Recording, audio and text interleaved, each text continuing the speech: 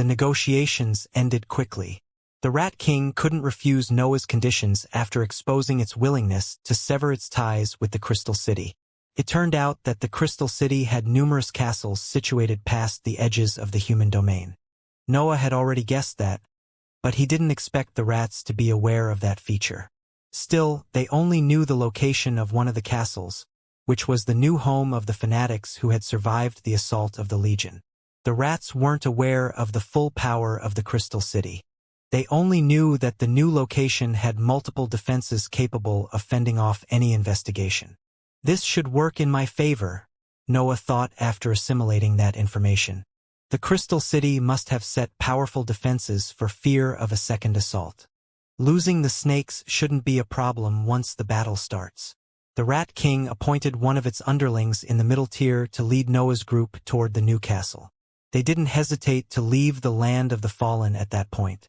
The snakes couldn't waste time anymore, and even Noah couldn't wait to face a rank 8 cultivator. The journey didn't take much. The middle-tier rat even led Noah's groups through paths that wouldn't alert the Crystal City or its allies.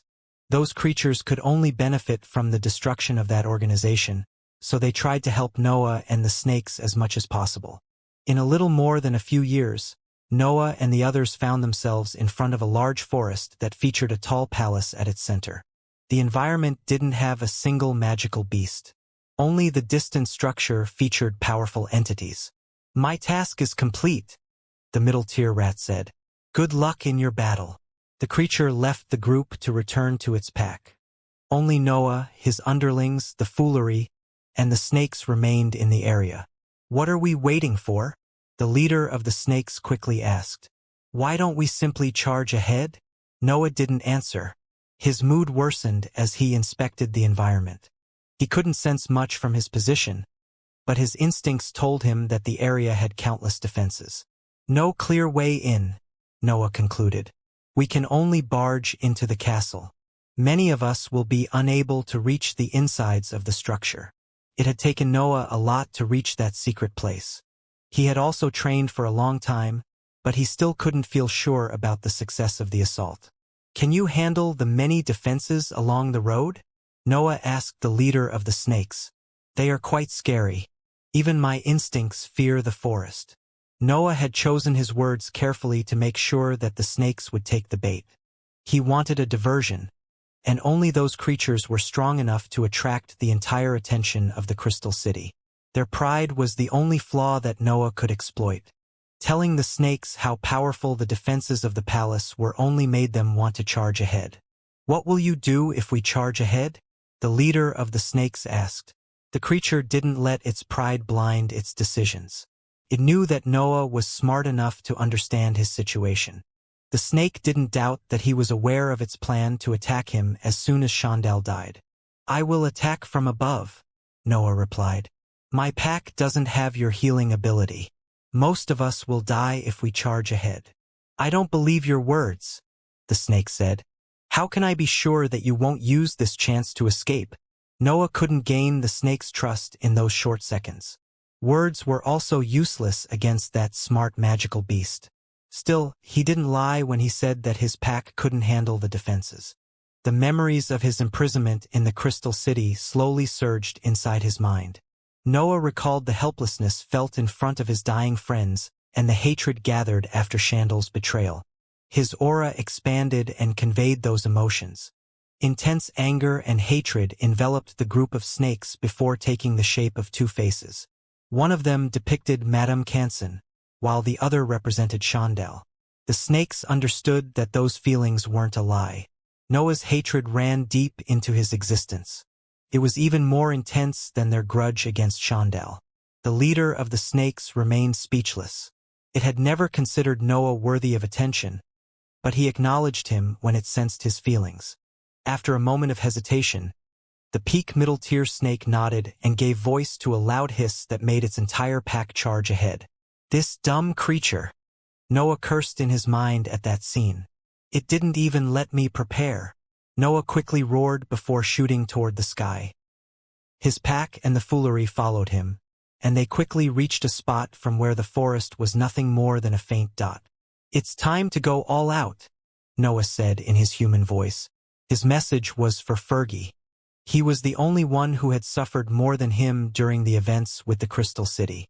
"I can't wait," Fergie replied while Noah inspected his army.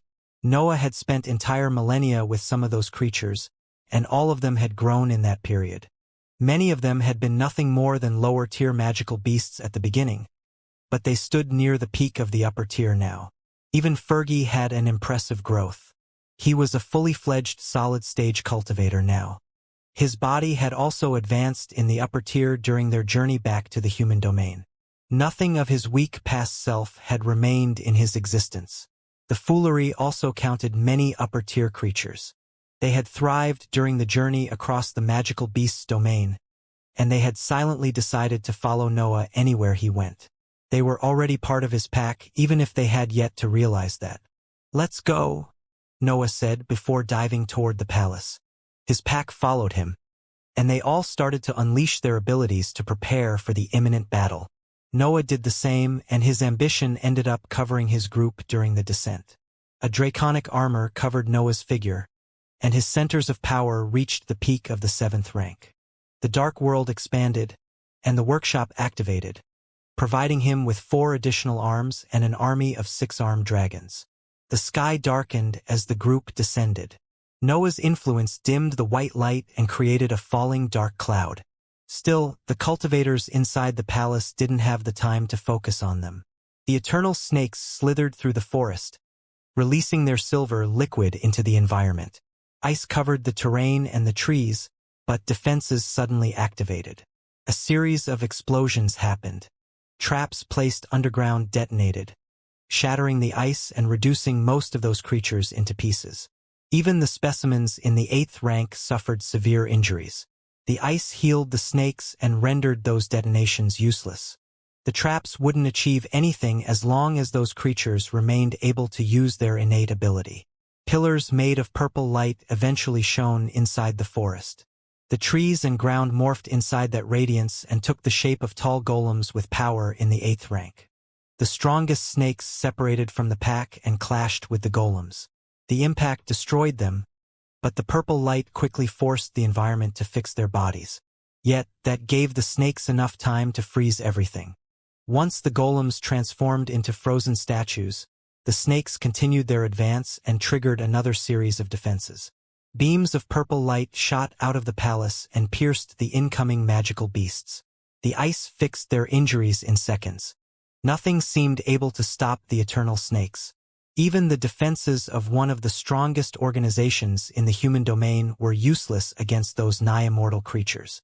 The Crystal City had methods to notice Noah and the others, but the eternal snakes claimed the full attention of their sensors.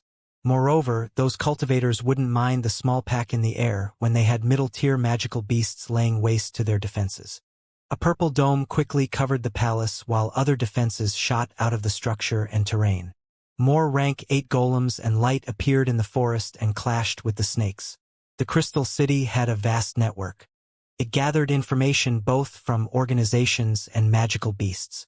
Having to face a sudden assault was almost impossible. However, the rat had led Noah's group through secret paths. The eternal snakes could attack before the Crystal City could deploy its defenses in a proper formation. The snakes only had to defeat the few defenses that managed to appear on their paths before charging ahead. Their advance would have been far slower if the Crystal City had managed to deploy everything together. 2 powerful figures soon appeared above the palace. Madame Canson and a second-rank 8 cultivator wearing the colors of the Crystal City inspected the pack of snakes before glancing toward the sky. The descending dark cloud carried a few threats, but they were nothing compared to the middle-tier beasts slithering on the ground. The cultivators had to take care of the snakes if they wanted their palace to survive. Madame Canson raised her hand toward the sky, and purple crystals began to appear among the various lights surrounding the palace. Both the shield and the pillars became stronger under the influence of her law. The second-rank 8 cultivator spread his arms forward, and a series of walls grew around the structure.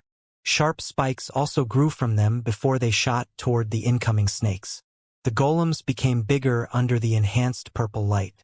A series of metallic armors also grew from the ground, and a few solid-stage cultivators exited the palace to wear them.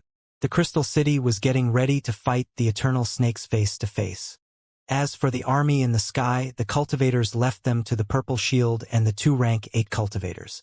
Madame Canson is enhancing every defense, Noah thought while diving toward the structure. The other rank 8 cultivator seems to have a tight connection with the ground and the palace as a whole. Maybe he is even controlling the various protections. Noah believed that Madame Canson had yet to recognize him. After all, her attention was on the Eternal Snakes, and she had yet to see that the dark aura in the sky hid human figures. The area around the palace fell into chaos. Countless golems and armors handled by cultivators charged toward the Eternal Snakes while a barrage of beams attacked those creatures. The assault had yet to kill one of the snakes, but even the middle-tier specimens had to acknowledge the power behind that offensive. The defenses illuminated by the purple light enhanced by Madame Canson's crystals had become able to overcome rank 8 magical beasts. The metallic armors handled by rank 7 cultivators weren't an exception. Those underlings could even deploy battle formations that better suited the situation. The Eternal Snakes were among the most ruthless and powerful species that Noah had ever met, but they had to stop in front of so many defenses. Their ice shattered before reaching the ground, and injuries were slowly accumulating on their massive bodies. A golem would crumble from time to time. The snakes even managed to crush some of the armors with their bodies. However, they found themselves unable to advance against that barrage of powerful attacks. Noah moved his attention away from the battlefield when his group was about to reach the defensive dome. The light reflected by the purple crystals managed to pierce his dark world and illuminate the area again. But his ambition continued to burn stronger than ever. This is a defensive method meant to stop rank 8 existences, Noah thought as his ambition intensified. His law used his potential to bring his might far beyond his previous limits. It made Noah feel more powerful than ever. The challenge that the Crystal City had placed in front of Noah forced his law to do more. He even believed that his ambition was almost ready to bring his centers of power into the 8th rank. Not yet, Noah thought before pointing his blades toward the dome. Let's see how far I am from actual rank 8 cultivators. The demonic form spread from his palm and covered his draconic figure. The dark world also transformed, taking pointy shape with the peak where his blades converged. The rest of the pack was behind Noah and continued to follow him without slowing down. Those creatures had seen him fighting rank 8 magical beasts without advancing in the 8th rank. They firmly believed that the dome would crumble once it met his blades. The impact eventually happened. Noah's blades touched the dome, and all the power accumulated around his figure fell on those purple crystals. Noah stopped for an instant, but a spiderweb of cracks soon spread from where his blades had touched the dome. Madame Canson felt forced to raise her head to stare at the scene, but she had decided to pay attention to the pack above her one instant too late. Before Madame Canson could send more power to the technique, the dome shattered, and a series of purple shards rained toward the palace.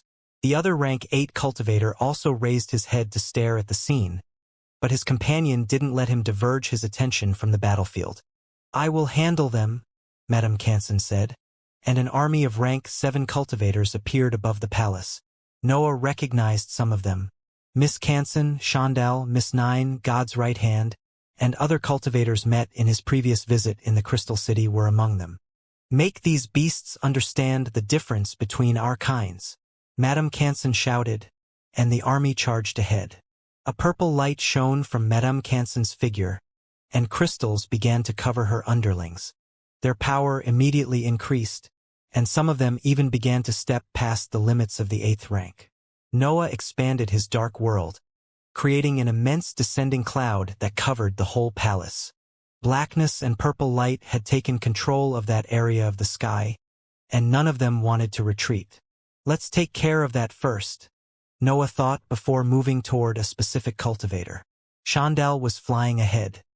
His figure brimmed with azure light that slowed down the advance of the magical beasts directly above him. However, a draconic figure suddenly filled his vision, and his centers of power stopped working.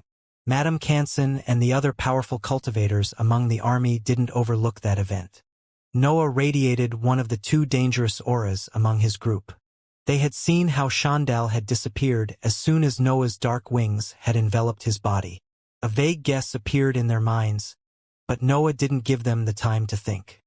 His figure vanished and reappeared above Madame Canson, where he launched one of his strongest attacks. Madame Canson had been able to follow Noah's movements. The invisible sharp energy launched by him transformed into purple crystals before it could reach her face. Noah didn't give up and teleported again, appearing right behind her. His blades flashed again, and a dark halo expanded as his sharpness flew toward Madame Canson. His attack failed to reach his opponent again. His sharpness transformed into purple crystals that added a layer of protection to Madame Canson. She was transforming his energy into power that she could use to fuel her abilities. "You aren't a beast," Madame Canson said in a surprised tone. "But you aren't a human either." Noah thrust his blades, and the defenses around Madame Canson shattered. However, his sharpness transformed into purple crystals right before reaching the center of her forehead. "You are defying demon," Madame Canson exclaimed while her aura expanded. "I was waiting for you. It's time to pay for what your friends did the last time." Noah glanced at the rank 8 cultivator behind Madame Canson. The expert was ignoring the battles around him and focusing only on the fights happening around the palace. "You don't have to worry about Monsieur Evan," Madame Canson said when she noticed where Noah's consciousness was moving. "He won't interrupt our battle." A chill ran down Noah's spine, but he managed to suppress his instincts. Madame Canson had managed to sense his inspection without unfolding her consciousness. Her experience in the 8th rank wasn't something that Noah could underestimate. "I lose in sheer power and experience," Noah concluded in his mind. "I guess I need to rely on my innate advantages." Noah had deployed the full potential of his ambition. His law was empowering his centers of power, companions, and abilities. Every aspect of his existence had grown to the point when he could hurt rank 8 beings. Snore, Duanlong, and Night flew out of his figure and took their position. The snake unfolded its massive wings, the dragon opened its monstrous mouth, and the pterodactyl fused with the world, waiting for an opportunity. Madame Canson wanted to maintain an aloof expression, but her eyes flickered when she sensed the power radiated by Noah's companions. Noah's strength had multiplied. She suddenly had multiple divine opponents in front of her. "You dare to attack the human domain with an army of magical beasts," Madame Canson sighed. "Then you rely on those despicable creatures to increase your battle prowess. You are too far gone. My victory will seal the human superiority once and for all." Noah had enough of that speech. Power had never been good or evil in his mind. It had always been something above ethic and stupid labels. Snore spat a wave of violent dark matter. Its attack shattered part of the palace but stopped once it reached Madame Canson. Even its destructive energy transformed into purple crystals when it touched her influence. Duanlong's pulling force began to affect the environment. Tiles and chunks of the palace rose in the air and converged in its mouth. The various energies in the area also flew toward the dragon, and the same applied to Madame Canson's influence. The pulling force also affected Monsieur Evan's energy. The rank 8 expert couldn't help but turn toward Noah and reveal a surprised expression. He had heard the stories about Noah, but that show of power surpassed his wildest expectations. Madame Canson tried to raise her hand, but a layer of crystals suddenly materialized on her elbow. A large cut opened on that protection, and the force transmitted in the impact pushed her arm down. Noah swung his blades. The invisible sharpness launched during the attack fused with the violent dark matter in the area and pierced the crystals defending the experts. A few more appeared on Madame Canson's skin, but even they crumbled under the might of Noah's offensive. Madame Canson flew backward, but she quickly stopped herself mid-air. Her face still lacked any emotion, but her eyes were slowly starting to show how surprised she was. Noah couldn't feel happy about that outcome. He was resorting to his full power, but Madame Canson was able to stop his offensive with basic abilities. "I'm sure I didn't overestimate myself," Noah thought while inspecting his opponent.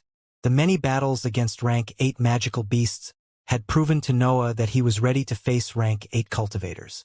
His current struggle could only mean that Madame Canson was stronger than the average rank 8 expert. "Are you done?" Madame Canson asked while floating above Noah. "Did you think that a few magical beasts and some tricks could be enough to defeat us?" Crystals grew on Madame Canson's skin. They transformed her figure into a shining armor that empowered her base power. Even her aura thickened and intensified the effects applied on her underlings. Noah saw the army of cultivators pushing back his pack and the foolery. A small platoon took care of isolating the rank 8 pig while the others relied on their superior battle tactics to defeat the other magical beasts. Only Fergie was managing to endure that clever assault. A raging sun rotated above his head and launched massive fireballs toward any cultivator that tried to approach him. Fergie had already understood that he couldn't let the battle continue like that.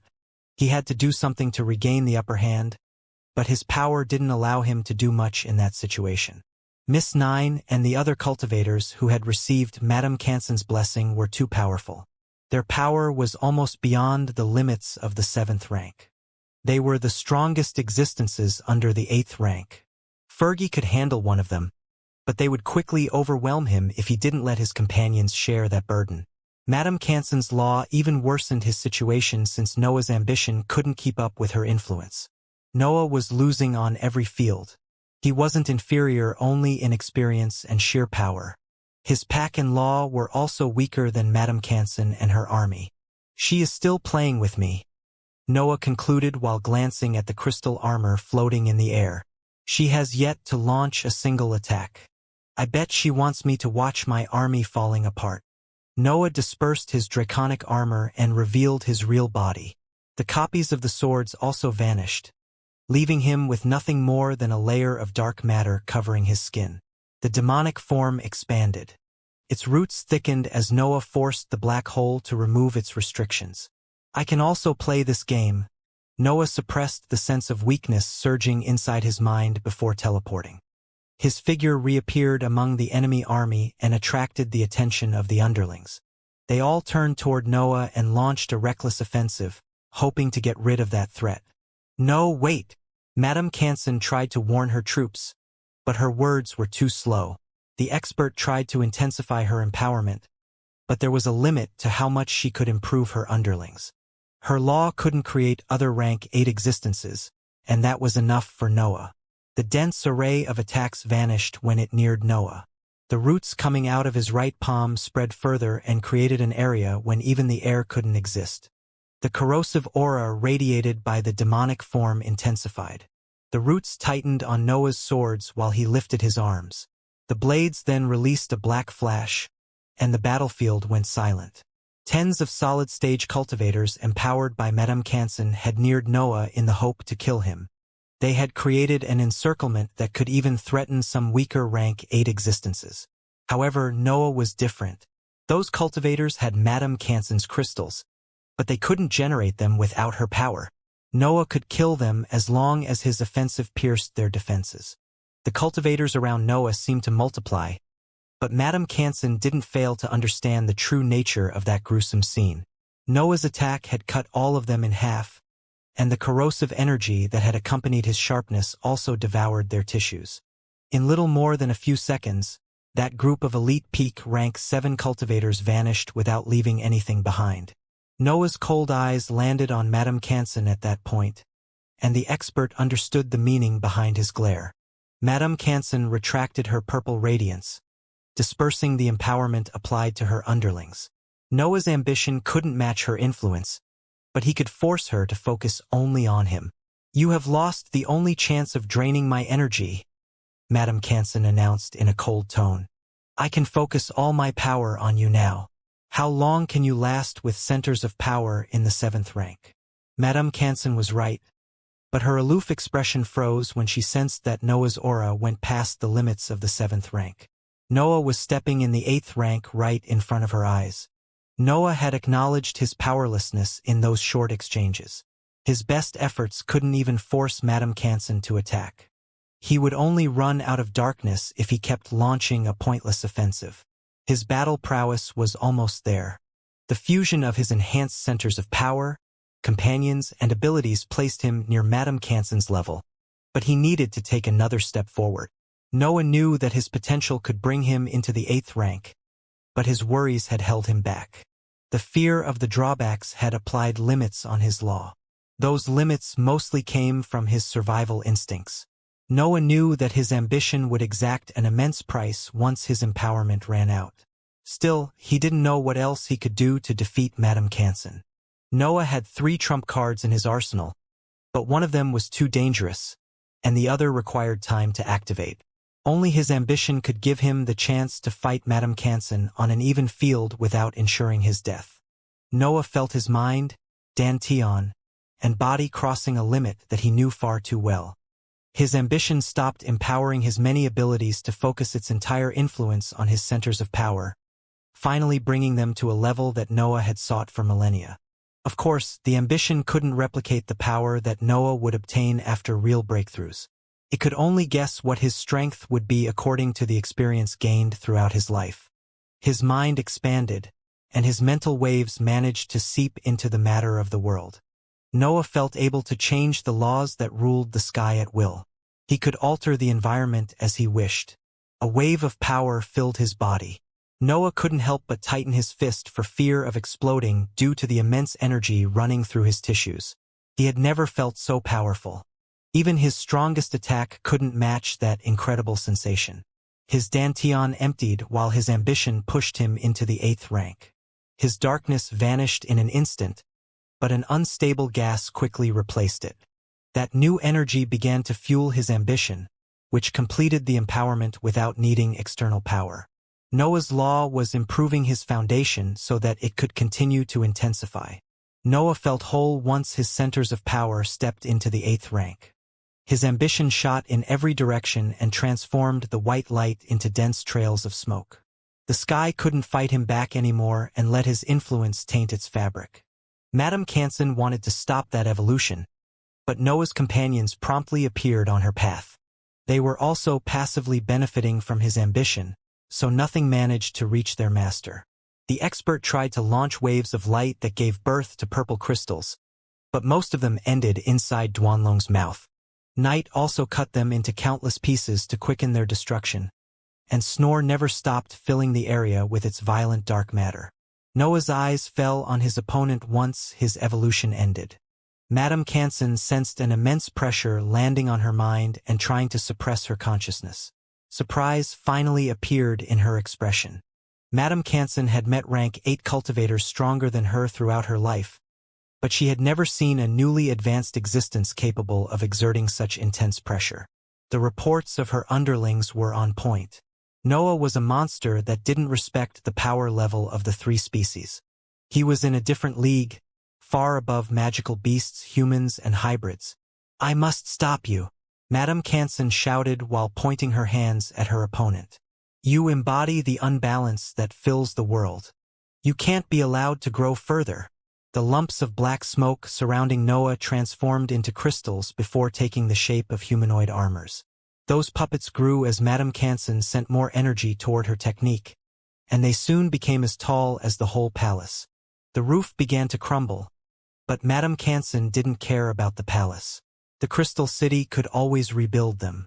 Killing Noah before he became strong enough to threaten her organization was the priority.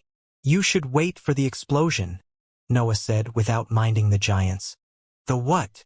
Madame Canson asked while the giants tried to slam their massive arms on Noah. The space around Noah suddenly twisted. The laws of the world stopped working as a dense aura covered his figure. Madame Canson could sense that Noah didn't activate any technique, but she didn't care about the matter enough to stop her offensive. The puppet's arms stopped moving as soon as they landed on that dense aura. The crystals that made their limbs also shattered when the density of that energy increased. Madame Canson didn't know what to think. She could even see that Noah was curious about that power as well. It seemed that they were both waiting for that technique to show its might. Noah's black hole went out of control. The new darkness that filled his dantian flowed toward his 4th center of power and transformed the higher energy. A blinding dark light seeped out of Noah's figure. The purple and white glow in the sky vanished in front of that radiance. A black gas slowly flowed out of Noah's skin. It seemed on the verge of obtaining a liquid state, but it also appeared unable to reach that form. The higher energy expanded around Noah and created a series of raging currents that gave birth to a rotating sphere. The abilities of the weaker underlings in the sky stopped working. Noah's black hole absorbed their energy before it could flow into their techniques. The same happened to Madame Canson and Monsieur Evan. Their breath escaped from their control and flowed toward the black hole that had enveloped Noah. The black hole didn't directly absorb that energy. It shattered and reassembled it to create Noah's darkness before fusing it with its fabric. The gas rotating inside its spherical shape slowly condensed and eventually transformed into a dense liquid that continued to churn inside the massive black hole. Its gravitational pull began to affect the defenses outside of the palace at that point. Rivers of debris, ground, and energy flowed toward its raging waters and fused with its fabric. Noah had no control over that process, but he did nothing to stop it. The evolution of the black hole was happening right in front of his eyes, and his desire to become stronger only intensified. The black hole had catastrophic effects on the environment, and that wasn't its true form. The rank 8 darkness reached through Noah's ambition was a weaker version of what he would eventually obtain. His fourth center of power could become even stronger than that. The sphere enlarged as energy continued to flow into its shape. Madame Canson tried to launch attacks for a while, but everything seemed pointless against those raging waters. Her crystals always ended up fueling the black hole rather than hurting it. The black hole stabilized once all the energy in its insides had taken a liquid form. The organ began to shrink and took its place at the center of Noah's chest again. Noah had to crouch to endure the wave of energy that had flowed through his tissues as soon as the black hole resumed its normal functions. Every inch of his body went through a second empowerment that brought his overall power to a superior level. The same went for his companions, even if Snore and Duanlong obtained the greatest benefits. They were creatures made of dark matter, so their entire body transformed once the new higher energy flowed into their fabric. Noah gave voice to a roar that made the whole area tremble. The damaged palace began to crumble, and sound waves spread in every direction. His voice carried his ecstasy and his desire to defy the very rulers of the world. Sparks began to accumulate high in the sky. No lightning bolt fell on the battlefield, but it was clear that heaven and earth were paying attention to that fight. They even seemed ready to intervene. Noah could sense heaven and earth's influence above him. He felt their intentions, and part of his mind prepared for the inevitable clash. Yet, most of his focus remained on Madame Canson. One problem at the time, Noah thought before glancing at his blades. The demonic sword had benefited from his growth. It was in the quasi-rank 8 stage now. Instead, the white sword didn't improve. It remained a rank 7 inscribed weapon in the upper tier. I guess I'm going to lose you, Noah thought while inspecting the white blade. He had already fixed it with his dark matter multiple times, but the blade was about to reach its limits. Noah's higher energy had almost replaced more than half of its original structure. Madame Canson didn't waste time with words. The all-absorbing black sphere had disappeared, so she could finally start attacking her dangerous opponent.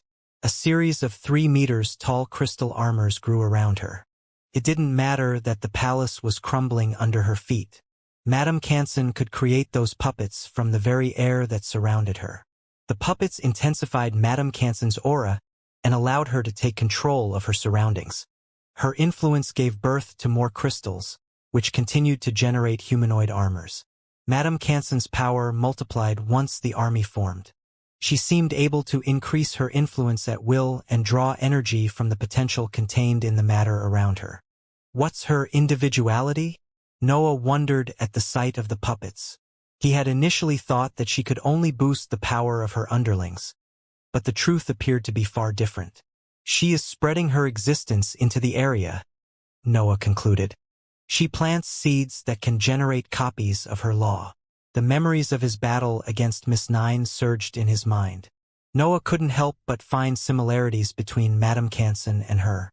It seemed that the rank 8 expert had infected her underling, transforming her power into her weaker copy. Did you get it? Madame Canson asked in a voice that carried no emotions. I am the puppet master. I can transform anything in the world into my copy. My underlings even gain a share of my understanding. You are a virus, Noah replied. No, Madame Canson snorted. I show the path to those with no hope to reach the higher ranks. I'm a savior capable of turning even the most useless asset into a valuable resource. Noah and Madame Canson had similar laws, but their effects differed on how they empowered their surroundings. Madame Canson created copies of her existence and implanted them into her underlings, while Noah forced the matter to evolve and reach its true potential. Defeating Madame Canson had suddenly gained a second meaning. Noah had to kill her to obtain his revenge, but he also wanted to prove that his law was superior. Don't hold anything back, Noah ordered through the mental connection. We need to have enough power to face heaven and earth afterward. His companions followed his orders and prepared for the imminent clash. Snore filled the area with a sea of violent dark matter. Duanlong activated its pulling force, and the demonic sword covered itself with higher energy. The army of puppets surrounding Madame Canson lifted their arms to create a wall of crystals, but Noah's blood companions destroyed it in a matter of instants. The new dark matter had empowered Snore and Duanlong far beyond Madame Canson's expectations. Their innate abilities could shatter and destroy her crystals in seconds, and even her puppets began to suffer from the same fate. Madame Canson tried to join her hands, but a series of crystals suddenly materialized in front of her. Night became visible for a fraction of an instant before shattering her defense and merging with the world again. The expert tried to attack again, but a shadow materialized in front of her. Madame Canson promptly covered her surroundings with crystals, but a sharp force cut through them and reached her skin. Crystals had tried to shield her from that attack, but they had been unable to stop Noah's sharpness. Madame Canson's eyes widened when she saw a long vertical cut opening on her torso. Madame Canson's robe was a rank 8 defensive item in the lower tier. She had created crystals in front of her, and a series of crystals also covered her skin. However, Noah's simple slash had cut through all her defenses and had reached her skin. Nothing in Madame Canson's arsenal had managed to stop that attack. A chill ran down Madame Canson's spine. She had never underestimated Noah, even after he had pushed his power inside the 8th rank. Still, she was supposedly stronger than any other newly advanced existence. That belief didn't apply to Noah. His techniques and companions were already able to hurt rank 8 magical beasts when he was in the 7th rank. The power that they could express now was insane. Madame Canson tried to jump backward and use her puppets as meat shields, but a series of roots spread from Noah's figure and corroded everything on his path. Noah had a clean line of sight. The roots entangled themselves around his swords, and a dense layer of liquid dark matter covered his entire figure while he pulled his blades back. Before Madame Canson could escape, Noah thrust his weapons, making their tips converge on the same spot. A clanging noise resounded in the environment, and a wave of sharpness spread through the entire area, reducing most of the puppets into debris. That was only one of the consequences of Noah's attack. His real blow had consisted of a straight singularity that had connected his blades to Madame Canson. A storm of purple crystals raged through the sky, but Noah didn't move his gaze away from his opponent. Madame Canson wore an angry expression while she looked at the hole in her body. Noah's attack had pierced the right part of her chest from side to side, severing her right arm in the process. Purple crystals covered Madame Canson's insides. Blood flowed normally, but she had deployed a defensive spell meant to protect her internal organs. Noah's eyes sharpened at that sight. That technique could counter his shadow domain.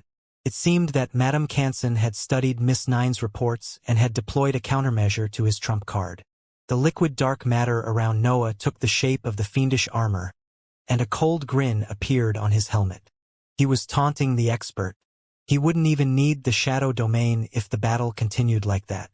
Madame Canson soon dispersed her anger and called back all the crystals that she had spread into the environment. Even a few cultivators fighting high in the sky saw their power falling when their crystals left their bodies to return to their leader. Duanlong landed in front of Noah and raised its monstrous mouth. The dragon captured part of the crystals with its pulling force, but they seemed able to resist that type of power. It was as if they wanted to reunite with Madame Canson. That desire made them ignore any external force and hindrance. The storm of crystals engulfed Noah, but Snore soon appeared above him and spread its wings to protect him from the event. He could safely observe Madame Canson's transformation once the creature blocked that waterfall of power. Madame Canson's skin morphed. It gained glass-like properties and began to radiate purple light. Her eyes started to shine, and her size increased as more crystals fused with her figure. The expert transformed into one of her puppets, but she maintained her facial features. Still, her existence seemed on the verge of exploding now. Noah could see how her influence had begun to crystallize the entire region. Madame Canson transformed into a giant made entirely of purple crystals. Her size continued to increase as her influence spread through the region. The pieces of the environment that she managed to affect flew toward her figure to force her existence to grow even further. Noah's instincts screamed. That wasn't the power of an average rank 8 existence. Even powerful cultivators in the gaseous stage would struggle to radiate such breathtaking pressure. His blades flashed with a dark light, and a massive cut opened on Madame Canson's giant leg, but her crystallized fabric stopped the attack almost immediately. Divine Demon and Wilfred didn't get the chance to see this form. Madame Canson's deafening voice echoed through the sky. Luke's escape has forced me to abandon the old palace, but you are different. Madame Canson lifted her massive hand before cracking it downward. Her movements were incredibly fast, uncaring that she had transformed into a 500 meters tall giant. Noah barely had the time to activate his teleport before a shockwave crashed on his previous position. The aura sent with the attack forced the air to give birth to purple crystals that quickly flew toward Madame Canson. She continued to grow, and even the cut on her leg closed under that nourishment. Noah reappeared above his opponent. His consciousness expanded, and the dark world spread to cover the entire battlefield. His technique began to suppress Madame Canson's law while his blades landed on his forehead. Madame Canson suddenly stopped growing. Cracks also spread on her crystallized skin as her law lost power. The dark world could finally express its original purpose now that Noah's dark matter had evolved. Could transform into an extension of Noah's domain and enhance his already incredible properties. The blades slid on Noah's forehead, filling the dark world with a high-pitched noise. Waves of dark matter followed the sharpness released during the attack and gave it the shape of a massive dragon that fell on Madame Canson's giant figure. The waterfall of sharpness and dark matter featured singularities in multiple spots. The attack pierced Madame Canson in many areas, but those spherical and curved invisible blows made entire pieces of her body disappear. Noah retracted his blades, but his right hand suddenly felt empty. His white sword had crumbled during the last attack. Even his liquid dark matter couldn't prevent the weapon from crumbling. The sudden event didn't delay his offensive. Thick roots gathered on Noah's right palm and took the shape of a long blade that he quickly thrust together with the demonic sword. The dark matter began to rotate around the straight singularity that had come out of Noah's blades. The higher energy followed the attack and crashed on Madame Canson's chest, piercing it from side to side. I can do this! Snore! Noah shouted in his mind, and the blood companion quickly formed above his head. Snore's power had skyrocketed inside the dark world. The creature was in its natural habitat. It had access to as much dark matter as it wanted. The snake unfolded its wings and released all its feathers. Those sharp missiles fell on Madame Canson and exploded, preventing her from activating any countermeasure. The space seemed on the verge of crumbling. Even the dark world couldn't withstand the shockwaves generated by those explosions. The liquid dark matter began to shatter, revealing the outside world once again. Those shockwaves also threatened to engulf Noah, but Duanlong promptly appeared in front of him and used its monstrous mouth to absorb that violent force. Noah wanted to attack again, but he couldn't leave his spot behind Duanlong's back. Even his consciousness couldn't expand while the aftermath of the explosions raged through the sky. Night quickly appeared behind Noah. The creature snorted when it glanced at its injured wings. Snore's attack had been so powerful that it had damaged its companion. Liquid dark matter came out of Noah's chest and covered the pterodactyl. The higher energy stabilized its structure and made it able to continue fighting, but the sky was still inaccessible for the creature. Once the shockwaves dispersed, Noah shot forward, and night fused with the world. Dark matter began to fill the environment once again, but crystals covered the entire area before he could deploy his technique. Noah felt unable to move. Everything in his view had transformed into purple crystals. A third of the region and the sky above it had fallen prey to Madame Cansen's technique. A massive shape moved freely through that mass of crystal. Noah couldn't make out its features in that environment, but he recognized a giant fist when the attack was about to land on him. His internal organs shook. The small trails of dark matter around Noah shattered. He couldn't move inside the prison, but an unstoppable force still slammed him on those crystallized walls. "It's ironic, don't you think?" Madame Cansen's voice echoed through the whole mass of crystals. "My techniques allow me to hurt you with physical attacks. I hope you didn't think that your hybrid status gave you the monopoly over this type of offensive." Another punch ran through the crystals and slammed on Noah's trapped figure. A wave of blood tried to flow out of his mouth, but crystals filled it as soon as he opened it. The crystals tried to seep into his throat. They wanted to transform Noah into another puppet under Madame Cansen's control. He could even sense her desire to infect his existence. "Do something, damned plant." Noah cursed in his mind, and a massive number of nutrients flowed into the demonic form. The corrosive aura covering the roots skyrocketed and enlarged Noah's prison. The crystals around him transformed into nothing more than dust, but a third massive punch landed on his body nonetheless. Noah slammed on the purple wall, but blood could flow out of his mouth now. The crystals attempted to expand again, but the demonic form's corrosive aura destroyed them whenever they entered its influence. His struggles didn't stop Madame Cansen's offensive. She promptly launched a fourth attack, and the world in Noah's eyes seemed to slow down while he followed her punch running through the mass of crystals. Noah had activated the demonic deduction technique. The red lines illuminating his mental sea led him to a solution in less than an instant, and a cold determination soon filled his expression. His bloodlust exploded. Noah suddenly felt like giving up on any strategy. An intense desire to tear Madame Cansen apart replaced his thoughts and began to cloud his mind. A dark handle came out of his chest while the fourth fist was about to land on his position. Noah's right hand moved faster than it had even done in his life. It quickly drew the cursed sword and performed a simple slash. Everything seemed to stop for an instant. Noah and Madame Cansen didn't move anymore. Still, once the first crack opened on the massive crystals, the world fell into chaos, and the duo's consciousness became unable to keep track of their surroundings. Noah regained control of his senses when he slammed on Duanlong's tough back. He found himself on the ground, free of the restraints. The mass of crystals had also disappeared, and only the giant Madame Cansen remained in the scenery. His chest had turned into a mass of blood and torn tissues, but the black hole quickly covered those injuries with dark matter. Noah even launched his flames, but the environment didn't have enough nutrients to fix the wounds suffered by a rank 8 body. Noah's flames had the same power as his body. They turned an entire chunk of the ground into ashes while sending its nutrients toward him. However, that wasn't enough to fix his shattered chest.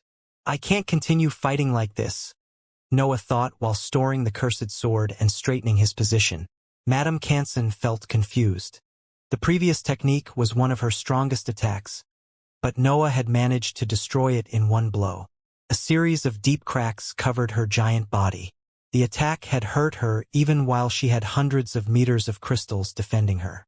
Noah had simply overwhelmed her. Madame Cansen glanced at Noah, and anger filled her mind. She joined her palms, and a straight wave of crystals rose from the ground. The attack moved toward Noah, and he closed his eyes to focus on the insides of his dark world. His energies fused among the currents of dark matter. His primary energy, darkness, mental energy, and higher energy merged to create an unstable substance that the black hole sent toward his black vessels. The spears of crystals were about to reach Noah, but a roar escaped his mouth and created a sound wave that shattered the attack. Flames also flew together with his cry, and the countless shards floating in front of him couldn't resist his innate ability. His chest slowly began to heal, but Noah didn't wait for that process to end. His dark matter was containing his injuries. He could unleash his full power even if his organs didn't have skin and muscles covering them. Noah stomped the ground before shooting forward.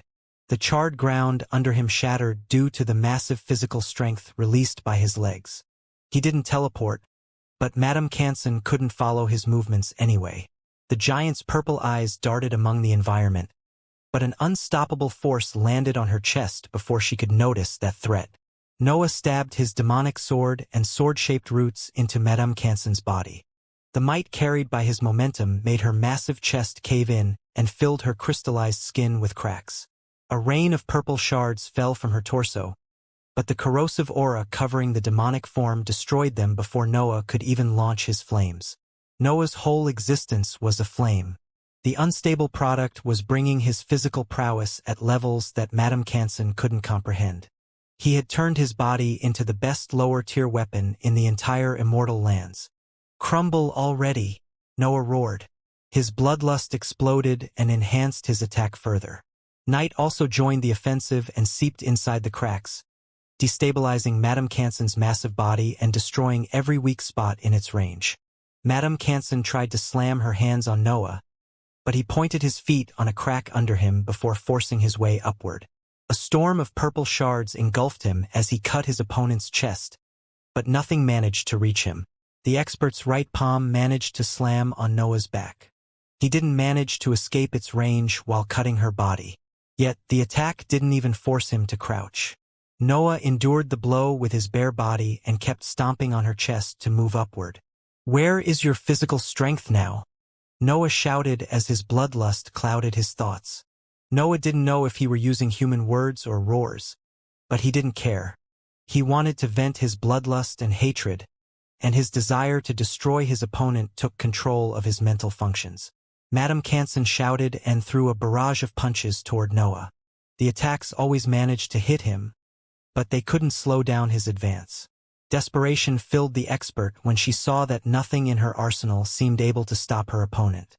Noah continued to move toward her head, and his blades never stopped digging through her crystallized body. Night and the sword-shaped roots also filled her insides with injuries.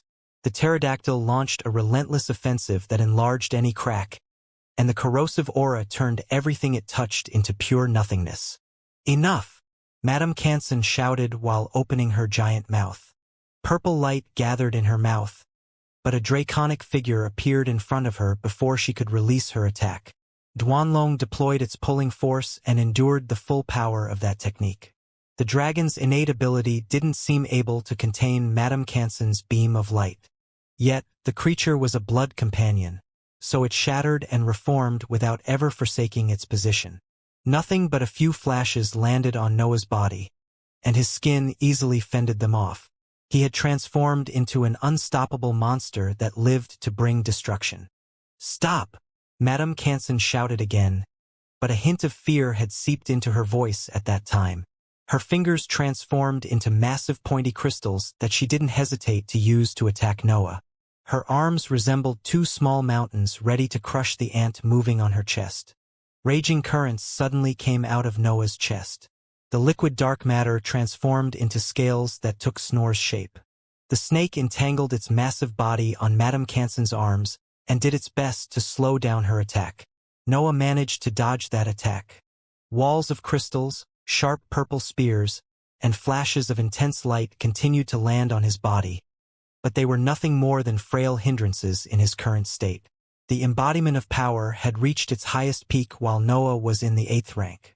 Even the creator of that technique couldn't predict that someone would bring its power to such heights. "I said crumble already," Noah roared once he reached the giant's neck.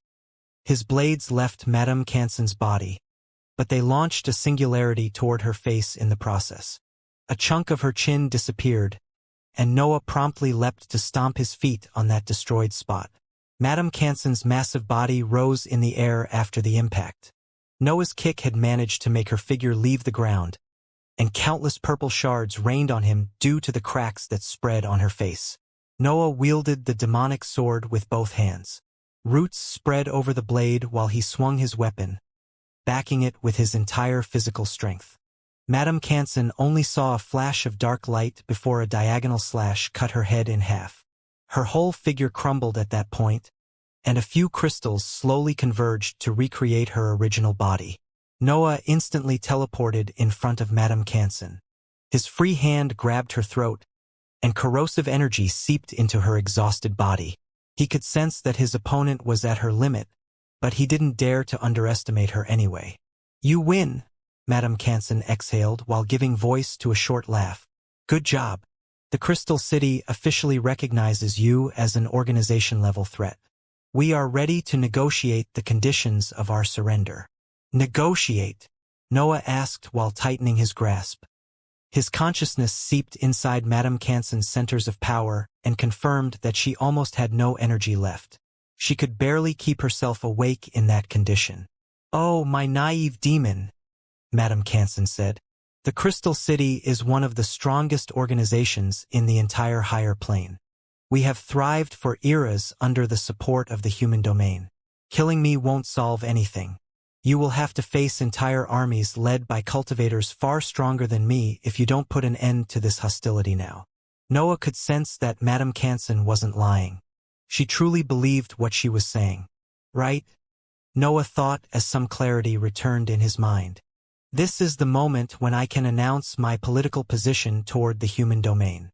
Madame Canson relaxed when she saw that her opponent hesitated, but fear took control of her mind as soon as Noah's expression broke into a cold smile. Flames flowed out of Noah's mouth and covered Madame Canson. Her body began to burn, and she couldn't do anything to stop that process since Noah never moved his attention away from her. "Why?" Madame Canson asked as panic filled her eyes. "Do you really want to declare war on the entire human domain?" "No," Noah replied honestly. "My opponent is the whole higher plane. You are simply in the way." Noah didn't take that decision lightly. He had already considered that the Crystal City and its allies would do everything in their power to hunt him down. Yet, that partially worked in his favor. Noah didn't want his return into the human domain to mark the beginning of a peaceful period. He needed struggles to continue growing. Moreover, Noah had finally touched the 8th rank. It was time to step up his game and start messing with organizations. It was impossible to seize resources that mattered at his new level without affecting other large forces. Noah also was in desperate need of energy.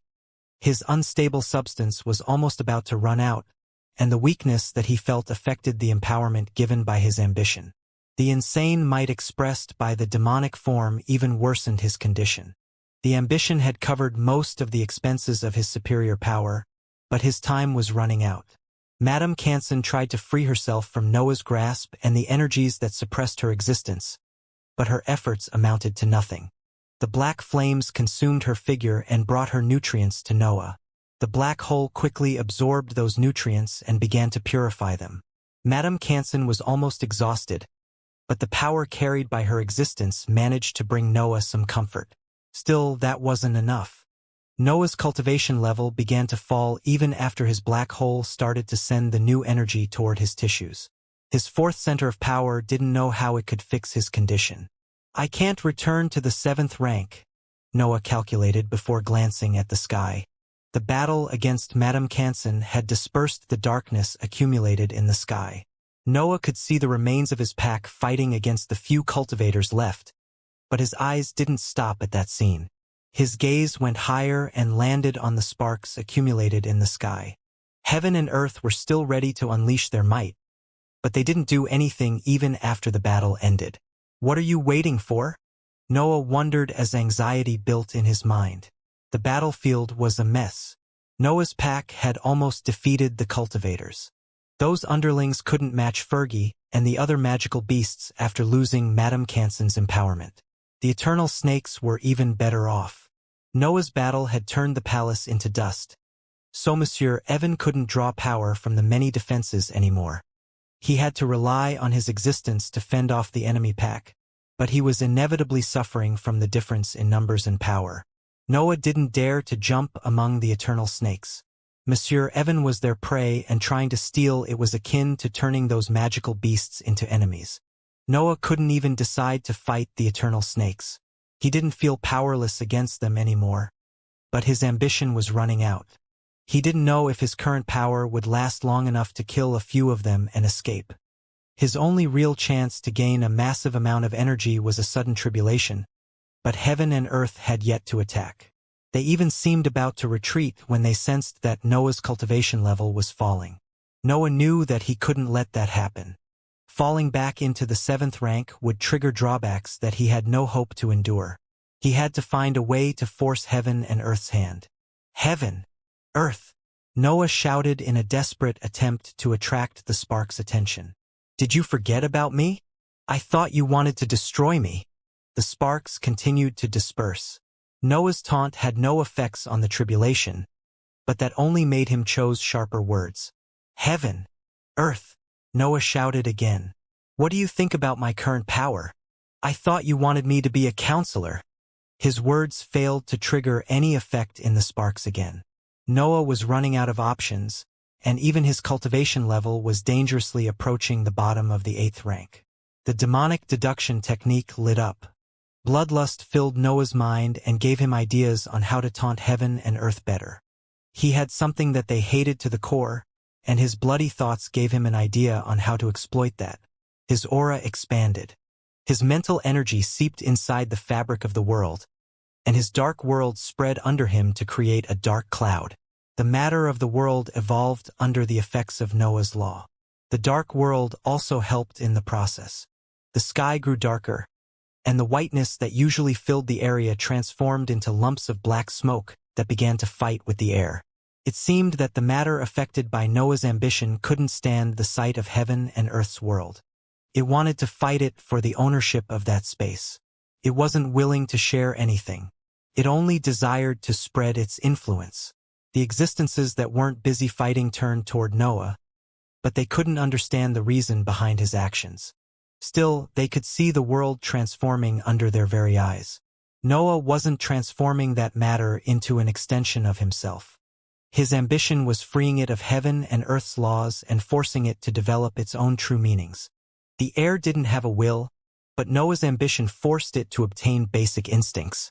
That matter suddenly began to desire, as if it were a living being of the world. The lumps of darkness eventually sensed the energy around them, and desire filled their simple minds. They started to spread in a desperate attempt to devour that power. They even began to fight each other for the ownership of a chunk of the sky. Those events had only involved a small area at the beginning, but they started to happen everywhere in the region as Noah's influence expanded. He was giving the matter freedom, and that gave birth to the innate desire to grow stronger inside it. Heaven! Earth! Noah shouted while roars fused with his human voice. Do you recall what I represent? I am your greatest mistake, and I will make sure that the whole higher plane becomes aware of how flawed your existence is. Heaven and earth couldn't retreat anymore. Noah's words couldn't really taunt those mighty existences, but his actions had defied their rules enough to trigger a punishment. A crackling noise soon filled the area. The sparks stopped dispersing and began to accumulate again. Flashes of orange light also pierced the whiteness of the sky and marked the beginning of the heaven tribulation. This isn't enough, Noah concluded while his eyes sharpened and landed on the lumps of darkness in the region. They aren't aiming for me. These sparks barely have rank 8 power. Noah needed to gather enough nutrients to fulfill the requirements of 3 centers of power. In his case, he necessitated far more energy than any other rank 7 existence in the world. Even some rank 8 beings couldn't match his needs. You idiots! Noah exploded into an open critique of heaven and earth. They are nothing more than children of my ambition. I am the true enemy of the world. I am your first mistake. Noah's aura shot upward and created a trail of darkness that connected his figure with the layer of sparks. Part of that violent power transformed into black lumps that detonated, destroying a large chunk of the tribulation. A heavy pressure fell on Noah at that point. He could sense an intense destructive desire enveloping his figure and triggering a change in the scene high in the sky. A new wave of energy seeped into the sparks and altered their nature. They slowly turned white, but they were so bright that they didn't manage to hide in the sky. The white sparks condensed to give birth to 4 lightning bolts that fell around Noah. For rank 8 auras filled the environment at that point, and Noah couldn't help but smile when his consciousness enveloped the 4 humanoid crackling figures that had surrounded him. "Hello, Heaven!" Noah welcomed his opponent while his smile broadened. "What took you so long?" The 4 humanoid crackling figures surrounded Noah from every side. The whiteness radiated by their sparks was blinding, but their halo dimmed when it entered Noah's range. Even this might not be enough, Noah calculated while studying his opponents. Noah had a vague idea of how much energy he needed to complete the breakthroughs. He had kept track of his ambition's efforts, which gave him a general understanding of his requirements. Still, he had to add a few variables to his math. Noah didn't only need to gather enough energy to establish his cultivation level in the 8th rank. He also had to make up for his drawbacks and keep in mind that his current status didn't reflect the actual breakthroughs. "I guess I need to make them angrier," Noah thought while his cold smile broadened. Heaven started the fight at that gesture. The 4 figures raised their arms and released white lightning bolts that converged on Noah. Those attacks carried the full power of the 8th rank, but they felt weak after the battle against Madame Canson. Noah didn't even bother to perform a slash. He placed the demonic sword on his shoulder, and 4 singularities shot out of his figure. The attacks dug through the lightning bolts and reached Heaven's bodies, dividing them in half. Noah shot forward before Heaven could do anything. He stabbed his free hand inside one of the crackling masses and bit at those white sparks. A wave of energy flowed inside his body before black flames covered the whole area. Whiteness soon shone among that blackness, but Heaven noticed that Noah had disappeared once it fended off his flames. One of its figures had also vanished during that short exchange. Noah reappeared behind one of the figures. Its sparks were slowly merging its 2 halves to recreate a whole humanoid body, but a punch forced them to separate again. A storm of lightning bolts exploded, but those sparks didn't manage to escape in the environment. Duanlong had appeared next to Noah, and its innate ability forced that energy to converge in its mouth. "I'll reward you later," Noah said through the mental connection. "I need even the slightest brim of energy now." Duanlong could use the energy absorbed by its innate ability to nourish its body, but it decided to send everything to Noah. The creature could sense how dire his situation was, so it didn't hesitate to forsake its greed for the time being. Noah and Duanlong had yet to establish a proper friendship. The dragon had fought by his side for a long time, but its greed still made it take most of the absorbed energy for itself. Yet Duanlong wasn't stupid. Noah's death would also put an end to its life, so it prioritized his well-being for now. Moreover, every magical beast felt an innate hatred toward heaven and earth due to the restraints applied to their species. The dragon's desire to defy them even surpassed its greed. The connection with Noah's existence also intensified that innate defiance. Duanlong shared Noah's feelings, and his desire to topple those rulers made it prioritize the greater good of its master. The 2 remaining humanoid figures tried to launch lightning bolts, but Noah teleported above one of them before they could complete their attack. His sword released a dark flash, and the sparks under him shattered into a storm of breath and primary energy. Flames covered the environment again and brought that energy back to Noah. The results of that absorption disappointed him, so he decided to resort to even sharper taunts to force heaven and earth's hand. A lightning bolt crashed on Noah's chest, but his body endured the blow. The attack only managed to burn a piece of his torso, but it didn't reach his insides. "I just finished healing this," Noah roared while shooting toward the last figure. "Don't bother attacking if you lack the power to kill me." A wave of dark matter enveloped the crackling humanoid figure while Noah sealed his grasp on its neck. The sparks tried to break free of that prison, but the liquid higher energy wasn't something that they could pierce at their current power. Noah shot high in the sky, dragging the cracking figure with him. The whiteness of the world tried to weigh on his mind, but his mental waves weakened those effects and kept his mind safe. When Noah reached the array of white sparks in the sky, he unfolded his ambition and forced the crackling figure in his grasp to evolve. Black shades appeared on its white lightning bolts and destabilized its structure. Noah glanced at his prisoner before throwing it toward the barrage of sparks. The instabilities accumulated in the figure reached their apex when they touched the sparks and generated an explosion. The detonation almost put an end to the tribulation, but Noah was far from done. "Come on," Noah roared. "You should be the rulers of this world, but look at yourselves. How did you even seize your throne? Was the previous leader more incompetent than you?" Noah's words seemed to trigger something. He didn't know if the change were the result of his offense or his actions. Still, dense energy began to flow into the sparks and transform their array. The tribulation's power skyrocketed. It quickly rose to the peak of the lower tier before barging into the next level. Noah's instincts couldn't help but scream at that sight. Noah unfolded the dark world and deployed both Duanlong and Snore in his defense. The white sparks quickly condensed before a white flash blinded him and flung him back on the ground. The liquid dark matter, Snore, and Duanlong were in pieces. Noah opened his eyes and saw that most of his chest and arms featured charred skin. The tribulation's power kept growing until it stabilized in the middle tier. The sparks then morphed into a human shape that looked more powerful than the previous ones. Heaven's new form barely had empty spots. Dense arrays of lightning bolts ran through its body and gave them the appearance of proper skin. Some of them even took the faint shape of a long robe that hid its hands. The laws of the world seemed to bend in front of that figure. Heaven's aura could force them to shatter and flow toward its body. That energy added power to its sparks, which made its shape even more human.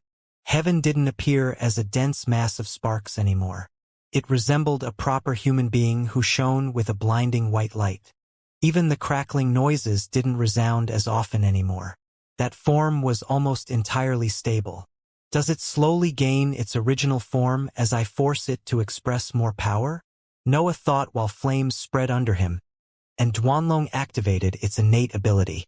The last attack wasn't completely in the middle tier. Heaven had launched the lightning bolt only to gain enough time to complete that manifestation. Still, it had stabilized its power now. Its next ability would carry its full might. The fall of Noah's cultivation level had slowed down after absorbing the energy contained in the three crackling figures, but it was picking up speed now. The injuries had forced his centers of power to recall how awful his condition was. "I guess I have to destroy a rank 8 being in the middle tier without suffering severe injuries," Noah concluded after a thorough inspection of his condition. "The amount of power contained in this form surpasses the middle tier snakes," Noah calculated in his mind. "Still, its fabric should be unstable. I wonder if I can force it to turn into primary energy with my destruction." In theory, Noah didn't have many chances against that opponent. His cultivation level was still falling, and he remained in existence near the bottom of the 8th rank even without that weakness. However, his opponent was a manifestation of Heaven's power. It wasn't a proper living being. It was a mass of power that had taken a humanoid shape. It simply had enough energy to make its level reach the middle tier. "I can't let it touch me," Noah concluded before deploying his companions and covering them with multiple layers of dark matter. His time was running out. Noah had to maximize the energy absorbed in his next exchanges, or the drawbacks would arrive. Noah transformed into a black sword that shot toward the sky. His companions spread through the area and prepared to seize any window that he created. The scene was breathtaking. Heaven hovered in the sky, radiating a whiteness capable of surpassing the natural light in the air. Instead, Noah was a flying blade that spread currents of darkness wherever it went. Some of Noah's underlings stopped fighting to admire that scene. A group among the few remaining cultivators did the same, and even a couple of rank 8 eternal snakes halted their offensive to watch Noah's fight. Heaven's body was the embodiment of the rules of the world. The matter around that figure sacrificed itself to fuel its structure. The higher plane was its playground, and everything was in its control. Instead, Noah embodied a primary act of defiance. His flight represented a stark opposition against the laws of the world and its ruler. His gesture expressed pure rebellion against that system. Of course, Noah was only minding his cultivation level. He was nothing more than a starving beast that saw heaven as its chance to survive. Still, his influence had intensified after the forced breakthroughs. His existence seeped in all his actions and made him express his feelings even when he was only chasing after energy. Heaven lifted its arm, and a massive lightning bolt fell toward the black blade. A wave of violent whiteness raged from the sky and tried to envelop Noah in its destructive might. The attack was far faster than Noah. It enveloped his figure and landed on the region, giving birth to shockwaves that attracted the attention of the existences still busy fighting. The ground shattered as a spiderweb of deep cracks spread through the entire region. The destruction released by the attack crushed the dust before it could even rise in the air. The spectators couldn't find any trace of Noah's figure after the whiteness dispersed. Even his dark matter had disappeared, but his blood companions continued to fly in the sky and used the higher energy around them to keep their structure from crumbling. Snore and Duanlong were the only proof that Noah was still alive. Most of the audience ignored that aspect of his power, but Fergie heaved a sigh of relief at that sight. Heaven moved its attention to the massive winged snake since Noah was nowhere to be seen. Yet, a figure suddenly appeared above its head, and tiny slashes seeped into its structure. Those slashes were far different from Noah's usual attacks. They were small, but their size didn't affect the amount of power that they contained. A red light shone from Noah's reptilian eyes. The demonic deduction technique was working at full speed to maximize the number of destructive ideas generated through his mental energy. Noah didn't want to overwhelm heaven. He wasn't even sure that his current power made him able to pierce its thick array of lightning bolts. Yet, he might have a chance to destabilize its structure by letting his destruction guiding his moves. The previous lightning bolt had proven to Noah that he couldn't endure a frontal blow. Heaven was a pure mass of power, so he had to dodge anything it unleashed. I only have 2 uses of the shadow domain left, Noah cursed in his mind while inspecting his tiny slashes seeping into Heaven's body. Noah had to rely on the shadow domain to dodge the previous attack. The lightning bolt had been too fast for his movement techniques. Still, his new power had removed his past limitation on Miss Void's ability. The black hole had evolved, so the same had applied to the workshop. Noah could create the special darkness far faster than before. It allowed him to teleport his body into the separate dimension 3 times before running out of that energy. Most of the tiny slashes burnt when they seeped inside Heaven's body, but Noah focused only on the attacks that managed to unleash their destructive power. A few detonations happened inside Heaven. Its white fabric inflated before shrinking again. It seemed that Noah's attack had amounted to nothing, but excitement shone in his eyes anyway. Noah couldn't destabilize Heaven in a single attack. He had to accumulate enough destruction inside its structure to force its energy to fall apart. Heaven suddenly turned, and a wave of lightning bolts followed its movement. Noah had to rely on the shadow domain again to dodge that attack, but he quickly reappeared under his opponent. "Stop wasting my energy!" Noah roared, and a wave of flames shot out of his mouth. His demonic sword flashed, and a storm of minute slashes flew out of his weapon. The attacks clashed inside Heaven, and the same scene as before unfolded in Noah's view. Some of the blows burnt while others managed to seep inside that white figure before giving birth to loud detonations. Heaven's figure inflated before returning to its normal size. Noah had poured more energy into that attack, but he didn't manage to achieve anything once again. Heaven seemed immune to everything he did. 1 use left, Noah counted in his mind before finalizing his plan. His previous attacks were only a test. Noah had to find openings in Heaven's figure to know where to make his last offensive converge. Snore and Duanlong began to fly near Noah. They only had 1 shot at getting rid of that tribulation. They had to wait until Noah was ready to launch his finishing blow to join the battle. Heaven didn't hesitate to turn again.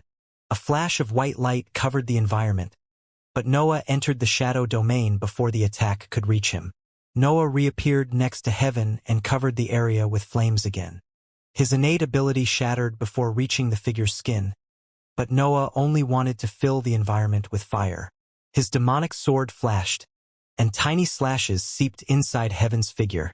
Almost all of them managed to avoid the dangerous sparks, but no explosion followed that event. That unusual outcome didn't faze Heaven. The figure immediately prepared another attack, but a pulling force enveloped the area and delayed its movements by an instant. Snore then tried to restrain Heaven with its massive body, and a wave of pain reached Noah's mind. The white lightning bolts were shattering the snake's scales. The blood companion managed to resist for a whole second only due to its spectacular fabric. Heaven switched target. His figure released lightning bolts in every direction and shattered Snore's body. Cracks appeared on the snake's ethereal figure, but the creature dissolved before Heaven could destroy its existence. The black hole promptly sent the unstable substance inside the black vessels. A wave of power filled Noah and brought his physical prowess to its very peak. The black vessels began to crumble, but Noah didn't care. His demonic sword flashed, and a storm of singularities flew out of his blade. Those invisible attacks flew inside the weak spots in Heaven's structure and enhanced all the destructive aura accumulated in its fabric. The audience held their breath, but their vision went dark. The whiteness covering the sky suddenly disappeared. Complete blackness suddenly took control of the area. The sky constantly illuminated the immortal lands. The night never fell on the higher plane, and only a few unique areas featured some dark moments. The existences that had spent their entire lives in the higher plane had never experienced a proper night. They didn't even know what it looked like. They had only heard stories about it from those that had ascended from mortal lands. Instead, those who had ascended had slowly forgotten the night after spending entire millennia in the immortal lands. They had ended up accepting that they would never set their eyes on that scenery again. The whiteness retracted after Noah launched his last attack. His singularities triggered all the destruction that his previous blows had accumulated inside Heaven's body. The detonation generated after the attack shattered those arrays of lightning bolts and dispersed the energy inside that threatening figure. Destroying Heaven didn't only generate a massive discharge of energy. That figure embodied the very laws of the world, so its defeat paved the path for Noah's ambition. Black waves of energy expanded through the sky and created a perfect imitation of the night that Noah recalled.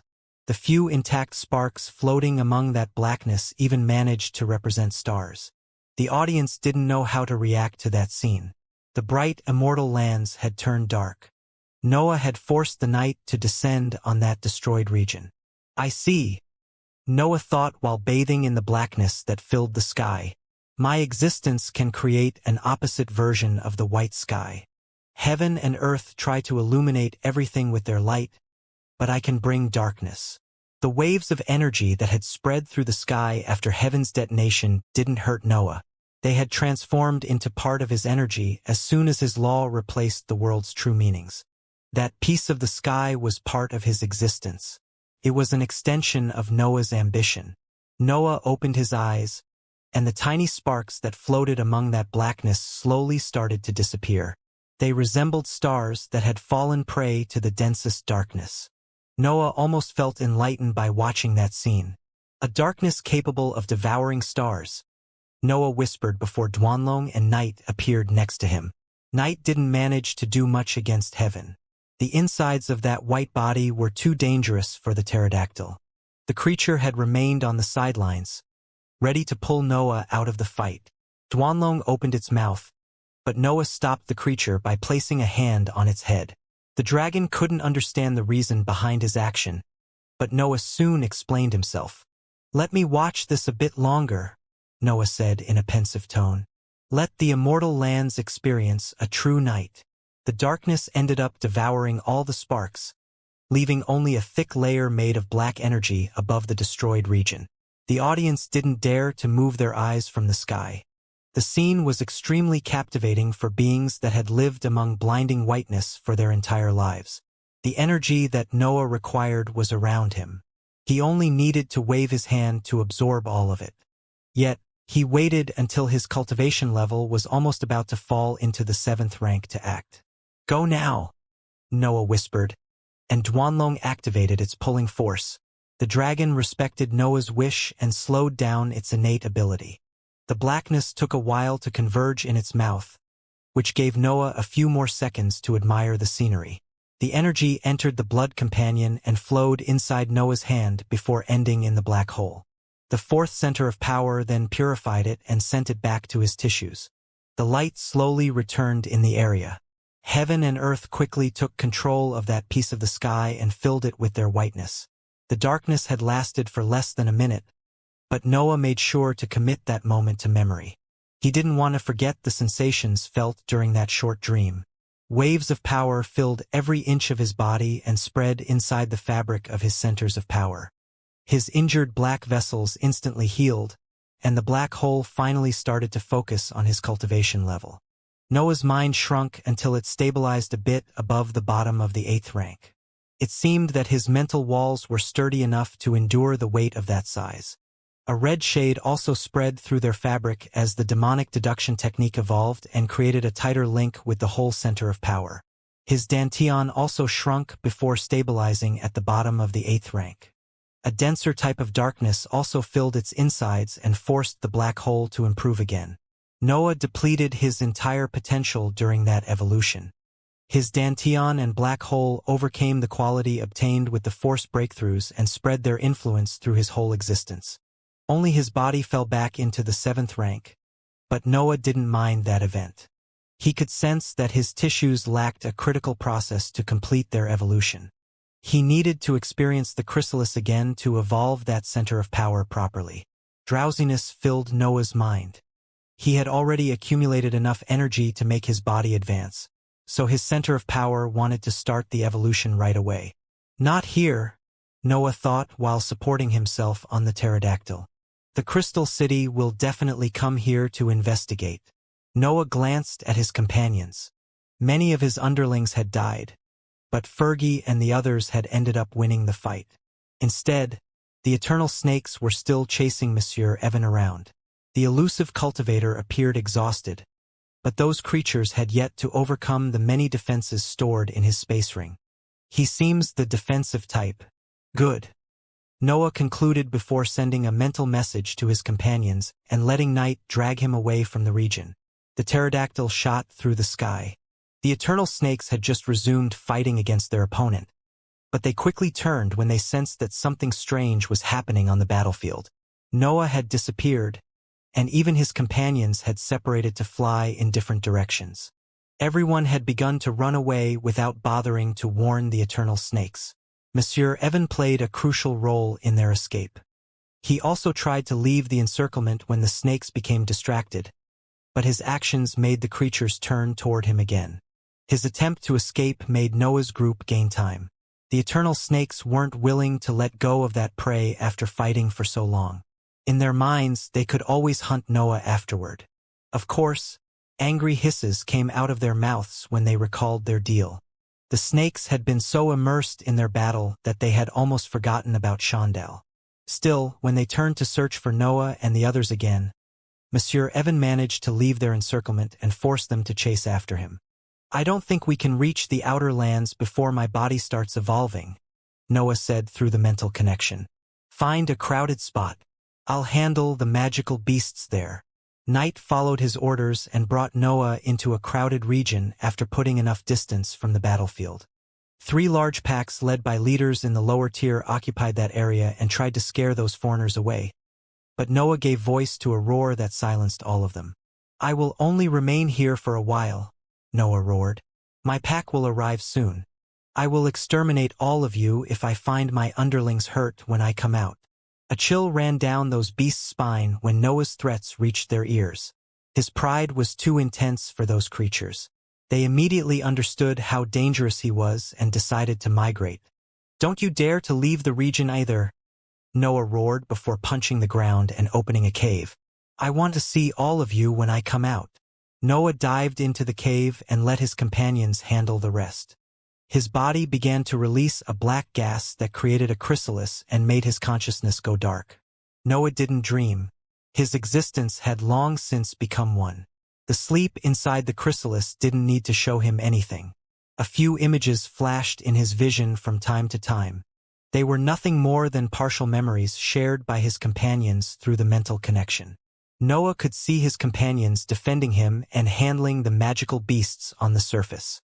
Those creatures featured 6 rank 8 specimens, but they couldn't do anything against the new might reached by Snore and Duanlong. His body evolved during the chrysalis and polished the evolution experienced by his centers of power. Noah's strength kept rising as his existence stabilized in the 8th rank. That harmony also brought a new wave of improvements on his Dantian, mind, and black hole. Divine existences were expressions of personal laws. Their centers of power shared a tight connection that almost prevented them from breaking their harmony. The same applied to Noah. As his body evolved, his black hole forced the other centers of power to go through multiple refining cycles until it eventually brought his entire existence to a level that no other newly advanced rank 8 being could imagine. An intense sensation of power filled Noah when he opened his eyes. He had never felt so strong. Even the level reached through his ambition couldn't compare to his current state. Still, he sensed that something had changed. Noah felt that his existence didn't limit its influence on his figure. It spread through the world on its own, affecting the matter around him and transforming its fabric. My existence naturally develops a domain around me, Noah concluded after studying that phenomenon. The breakthroughs didn't only bring immense power. They had elevated Noah's existence, putting it one step above simple laws. He felt able to affect the world with simple thoughts. He could recreate a weaker version of the dark world with a wave of his hand. Laws for the 7th rank. Noah listed his general understanding of the divine ranks in his mind, domain for the 8th and world for the 9th. That was the only natural progression that Noah could imagine according to what he had learnt throughout his life in the immortal lands. Maybe you can give birth to something bigger than a world in the 10th rank, Noah thought while the images of his ascension resurfaced in his mind. Maybe you can create a complete system of words at that level. It would explain how heaven and earth can continue to expand. I wonder what they did wrong to fail the breakthrough. Doubts about his future in the cultivation journey filled Noah's mind, but he had never felt so sure about his path. He wasn't making plans anymore. He was simply existing, and that was enough to make his power increase. His consciousness expanded and covered the entire region. Noah could immediately sense every living being on the surface and in the underground world. Fergie, his underlings, and the foolery were on the surface. The 3 wild packs were also there, but it seemed that their patience was reaching its limit. Snore and Duanlong were the only reason why they didn't decide to rebel against Noah's orders. The demonic sword and knight shot inside the cave when they sensed that Noah had awakened, but they stopped once their attention fell on their master. The entire cave had transformed during those short seconds. All the rocks and terrain had taken the shape of a black metal that echoed Noah's ambition. Those simple rank 7 materials had even reached the middle tier in an instant. Noah's natural pressure was far heavier than before. Even his companions couldn't help but feel in awe of his power. He appeared as the strongest being in the entire world. "I'll take care of your level once we reach the outer lands," Noah said before jumping outside of the cave. His pressure immediately unfolded through the entire region. The grass and trees that covered the surface began to evolve and develop basic wills. That quick contact with Noah's aura had been enough to activate their potential. Fergie and the others remained speechless in front of the might that Noah naturally radiated. They had no words to describe how powerful he had become. Even the rank 8 foolery couldn't believe that it was looking at a newly advanced existence. "You did good," Noah whispered, but his words spread through the entire region. "We have to go now. The Crystal City and its allies must be looking for us." The foolery gulped. Their instincts were begging them to bow in front of that powerful existence. Their desire didn't come from a basic fear. They saw in Noah their best chance to improve. The other magical beasts went through similar sensations, but the enemy packs didn't share the same desires. They felt the need to run away. They didn't want to remain in the same region as that monster anymore. Noah glanced at the 3 packs. Fiery lions, metal tigers, and white pumas filled his vision. Those magical beasts had managed to put aside their differences while Noah was inside the chrysalis. They would never stand so close to each other otherwise. You, Noah pointed at one of the rank 8 tigers. Step forward. The creature tried to resist, but its mind gave in to Noah's pride. The beast began to walk forward and stopped only when it reached Noah. Noah placed his hand above the creature's head before tightening his grasp. His fingers seeped into its skin and turned its brain into a bloody pulp. A few slashes had also shot out of his arm during that simple gesture. The rank 8 tiger died under the incredulous eyes of the other creatures. Noah had only needed one attack to kill it.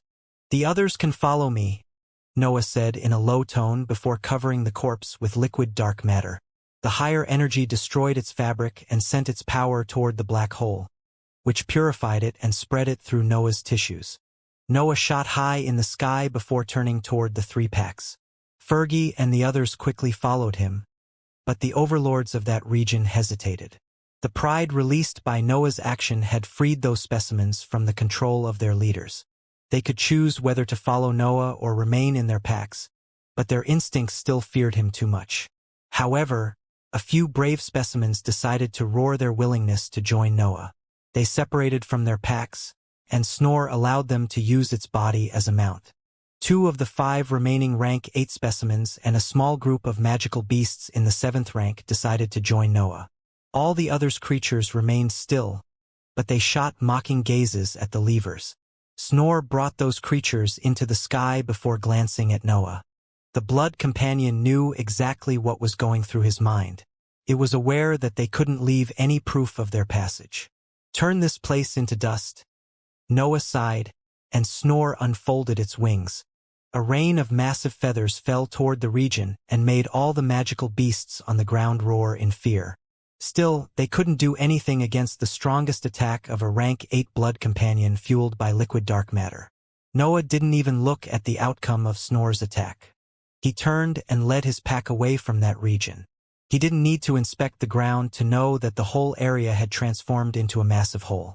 Maybe it's time to contact them, Noah thought while flying through the immortal lands with his pack. An inscribed notebook appeared in his grasp, and Noah chose which words to use to announce his return carefully. I'm back in the human domain, Noah eventually sent through the inscribed notebook. I should reach the other side in a few decades. Divine Demon took a sip from his jug before shooting a lazy glance at the fight happening in front of him. A pack of dragons was fighting against rank 7 cultivators in the liquid stage, but the battle was quite dull to watch. I've done this for millennia already, Divine Demon thought. Maybe it's time to cause a mess and force them to clean it up. They won't reach the solid stage with this training anyway. June, Faith, Daniel, Flying Demon, and Dreaming Demon had done their best to improve during those years. Divine Demon and the Legion had taken care of their training, but the lack of proper dangers slowed down their advancements.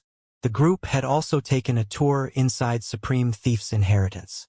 The Legion had long since begun to consider Divine Demon and the others as part of Noah's team, which granted them privileges that humans wouldn't usually obtain in that organization. How are they today? Jordan asked while landing next to Divine Demon. Her figure brimmed with power. The hybrid had finally broken through the 8th rank during those years. Jordan was another pillar of the Legion now. The same as always, Divine Demon lazily explained. They fight, they say a few curses, and then they win. The same boring mess. It's getting harder and harder to gather dragons for this training field, Jordan commented while seizing the jug in Divine Demon's grasp. You might want to switch to other magical beasts soon. Things will get even more boring then, Divine Demon sighed. Are you sure that the human side isn't doing anything fishy? Do we really have no enemy on our borders? Divine Demon had begun to consider the Legion as his organization after spending so long among the hybrids, and Jordan didn't mind that behavior.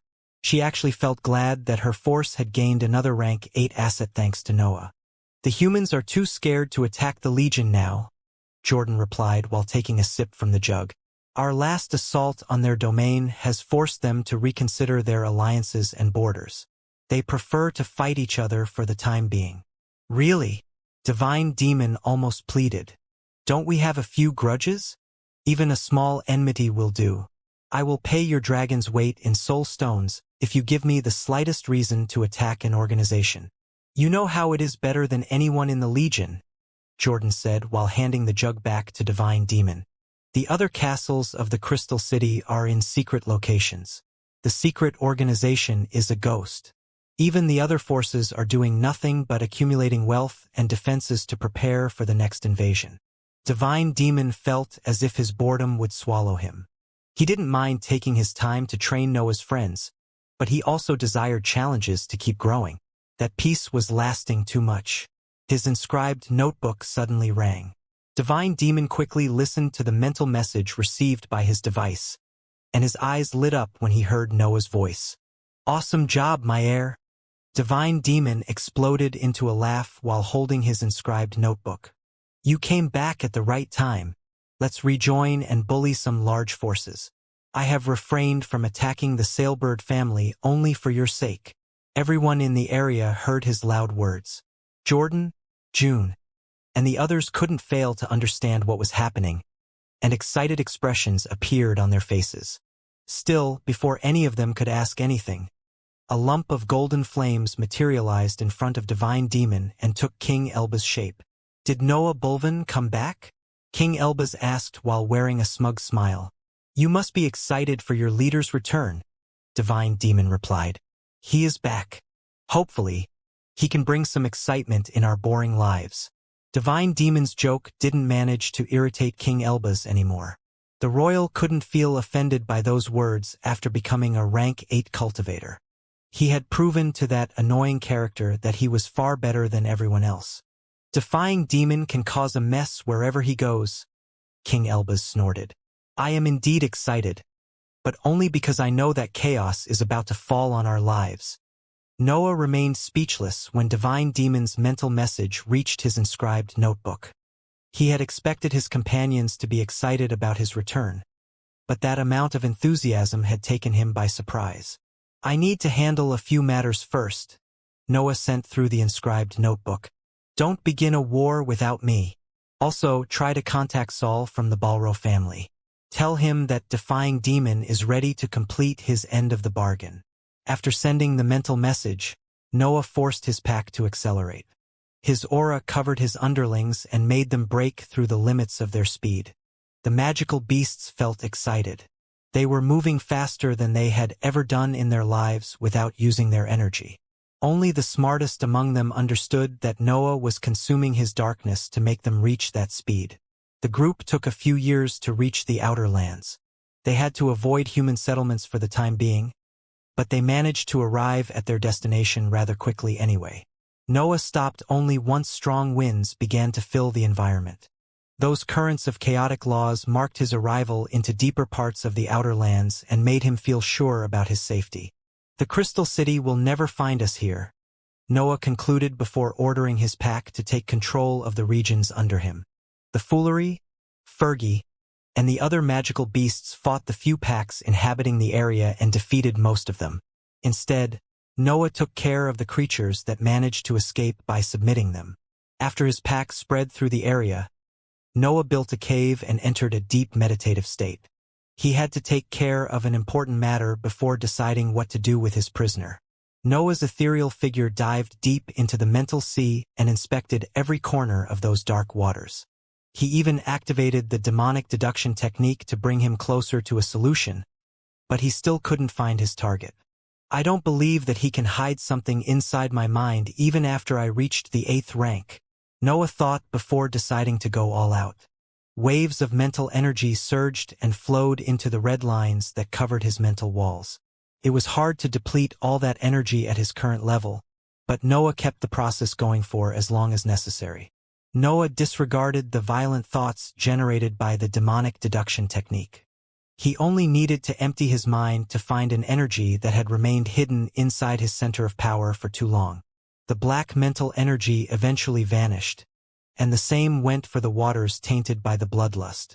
Drowsiness enveloped his existence when his mind became empty, but the black hole forced him to remain awake. Noah couldn't find anything inside his empty mind, but he didn't give up on the matter. Liquid dark matter seeped inside his mental sphere and covered every inch of his mental walls. eventually uncovering a strange blue spot. "You managed to find me?" A familiar voice resounded through Noah's mental sphere. "I didn't expect this meeting to happen so soon." Noah's ethereal figure descended toward the blue spot. His mind immediately produced mental energy and slowly fixed his temporary weakness. But Noah used the dark matter to keep that area devoid of water. "Come out already," Noah said toward the blue spot. "It's time to have a proper talk, Supreme Thief." The blue spot morphed. It rose and took Supreme Thief's shape, who began to laugh before sitting on the mental walls. The expert even patted the ground, and Noah didn't hesitate to sit in front of him. "Care to explain?" Noah asked in an annoyed tone. He had a vague idea about the true nature of Supreme Thief's inheritance, but he wasn't ready to believe him so soon. After all, both Supreme Thief and Great Builder were planning to come back to life. That could also involve them taking control of other living beings. "Do not worry, you unique fella," Supreme Thief laughed. "It has never been my intention to hurt you. This is only a speck of my existence.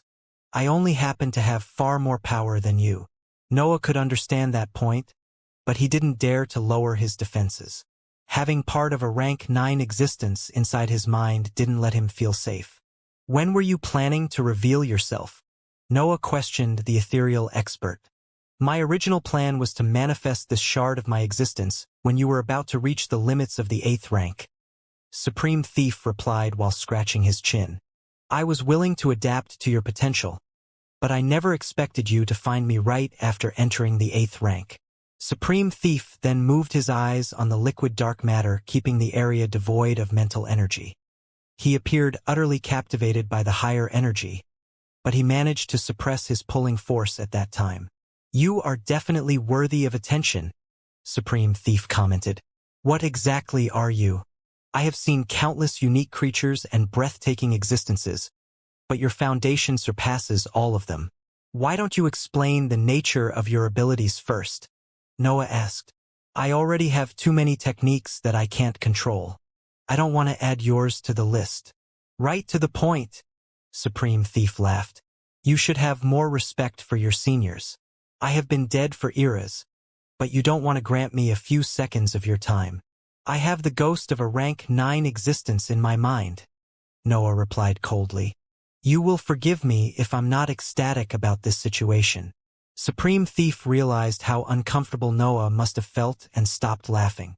A serious expression appeared on his face for the first time since the beginning of the conversation. "Stealing is only a consequence of my law," Supreme Thief explained. "The core of my true meaning comes from my unfathomable greed, which is quite different from what you and your kind feel." Supreme Thief waved his hand, and the dark matter slowly flowed toward his palm. The higher energy escaped Noah's control and became part of that existence's power. "I have no idea how you obtained this fantastic energy," Supreme Thief said while playing with the globe of dark matter that stabilized in his palm. "I don't know how to create it. I don't even know what it is. Yet, something tells me that I would have obtained it if I had followed a different path. This simple knowledge makes this power mine." Noah's eyes widened. He didn't clearly understand Supreme Thief's words, but his mind began to generate strange ideas. "This power belongs to you," Supreme Thief continued. "But what makes you the only one worthy of having it? You can't be the only existence in the many planes capable of creating something similar, so why can't I also have it?" The strange ideas became clearer. Noah didn't know why his thoughts were moving in that direction, but he couldn't deny them. "What if I were more worthy than you?" Supreme Thief asked. "Why shouldn't I have this energy? I am more talented, so I can make it mine." Noah's aura burst out of his ethereal figure.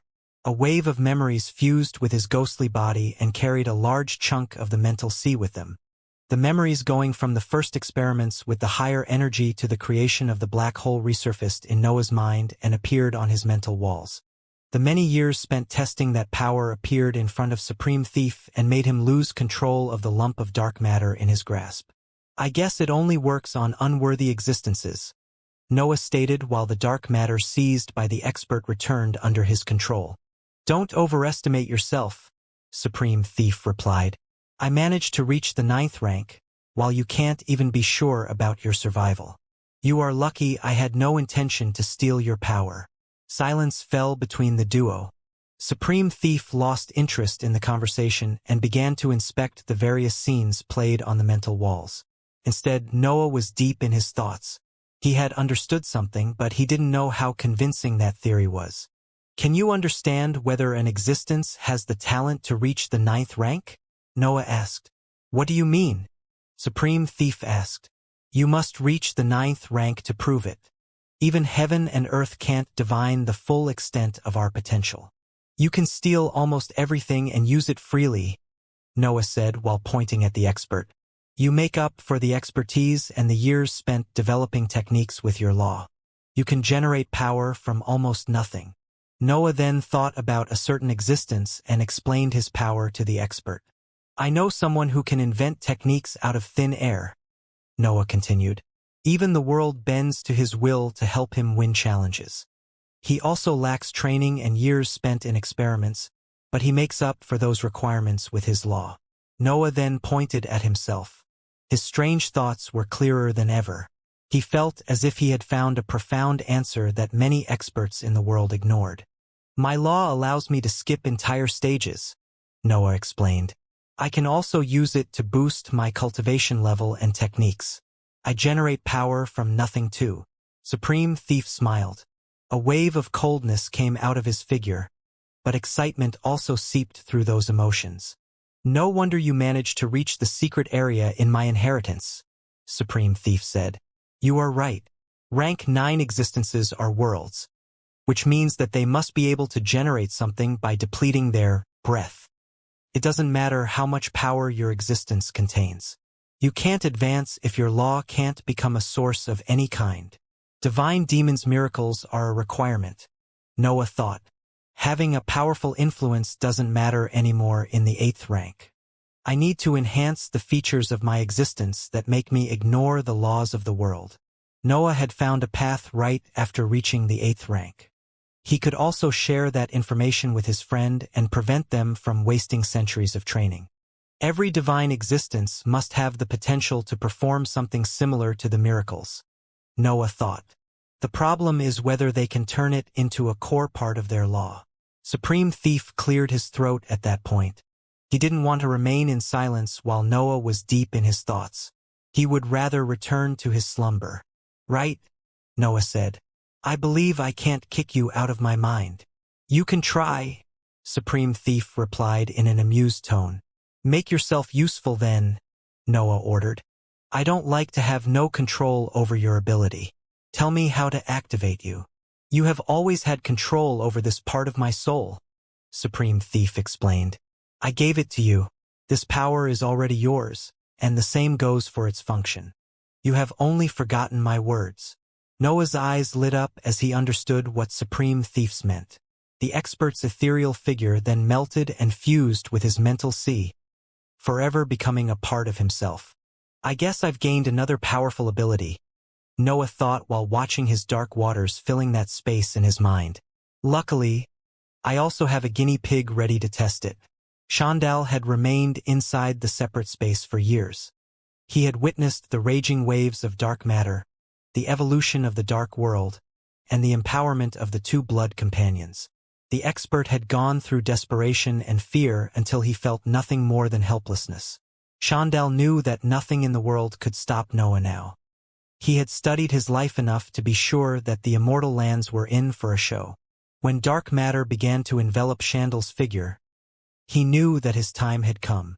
The higher energy brought him back in the outside world, where he found Noah staring coldly at him. You have overcome every expectation, Xianxia sighed.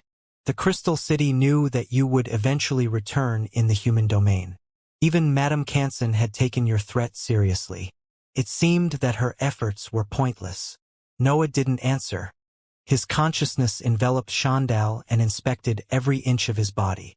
The expert still had Madame Canson's crystals fused with his tissues, but Noah's dark matter was suppressing their power. I hope you know that my actions have never been personal, Xianxia continued. I couldn't resist when the secret organization introduced me to the Crystal City. I have been desperate for too many years. Chandal wasn't trying to appeal to Noah's pity. He had lived long enough to know that nothing could save his life in that situation.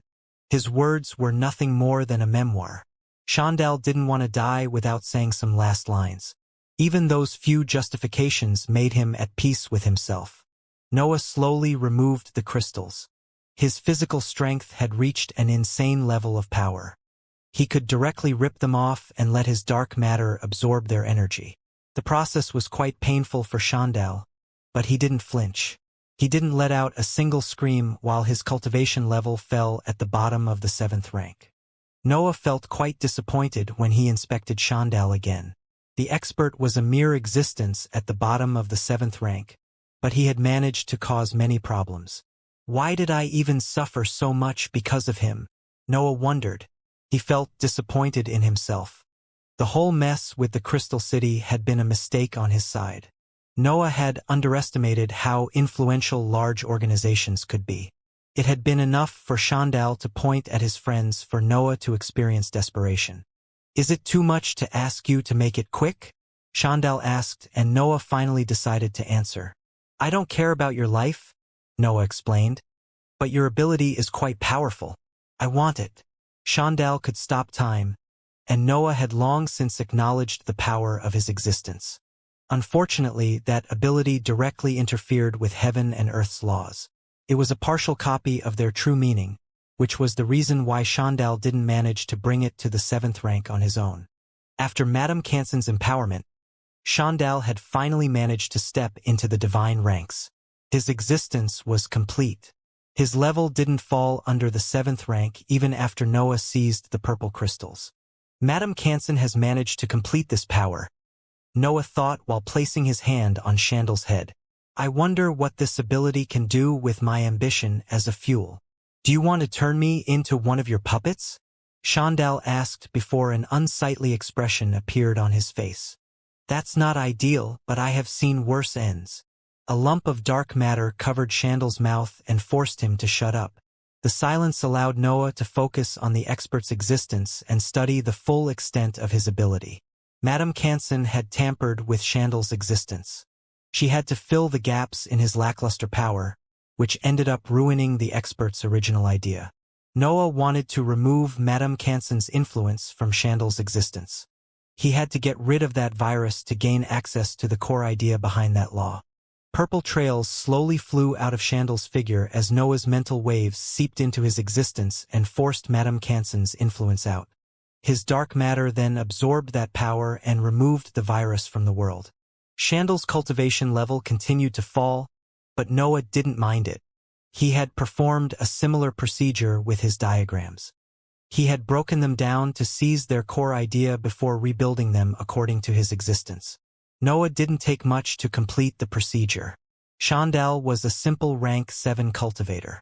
Even his mental waves were more than enough to crush him into pieces.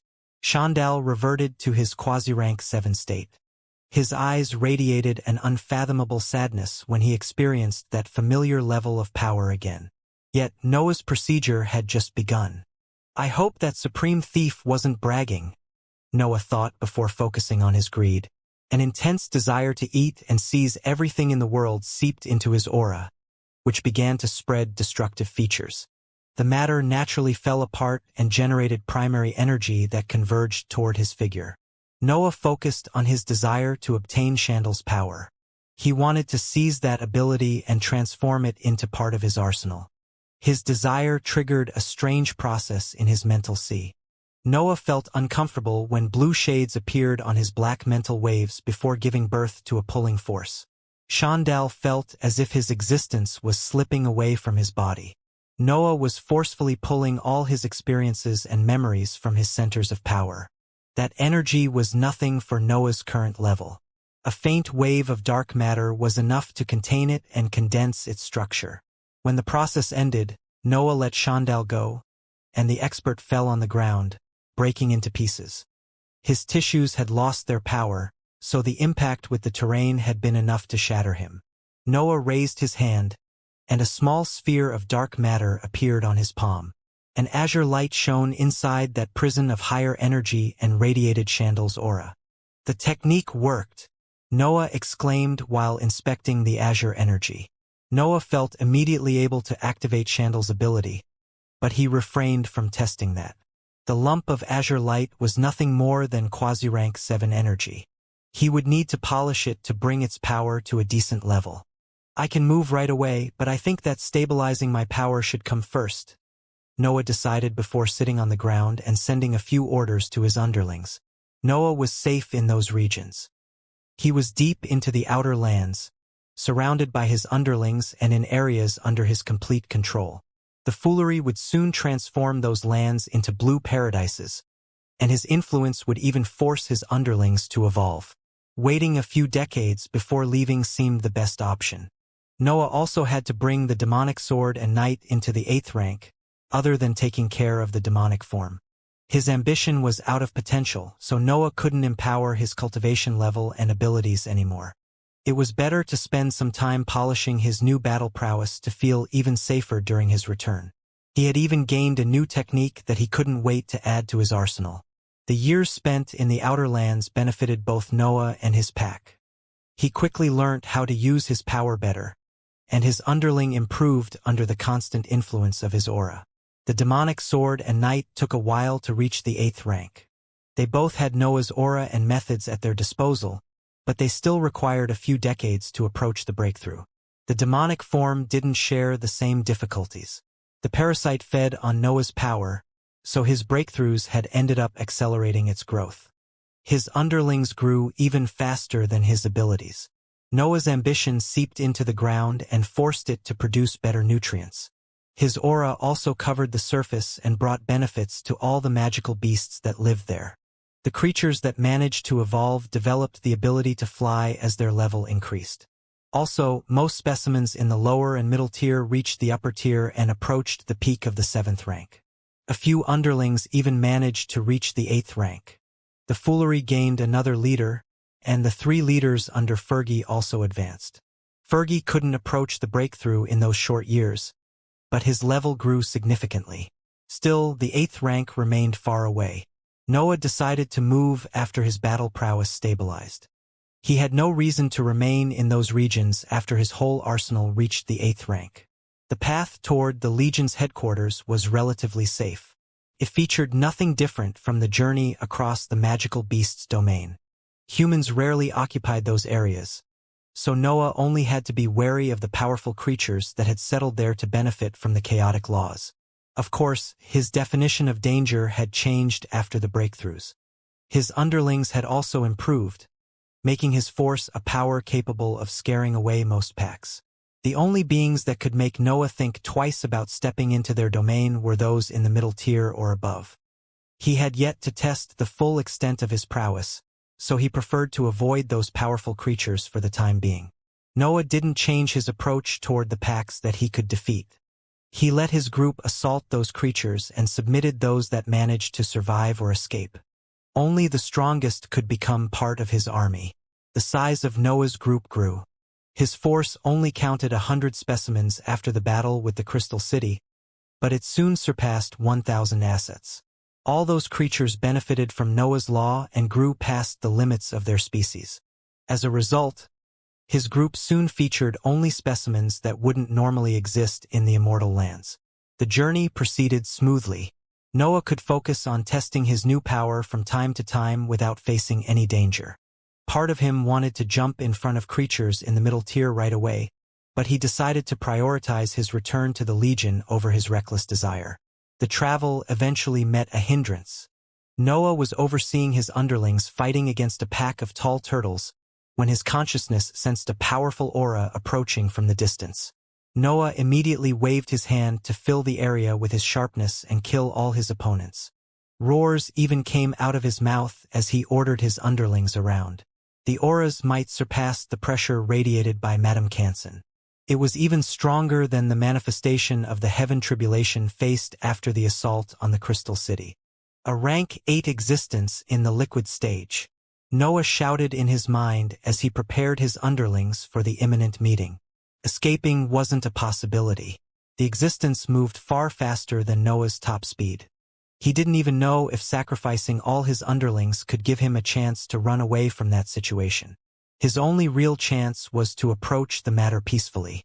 Then, if a battle were to unfold, he would simply unleash his full power and see how things went. The existence neared his position in an instant, and Noah soon became able to identify that threat. His expression almost froze when he understood who that expert was. The powerful aura came from a young-looking man with long white hair and beard. He even had long eyebrows that fell over his eyes and covered his vision. Noah couldn't fail to recognize that existence. That expert had been his training partner in the mortal lands for a long time. He had finally met Sword Saint in the higher plane. "Hide underground," Noah roared. "I'll handle this." Noah then drew the demonic sword from his separate space and waited. The weapon gave voice to a roar, but it soon fell silent when it sensed how tense Noah was. Sword Saint had warned Noah about his habits. The expert challenged any existence he met on his path to sharpen his law. Noah didn't want to experience that clash, but he didn't know if he could avoid it. "You are a swordsman," Sword Saint said before stopping near Noah. "Wonderful. Let's exchange an attack to see who has the sharpest blade." "He is the maniac that I remember." Noah sighed in his mind before performing a bow. "I have been lucky enough to seize one of your inheritances," Noah said in a polite tone. "You might not know it, but I'm your disciple." Noah then took a strand of mental energy from his mind and handed it to Sword Saint. The expert hesitated at the sight of that black substance, but he eventually absorbed it to watch Noah's memories. The scenes of the intense training in the Divine Cut flowed inside Sword Saint's mind and made him aware of Noah's identity. His expression relaxed once he learnt about those events, but his drive didn't vanish. "Even more wonderful," Sword Saint exclaimed while raising his forefinger above his head. "Noah Bulvin, let me see how strong you have become." Noah's actions ended up making Sword Saint even more excited. The expert couldn't hold himself back in that situation. "I have just advanced to the 8th rank," Noah replied. "I'm not sure my power can be of any help to your existence." "Nonsense," Sword Saint promptly shouted. "I can sense the sharpness seeping out of your body. Your existence has used my teachings, and I want to see its shape." Noah sighed while a wave of dark matter flowed out of his chest. Higher energy also seeped out of the demonic sword, and both of them covered the blade. The long weapon transformed into a black pillar that flew high in the sky. Noah even used the unstable substance to boost his physical strength before raising the demonic sword. "I thought I told you to fuse the aspects of your individuality," Sword Saint complained. "But they are part of me anyway," Noah replied. "It doesn't matter how I deploy them. My sword arts don't use only sharpness. They go far beyond that." "I see only a lack of purity," Sword Saint snorted before a wild smile appeared on his face. "I hope that your attack carries as much power as you say." Noah didn't speak anymore. His demonic sword landed on his forehead and generated high-pitched noises as it slid over his skin. The dark matter accumulated in the environment disappeared at that point. Even the energy of the two experts vanished. Noah had covered the sky between Sword Saint and him with a massive singularity. Noah's attack didn't have the appearance of a slash. He had attacked with his blade, but the area covered by the singularity was too big to be part of sword arts. Those effects came from the different powers deployed by Noah during the attack. His creation and destruction generated singularities when they clashed, and his dark matter increased the size of his offensive in ways that normal breath couldn't achieve. His sharpness had reached a superior level due to the many features carried by his law. It had transformed into singularities capable of piercing everything in the world. Even the air in the sky vanished under that power. Noah inspected the area of nothing generated after his attack, and his eyes sharpened when he saw something moving inside it. There was a slash flying through the singularity. How is this even possible? Noah wondered. He is even limiting the power expressed by the attack to the gaseous stage. Noah's many advantages made him the strongest type of existence in every stage and tier. He could defeat experienced gaseous stage cultivators as soon as he advanced. However, Sword Saint was overcoming his abilities even while limiting his power. The slash pierced the singularity and brought new energy into that empty area. Sword Saint's sharpness filled the sky before converging toward Noah's figure. Noah instinctively activated all the defenses that he was capable of. His dark world expanded, and his companions came out in the open. His sword also flashed again as the demonic form entangled its roots around the blade. Snore spat destructive dark matter. Duanlong absorbed part of the energy in the slash, and night fused with the world to destabilize Sword Saint's sharpness. The aura radiated by the demonic form at its new level carried unfathomable corrosive properties. Noah's surroundings crumbled under that power and transformed into strands of energy that flowed inside the parasite. Sword Saint's slash lost power before reaching the wave of violent dark matter. Part of its fabric also crumbled when it began to pierce that destructive energy. The violent dark matter forced the slash to deplete even more of its power, but the attack continued to fly forward. A singularity covered by raging dark matter eventually clashed with the slash. Sword Saint's attack continued to pierce Noah's ability, but it stopped once it reached the demonic sword. The slash transformed. It took Sword Saint's shape. The expert's forefinger had clashed with the demonic sword, but it found itself unable to pierce the weapon. The roots around the blade had shattered, but Sword Saint couldn't move forward anymore. Noah had stopped the attack, even if he had to resort to almost his entire arsenal to achieve that. Sword Saint revealed a surprised expression while he retracted his finger. He had limited his power to the gaseous stage, but he didn't expect Noah to stop his attack. "You should be proud of yourself," Sword Saint announced. "How so?" Noah snorted. "You were holding back, but I still had to rely on my entire arsenal to stop you." Noah lied about that last part. He still had the cursed sword, the shadow domain, and Chandle's ability at his disposal. He also had supreme thief-stealing skill, but he wasn't sure whether that would work against Sword Saint. "My understanding goes beyond the gaseous stage," Sword Saint revealed. "I might have limited my power, but my law is far denser than yours. I wonder how this exchange would have gone if we were at the same level." That explanation didn't satisfy Noah, but he had to let the matter go.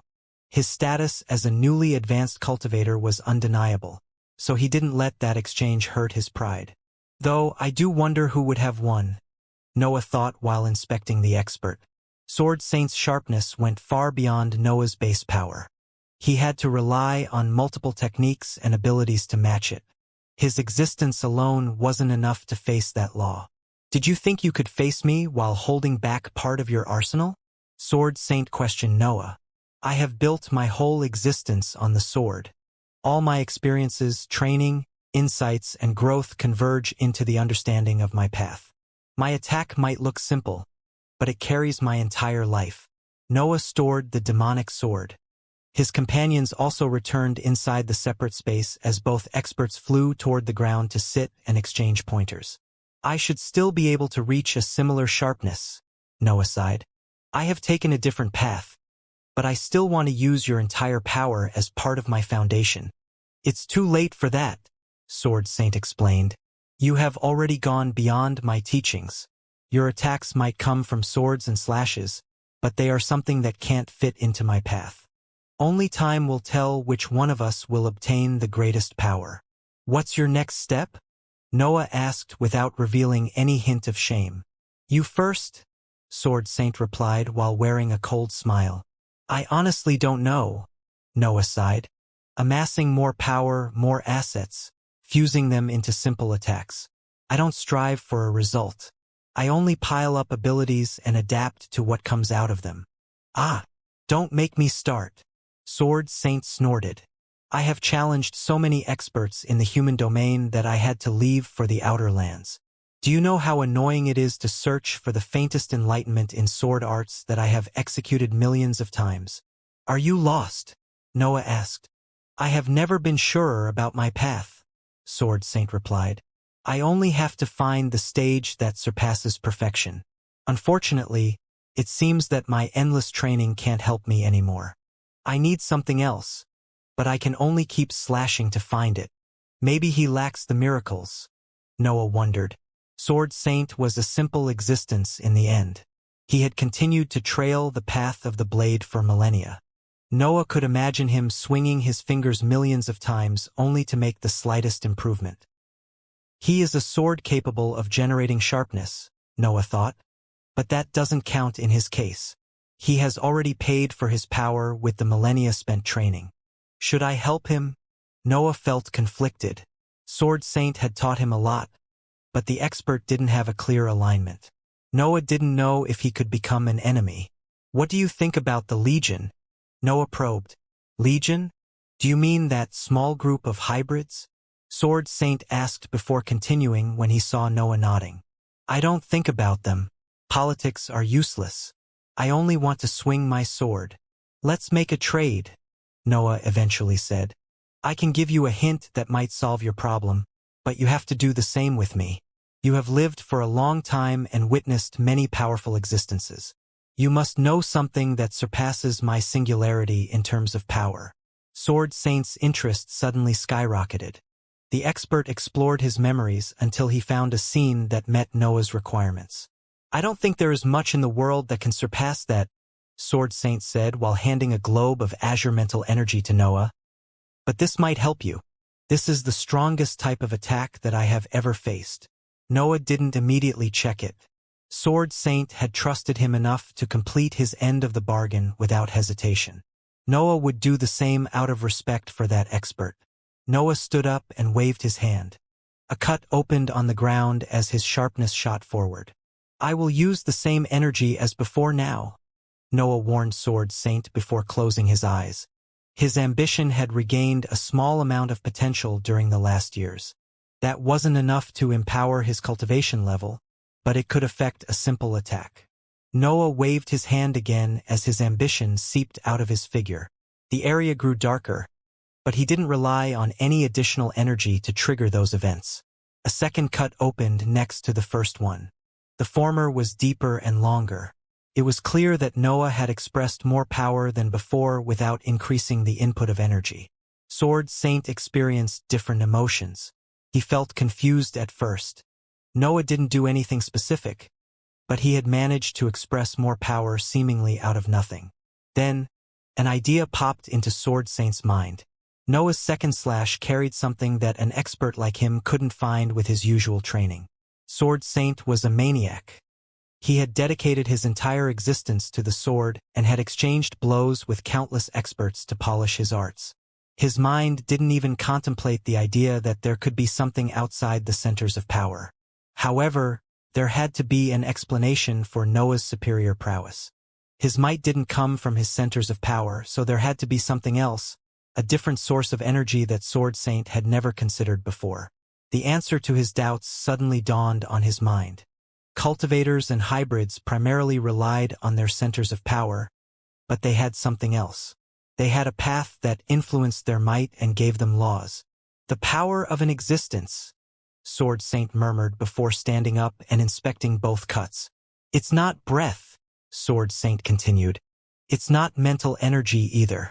Your body didn't play a role in this attack, and I didn't even sense your strange black substance. Sword Saint raised his eyebrows and dropped them from time to time. Ecstasy and confusion alternated on his face. His whole world was falling apart, and he didn't know whether to be happy or sad about it. Existences can generate power, Sword Saint suddenly exclaimed. Of course. I have been so stupid. Millennia spent side by side with my existence, and I didn't even realize that it was my most powerful source of energy. Sword Saint started to laugh maniacally. Noah remained silent while that scene unfolded in front of his eyes. Part of Noah understood the expert's feelings.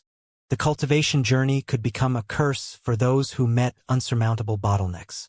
All those who have reached these ranks are crazy, Noah thought while moving his eyes toward the white sky. We force our personalities to evolve. Our good traits transform into laws, and our flaws become curses that we have to carry throughout our entire life. His ambition had the power to ignore the gaps between the stages and tiers, but it also made him constantly unsatisfied. Noah always wanted more, and he knew that he would stop at nothing to fulfill his desires. Of course, Sword Saint shouted in an ecstatic tone. The centers of power fuse to create existences. They can generate energy so the existences can do the same. The breath isn't the only fuel for the laws. Sword Saint's cultivation level seemed to increase during his shouting. His existence purified, and large cuts opened on the ground under him due to that enlightenment. Noah Bulvin, Sword Saint shouted while turning toward Noah. How did you reach this solution? How did you find the path that can include every path? Noah hesitated before letting go of his mental restraint and politeness. Sword Saint's enthusiasm managed to affect his mind. The expert wasn't holding his cultivation level back in that situation. The world around Noah turned dark, and the ground began to evolve. The cuts also closed, and the air transformed into a dark gas. I have met countless experts and hundreds of geniuses, Noah replied in an aloof tone. I have overcome every expectation, prediction, and label. I have surpassed every existence who could suppress me with a simple thought. Crackling noises began to resound in the sky as his words seeped into the world and forced the matter to develop wills. His ambition was so intense that the laws around him rebelled against heaven and earth's rule. I am a mistake, the flaw in a rotten system handled by failures, Noah continued. I paid the price in blood and sweat for everything I have. I built myself to be the best existence that has ever stepped onto this world. Now tell me, how could I not reach this solution? Do you think you are better than me? Sword Saint asked as his aura expanded. I am better than heaven and earth, Noah shouted, and a white lightning bolt fell from the sky. The attack had power near the peak of the middle tier. It instantly filled the sky with blinding light while it descended toward Noah. Shut up! Sword Saint snorted before the lightning bolt could reach the ground. My disciple is speaking. Sword Saint's fingers took the shape of a sword while he waved his hand toward the sky.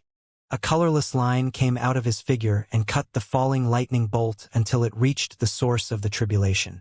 The lightning bolt exploded into a storm of sparks that rained toward the ground. Duanlong promptly materialized next to Noah and absorbed that energy, sending half of it toward his master. Sword Saint began to laugh again while he shot toward Noah. The expert hugged him and patted his shoulders without dropping his feverish ecstasy. Thank you, Noah Bulvin, Sword Saint said without separating from Noah. You have given me the greatest of the gifts. I can finally see the path toward the peak. A sword-shaped lump of mental energy flowed out of Sword Saint's head and floated in front of Noah. I have no care for politics and organizations, Sword Saint continued, but I recognize a debt when I see one. I owe you. If the situation requires it, I swear that I will abandon everything and come in your aid. Noah inspected the sword-shaped mental energy. It resembled a flare that could echo Sword Saint's power. Still, he couldn't understand its range from that quick inspection. Where will you go now? Noah asked after the expert let him go. I was coming back from the outer lands to find a source of inspiration, Sword Saint replied. I found it. I don't need to go further. The lands filled by storms are far more interesting than that peaceful place. Noah wanted to question Sword Saint. He desired to know everything about those lands. Yet, the expert flew away before he could ask anything. Sword Saint appeared far faster than before. His figure cut through the world and disappeared from Noah's view in an instant. Even his influence vanished once he left.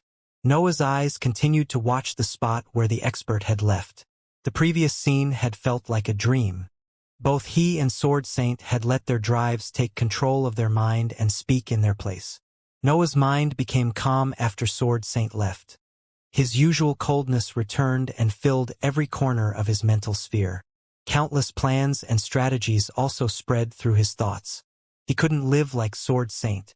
Noah was a different type of existence. His enemies were always stronger than him and more numerous. Only constant and careful planning could give him the chance to survive until he reached the peak. The sword-shaped mental energy seeped into Noah's mental sphere and hid inside his mental energy. Noah instantly learnt how to activate it, but he remained doubtful about its actual utility. Can he sense this from the outer lands? Noah wondered. Even if he can, how long would it take him to reach me? Noah wondered whether Sword Saint had given him that item without considering the reality of their situation. Yet, he soon suppressed those thoughts and moved his attention elsewhere. His friends were waiting for him, and Noah felt the intense desire to reunite with them. A peculiar event was unfolding in a secret location of the human domain while Noah was traveling through the outer lands. Different organizations and guilds had gathered in an underground hall covered in inscriptions to discuss the problems that afflicted their reign. The cultivators in the hall were all rank 8 cultivators who wore white masks for the event. Their covered faces couldn't hide their identity, but it was a tradition to wear them during the meetings. "We have lost too many lands during the last invasion," a cultivator wearing robes carrying the emblem of the sailbird family said after standing up. "We managed to expand, but our domain has shrunk significantly. Unrest is spreading. We might be able to witness the first civil war in eras. Just expand into the outer lands like we did the previous times," an expert wearing robes with the emblem of the Rotway family said. "I don't see why even bother bringing this topic to the meeting. Your family has focused on the mines for too long," a third expert who didn't carry any emblem replied. "The Legion has grown strong in these millennia. They managed to fend off our expansion. Since when did those hybrids win anything?" the expert from the Rotway family replied. "Send more troops. Overwhelm them with numbers. We did this countless times already. Too much has happened since the last invasion," the expert with no emblem sighed. "I'm afraid the Legion has finally become a threat for the human domain." "Did Alexander reappear?" the expert from the Rotway family asked.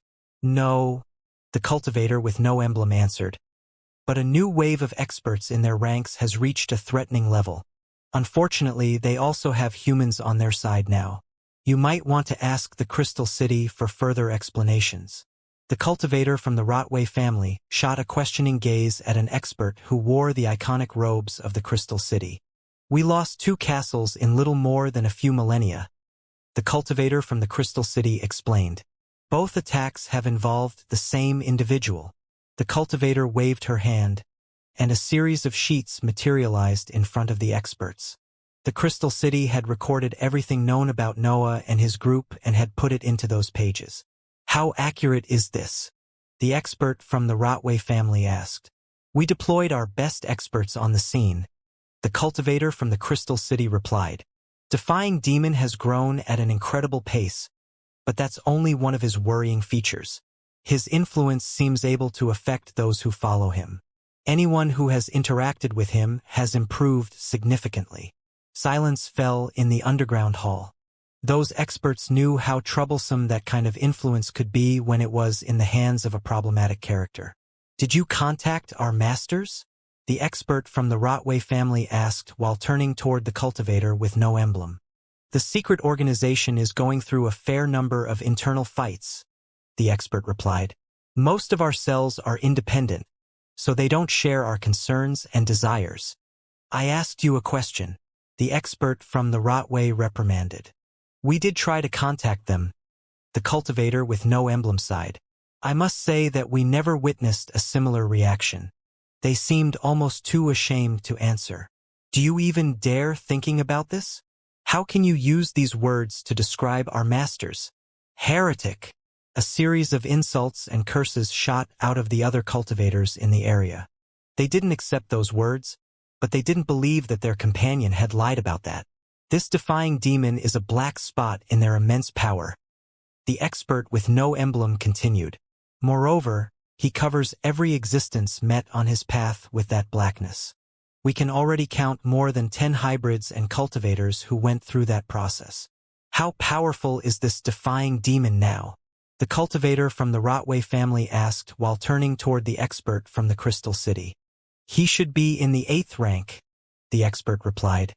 "His current battle prowess is unclear. He is probably traveling to rejoin the Legion at this moment." Silence fell in the hall again. Everyone there knew how hard it was to find a hybrid traveling through the outer lands. Even their joint power couldn't make them succeed in the task. "Hunting him is impossible," the expert from the Rotway family summarized. "Trying to kill him after he rejoins the Legion is also out of the question. Do we have anything on him that we can use?" The Crystal City has already tried with his friends, the expert with no emblem said. However, we might have a chance to kill Defying Demon after he rejoins the Legion. Still, it might require the sacrifice of one of our organizations. Everyone shot questioning glances toward the expert. They didn't care about the sacrifice of a single organization. That had already happened in the past. An expert wearing the emblem of the Balro family stood up before explaining the situation. My organization will exchange materials belonging to Great Builder's inheritance with Defying Demon. I will gladly sacrifice my force for the greater good of the immortal lands. How is the inheritance going? The expert with no emblem asked. We retrieved the fourth reward. The cultivator from the Sailbird family explained. We decided to stop there as planned. Coming back to life shouldn't be possible, but we can't risk it. We had to summon our lords to kill him back then. Everyone nodded at those words. Resurrecting seemed an impossible feat, but every rank 9 existence had power that didn't respect the world's laws. It was better to be careful when dealing with them. After making sure that they didn't have anything else to discuss, all the experts stood up and performed a deep bow. Then they chanted a few words as per tradition. Heaven and earth, the cultivators in the underground hall said. We shall serve you in this life so that we can bask in your boundless light one day. Noah was unaware that he had been the main topic of one of the most secret meetings in the human domain. His eyes could barely move from the horizon. He could see familiar lands in the distance. A happy roar came out of his mouth, and the many magical beasts in his group quickly imitated him. They echoed his feelings and informed the whole area about his return. A hybrid slowly peeked out of a crack in the distance. Her eyes widened when she saw the massive army of magical beasts in the sky, and her inscribed notebook quickly appeared in her grasp. A second roar shot out of Noah's mouth. He expressed his intentions with his cry, but the hybrid didn't manage to relax. She informed her superiors before disappearing underground. A massive amber-scaled dragon soon appeared in his view, and Noah couldn't help but show a smile at that sight.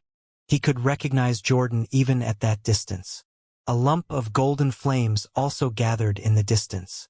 King Elbaz soon condensed his body and gave voice to a snort when he sensed Noah's cultivation level. Divine Demon and other familiar faces also appeared. The Legion was giving him a proper welcome, but a black lightning bolt suddenly flew through the sky and converged toward Noah. A lightning bolt usually gave birth to terror and worry in cultivators, hybrids, and magical beasts. Yet, that black energy covered with orange light signified something very different for Noah. She has become strong, Noah thought while letting that attack slam on his body. The lightning bolt carried power in the solid stage and a familiar aura that made Noah's mind go back in time. Countless memories filled his mental sphere and forced a smile to appear on his face. It has been too long, Noah thought while bathing in that familiar aura.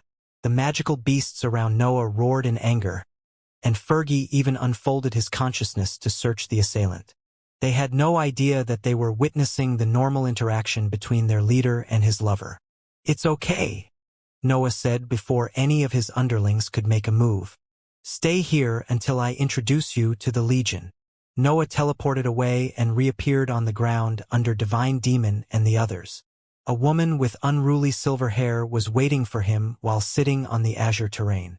You took your time, June snorted while showing an annoyed expression. You also kept yourself busy, Noah replied while inspecting her cultivation level. June had reached the solid stage of the 7th rank. She appeared to have just advanced, but her foundation seemed quite stable. Noah could already place her above the average expert at the same level. The experts in the sky wanted to descend to greet Noah, but Flying Demon and Dreaming Demon blocked their path. Their expressions could almost describe the nature of the interaction happening on the ground. I was ready to abandon all of you, Noah admitted. Noah wouldn't hide anything from June. They knew each other enough to guess how their partner thought. It was pointless even to try to lie. I bet you would have found a replacement quickly, June replied. The women in the Legion can't wait to get their hands on you. This situation brings me back to the Royal Academy when the girls used to call you Dark Prince. Noah couldn't help but smile when June triggered those memories. Millennia had gone by since those events, but both June and Noah still recalled them. "We have been through a lot," Noah sighed without forsaking his smile. June snorted before straightening her position and nearing Noah. Her previous attack didn't manage to shatter his robe. His clothes seemed made of a dense substance that radiated his aura. "I thought I would have died without having the chance of meeting you again," June said while grabbing his robe. "Do not worry," Noah replied while giving in to her pull. "We will destroy the Crystal City and anything that carries its name. I think we also have another fight planned to happen soon." "We have yet to see how soon," June whispered before pulling Noah close. The duo exchanged a long kiss and washed away the emotions accumulated during the millennia spent in different planes.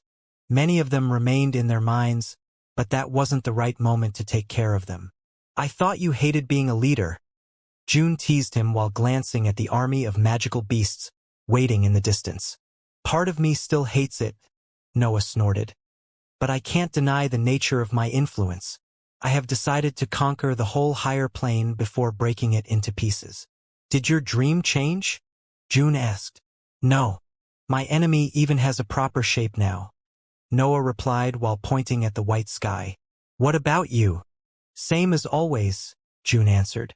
"This world is so big, and you have already given me so many enemies. What a caring partner you are." "Join my organization then," Noah proposed. "I think most of the human domain is ready to hunt me down. You can have fun before I shatter this plane." "How could I ever refuse such a tempting offer?" June replied while caressing Noah's cheek and grabbing his hand to lead him toward his other friends. The duo soon arrived in front of Divine Demon and the others. They all showed broad smiles and challenging gazes, but Noah only focused on the four who had been trapped with June. Dreaming Demon, Flying Demon, Faith, and Daniel were still in the liquid stage. June had been the only one to advance after knowing about Noah's return. Yet they appeared quite powerful for their current level. "To think that all of you would reach the immortal lands," Noah said while exchanging smiles with his old friends. Memories continued to surge in his mind. Noah almost couldn't believe that he had shared entire lifetimes with those cultivators. The long period spent in the immortal lands had nearly made him forget what it was to have trustworthy friends next to him. "You surely didn't make it easy," Flying Demon snorted. "Our arrival here has been quite bumpy." The demon laughed, and Dreaming Demon laughed with him. Meanwhile, Faith and Daniel were searching for words that didn't sound awkward in that situation. Noah noticed the awkwardness between the duo, and a simple glance at June's expression solved his doubts in an instant. "You know," Faith whispered while nearing Noah, "June has taken your habit of causing a mess wherever you go. She didn't let us grow bored in the other world." June snorted, but Jordan cleared her throat and interrupted the reunion. She had taken her human form, and she was pointing toward the magical beasts in the distance without trying to hide her gesture. "They are with me," Noah explained. "I'm sorry. I can't join the Legion. I don't think my existence will ever allow me to have leaders." "What now then?" Jordan asked as her expression became conflicted. "You can all join my organization," Noah exclaimed. "I never bothered to give it a name. Just call it Pack or something similar. You can consult Fergie for that." "Your pigs are drooling," June commented. "They often do that," Noah replied. "One of them has looked at the sky since your arrival," Faith added. "They also do that often," Noah replied again. "I won't abandon the Legion," Jordan said, bringing back the conversation to a serious topic. "I don't really care," Noah replied while shrugging his shoulders. "I already consider you as allies, so I don't see a reason to fight. Also, I'll soon surpass all your leaders, so you'll eventually become part of my pack." "Such arrogant remarks," Jordan commented, but a faint smile appeared on her face. Jordan had almost feared that Noah would challenge the leaders of the Legion for the ownership of those lands.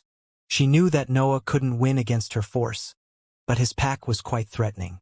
Those creatures could make any army suffer. "That's my heir," Divine Demon shouted while exploding into a laugh. "I have a fitting name for our organization. Call it Divine Demon Sect." "That's not going to happen," Noah firmly rejected him. What about Divine Demonic Pack? Divine Demon asked. You will talk with Duanlong from now on, Noah said before summoning his blood companion and placing it in front of Divine Demon. The invitation is open for you too, Noah said while glancing toward King Elbaz. I can't have leaders either, King Elbaz replied before wearing an arrogant smile. And yet you will follow me anyway, Noah said before focusing on his weaker companions. I don't want to define the details about my organization now, Noah began his speech. I don't think I will ever want to do that. The problem is that you are all too weak, and only war can force you to advance quickly. Divine Demon stopped questioning Duanlong to listen to Noah at that point. Even the other members of the Legion ignored the matter about the different organizations to focus on those words. I will attack the Sailbird family soon, Noah announced. I don't care how many of you decide to follow me. I don't even mind attacking on my own. Yet I know that many will come, so go and prepare. We will attack when June and I finish catching up. Noah then turned, and June followed him since she had never left his hand. June described to Noah what had happened in the other world after their separation. Of course, she had brought up those topics only after the two of them had taken their time to catch up. The Hive, the Council, and the Shandal Empire had lived in peace for many centuries after the migration. They all had to divide the world and create sources of materials, so they didn't have the time to fight each other. However, small fights eventually happened. The other world had fewer resources due to the absence of the peace of immortal lands. Battles were inevitable, and they soon escalated into wars. The Hive became the target of both Council and Empire. Noah's absence had made the two organizations believe that they could topple that force. The situation didn't go as planned. June, the demons, and Daniel revealed their immense potential after a few setbacks. Faith also betrayed the Council and brought a new wave of experts to the Hive, eventually ending those wars. The previous alliances didn't matter anymore in the other world, so the Hive could take complete control of the plane after June killed Great Elder Diana. God's left hand surrendered, but her enemies didn't forgive her betrayal. With an entire world under their control, the powerhouses of the Hive improved quickly. They had the potential to reach the divine ranks, and they fulfilled it during those peaceful years. June and Dreaming Demon ended up advancing almost at the same time. Daniel followed them while Flying Demon and Faith reached the divine ranks as last. Still, they decided to ascend together since their breakthroughs had happened during the same centuries. NovelsToday.com June's story then became grim. The Crystal City had immediately captured her group once they reached the landing zone. The 5 of them had been prisoners inside the palace for many years, and those fanatics forced them to fight before they could try to improve. The Crystal City had put them through hell. The 5 experts spent all their time healing their injuries and never had space for their training. After the battle on the palace, June and the others had focused on their training. Divine Demon was a madman, but he was a great master, especially for existences as talented as Noah's friends. The 5 experts had cultivated and had improved as they prepared themselves for the next battle. When June's story ended, Noah described how his life in the Immortal Lands had been. He didn't hide anything from her, and he didn't forget to mention the inheritance in the evolution pit. Noah also shared the details behind Great Builder and Supreme Thief's plan. He even gave June the notes seized from his enemies to help her in the path toward the higher ranks. It's becoming a habit of yours to give me inheritances, June said when she learnt about the evolution pit. The political situation in the Immortal Lands didn't allow her to fly toward the hellish landscape. That area was under the control of the magical beasts now, and the Crystal City was quite influential there. The inheritance had to wait until she became strong enough to face those threats. I would have seized it if the will of the pit didn't force me to leave, Noah snorted. Those stories eventually ended with their reunion, and June failed to contain her amazement. Noah had seen a lot during those millennia. He had almost crossed the entire known plane and survived countless threats. Noah also explained the requirements behind the 9th rank, but June was too weak to understand them. She had yet to learn how to deploy a proper domain, but she was on the right path. The Legion didn't interfere with Noah and his pack. Its leaders turned a deaf ear to his claims about the separate force. They treated him as an independent part of their organization to avoid overthinking the matter. Wilfred, Theodora, and Jordan also acknowledged the power behind Noah's underlings. Those magical beasts were quite valuable, especially when it came to the foolery. The pigs didn't make a great impression at the beginning, but they changed everyone's mind once they turned entire regions into blue paradises. The whole legion could only rejoice at those resources.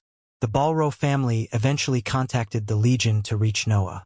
They sent an envoy in the 7th rank that discussed the matters concerning Great Builder's inheritance. The envoy revealed that the Balro family had gone further in the exploration of the pyramid. That force now had 3 pieces of the inheritance to offer, so Noah had to renegotiate the terms of their trade. Noah had amassed countless materials and resources during the millennia spent exploring the magical beast's domain. He had also seized a mine of soul stones with his group, so his finances were more than enough to find a reasonable agreement. Noah's separate space contained enough wealth to build multiple guilds from scratch. Even some organizations would lust after his resources if they knew how numerous they were.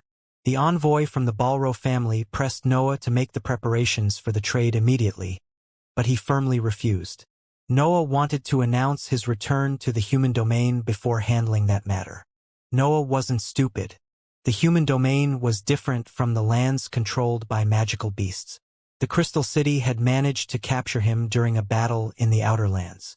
He didn't dare to imagine what that force could do among allies. The human domain had to fear Noah before he could interact with its forces. He wanted to use the same tactic deployed during the invasion of the Outer Lands, but his target was a large organization at that time.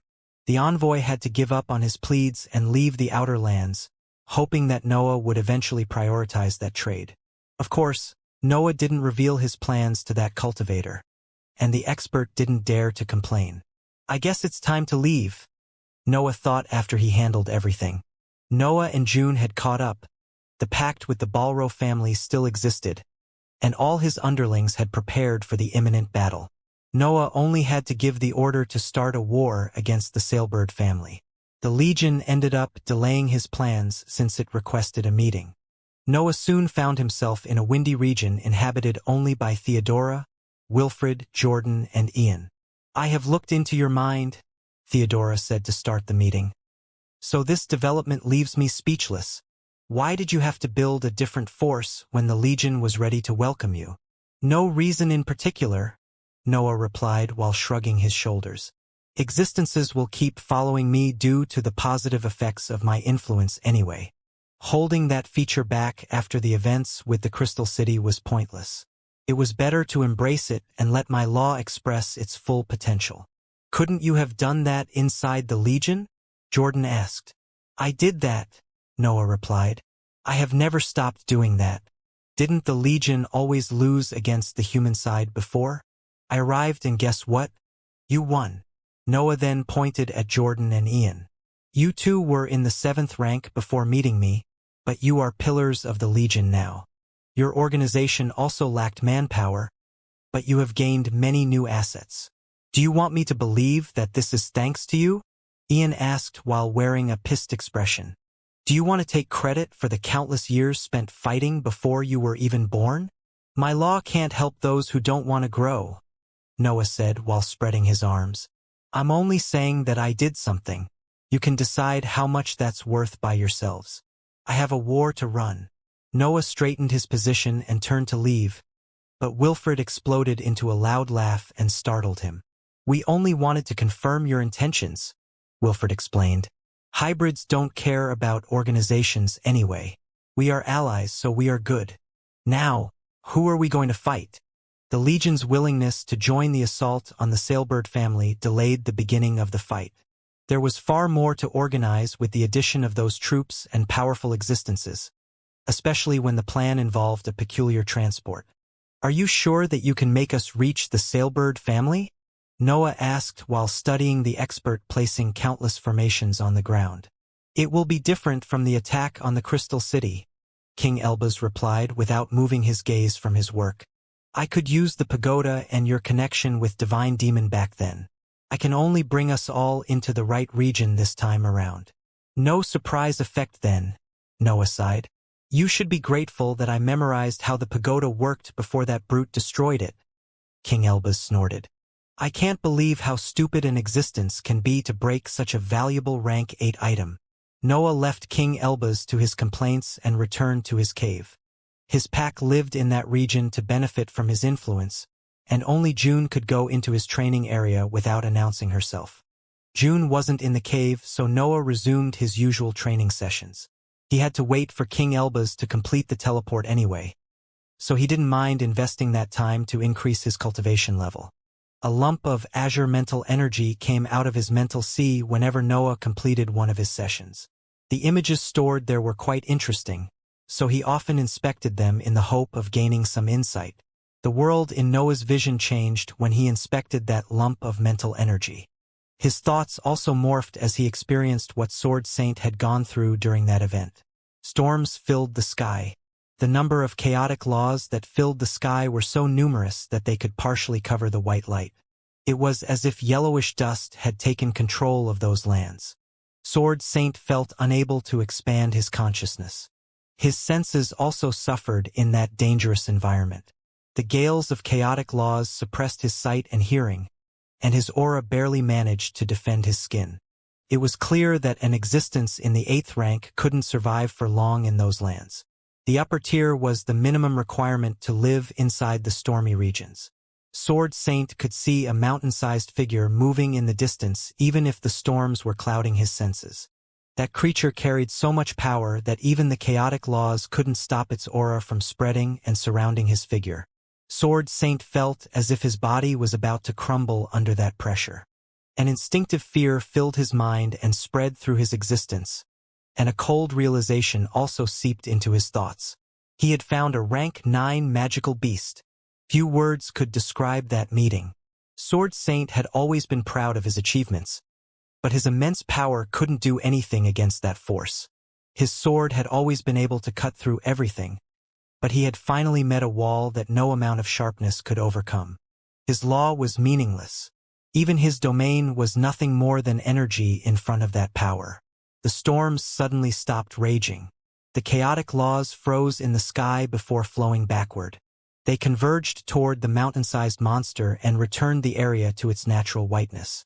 Sword Saint could finally lay his eyes on the monster. He saw a massive armadillo standing in the distance and keeping its mouth open. The chaotic laws naturally flew toward the creature's mouth. The armadillo wasn't resorting to any technique. That was the amount of pulling force naturally generated by its breathing. Sword Saint knew that the massive magical beast had noticed him. He couldn't differentiate among the various intensities of the creature's aura, but his instincts had no doubt. The armadillo had seen him and was purposely ignoring him. The expert didn't dare to move, but an intense danger soon filled his mind. The armadillo had raised its head after completing its meal, and energy began to gather in its mouth. That energy went through different stages. It first created a large vortex that eventually gave birth to a massive sphere. That mass enlarged until it reached a breaking point that threatened to make all the power accumulated in its structure burst outward. Still, the pulling force generated by the armadillo was too strong. The energy couldn't leave its grasp, and it soon began to condense into something more threatening. The sphere transformed into a minute black spot that gave birth to an immense gravitational field. Then, even more chaotic laws converged toward that structure and slowly expanded it. The process seemed endless. Sword Saint lost track of the passage of time while he observed the magical beast gathering enough energy to power an entire army of peak rank 8 cultivators. A crack appeared on the singularity when it gathered enough energy. Space bent as the fissure enlarged and spread through the entire black hole. Then Sword Saint's vision went dark. He had only been able to sense a massive discharge of energy before his whole existence went numb. His senses eventually began to work again. Sword Saint found himself among storms of chaotic laws, with injuries filling every inch of his body. The environment had only one unusual detail. The chaotic laws dulled his senses, but he could see the sky in the distance divided by an immense black line. The higher plane was stable enough to fix that crack in its fabric in a few seconds, but Sword Saint committed those images to memory. That attack didn't suit his law, but it expressed the highest form of energy in the entire world. Noah woke up from his vision after Sword Saint's memories ended. Those scenes always managed to leave him speechless due to the prowess shown by the rank 9 magical beast. Yet, they also made his ambition explode. The power of the armadillo's innate ability seemed connected to the amount of energy it could gather. Still, it also had a feature that Noah had never dreamt of use. My higher energy has taken the shape of a black hole because it was the most stable structure for that amount of power. Noah thought while going through Sword Saint's memories again. It's different with my attacks. Their nature makes them generate singularities, but that's only one of the possible outcomes. Noah knew his attacks and centers of power enough to be sure that he wasn't expressing his peak potential. His techniques could reach a superior level even without adding more energy. Destabilizing a black hole on purpose to gain access to the energy amassed in its insides. Noah let his mind wander. The issue isn't gathering enough power. A singularity would normally discharge its might in every direction, thus endangering the caster. I need a method to control the ejection before attempting to evolve my attacks. Sword Saint had been true to his word. He knew Noah enough to understand his request and fulfill his needs. He had shown to Noah the nature that his attacks had to obtain to reach the superior level. Every large organization had many branches. Those forces featured multiple rank 8 cultivators who required a personal space where to deploy their influence. It was impossible to find all the important members of an organization gathered in the same place. The situation was even more complex for the weaker cultivators since most of them were busy completing tasks in different areas. Yet, a tense atmosphere filled the immortal lands. The victories of the Legion had threatened the frail pace among the various organizations. They had brought those forces on the verge of a civil war. Those forces didn't experience a shortage of territories in millennia. The lack of proper regions where to expand and grow had created a tense political environment ready to blow. The only thing that stopped those organizations from going after each other's domains was their common enemy. The magical beasts could invade again at any time, which forced the cultivators to do their best to preserve their forces. That desire didn't stop the organizations from taking precautions. They began to gather countless defenses and assets in their mansions and castles to increase their foundation. It was rare for them to have so many cultivators and wealth in one place. That behavior increased their overall defense, but it also leaked more information to the rest of the world. The spies from the Legion could locate some gathering points of the Sailbird family in a matter of years. That force mainly occupied large cities that featured multiple organizations, but it had a few mansions in the open. The most popular mansion under the control of the Sailbird family was inside a mountain chain near Port City, a large town famous for its libraries. Cultivators wearing the emblem of the Sailbird family often moved between Port City and the mountain chain to handle certain tasks. Anyone could understand that a mansion was hiding in that region. The citizens of Port City were living in peace, without minding the tense atmosphere in the human domain. Cities always had leaders from multiple organizations, so battles never happened there. However, a series of inscriptions suddenly materialized above Port City's white buildings. The weaker citizens didn't panic since they saw the rank 8 leaders coming out of their training areas. But the scene that followed gave birth to a wave of chaos. A massive army made of hybrids, cultivators, and magical beasts appeared in the sky and began to inspect their surroundings. They immediately noticed Port City, and loud curses resounded among their ranks. "Why are we above the city?" Wilfred cursed. "I thought you said that we would have ended in the mountain chain." "Most likely," King Elbaz replied. "It's impossible to teleport many assets in a precise location without an inscribed item on the other side. If only we still had the pagoda." "Everyone knows about our attack now," Jordan added in a calm tone. "How do we find the headquarters before reinforcements arrive?" "I know a way," Noah said before shooting toward the mountain chain and summoning Snore.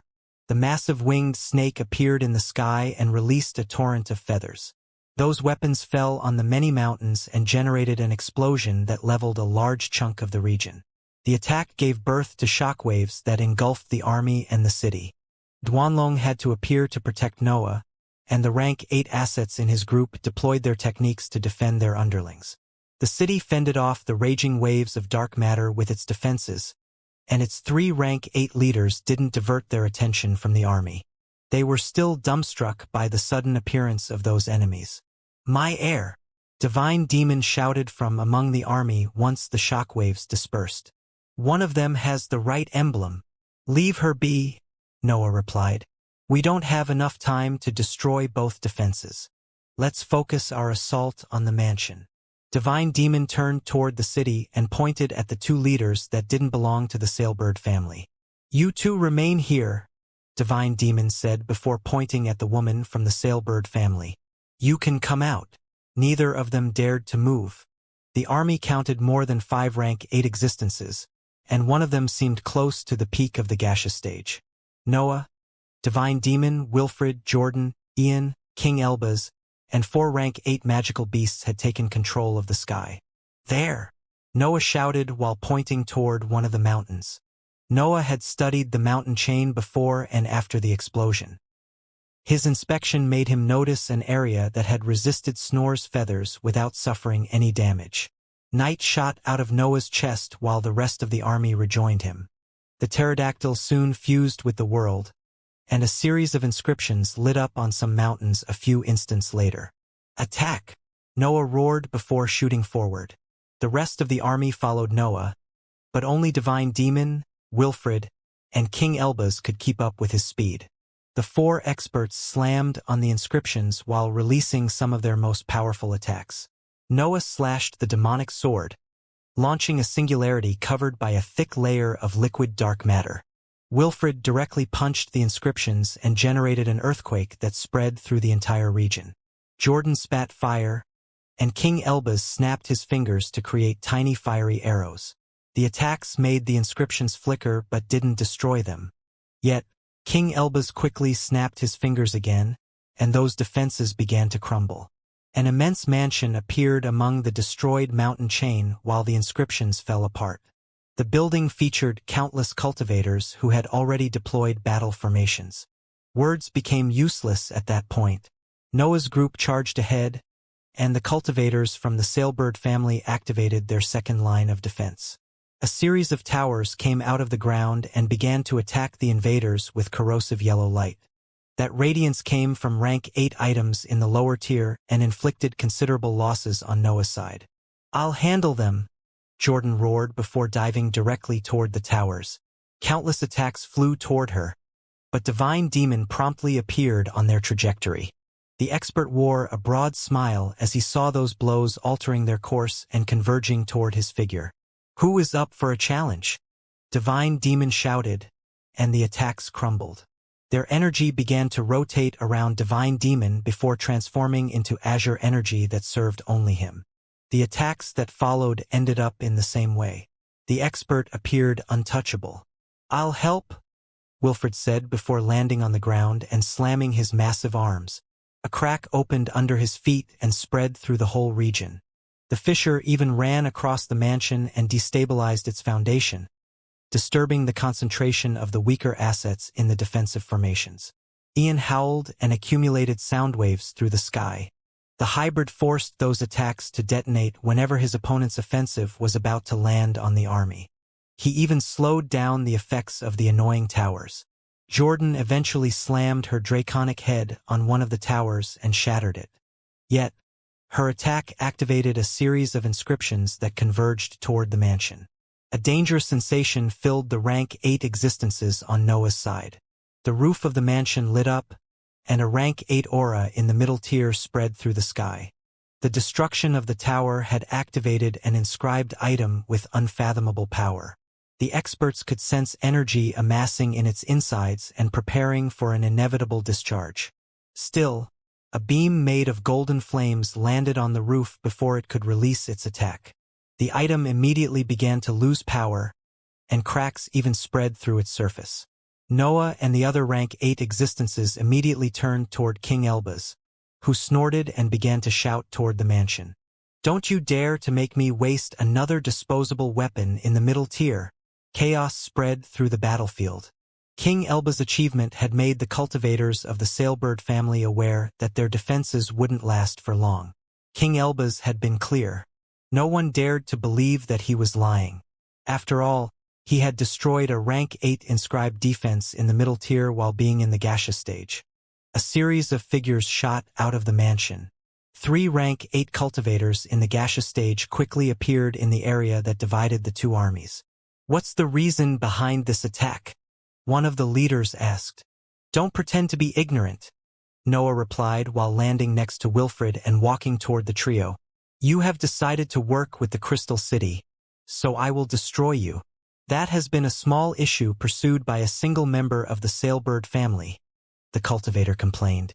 "We can give you his head and the right compensation for his actions. There is no need to start a war over such a trivial matter." The cultivator's words ended up enraging Noah. Roots spread out of his palm and covered his figure as a fiendish armor appeared on his skin. The demonic sword even gave voice to a roar to echo Noah's feelings. "Can't you see?" Noah said while raising his blade. "War is already here." Noah's blade descended, and half of the battlefield disappeared. A singularity spread through the enemy army and destroyed cultivators, formations, and inscribed items. The trio couldn't avoid revealing their real emotions at that sight. Noah had destroyed most of the area in front of the mansion with a single attack. Fear and worry appeared on their faces. A cold realization appeared in the trio's mind. Their defenses and army couldn't stop their enemies. The mansion wouldn't survive the sudden attack.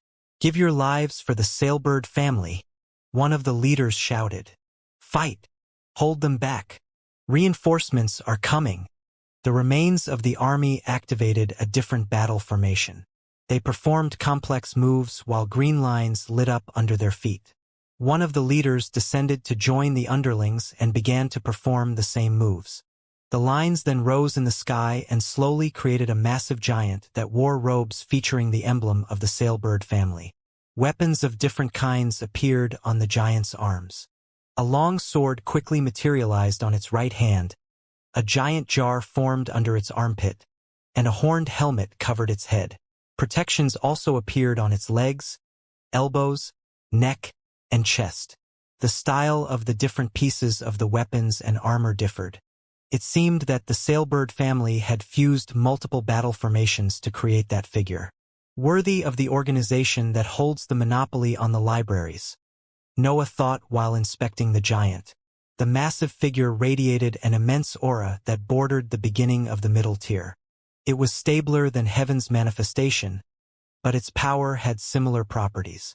The giant was a mass of energy arrayed in ways that could generate the different weapons and defenses. Still, it lacked a proper harmony. Any expert in the field could almost see where the various battle formations conflicted. "I'll take that," King Elbas sighed. "I'll join," Divine Demon shouted. "Count me in," Wilfred said while raising in the sky. "How can you two brutes even help?" King Elbas complained. "I've already shown you who is better at—" Divine Demon snorted. But he interrupted his line midway since he couldn't find a word to describe the giant. "Battle formations," King Elbas sighed and massaged his temples. "Battle formations," Divine Demon exclaimed. "See? Good teamwork. I want to see if I'm stronger than that thing," Wilfred added while shrugging his shoulders. King Elbas almost regretted destroying the inscribed roof before it could kill his companions. Yet, the situation worsened even further when he saw that a massive pig had appeared next to Wilfred. "I won't let you take all the glory on your own," the rank 8 foolery exclaimed while raising its head at the sky. "I like this one," Wilfred said before raising his head too. "I can raise it even more," Divine Demon shouted while joining the duo. King Elbas reviewed his entire life while inspecting that scene. He wanted to see how he had ended surrounded by so many idiots, but nothing significant came up. "Stop playing around and take it down," Noah roared from under them. "The other rank 8 magical beasts must also help. The rest of us are enough to take care of the others." More magical beasts joined King Elba's group before the giant finished assembling. The battle started immediately, and the whole mansion fell apart under the shockwaves radiated by the exchanges. Noah, Ian, and Jordan were hybrids, so they could ignore the shockwaves weighing on them. The other leaders could also ignore that pressure due to their inscribed robes, but they used that chance to retreat. Their enemies counted 10 rank 8 existences. Their mansion didn't have what it needed to stop the assault after King Elbaz destroyed the roof. The massive battle formation was only a method to gain time. Noah's group would have to retreat once the reinforcements arrived, but he still wanted to inflict as many losses as possible. He planned to fill the human organizations with pure terror. King Elbaz and Divine Demon are there, Noah thought while glancing at the giant. I can't imagine them losing. I can focus on the others. Noah glanced at his underlings before teleporting away.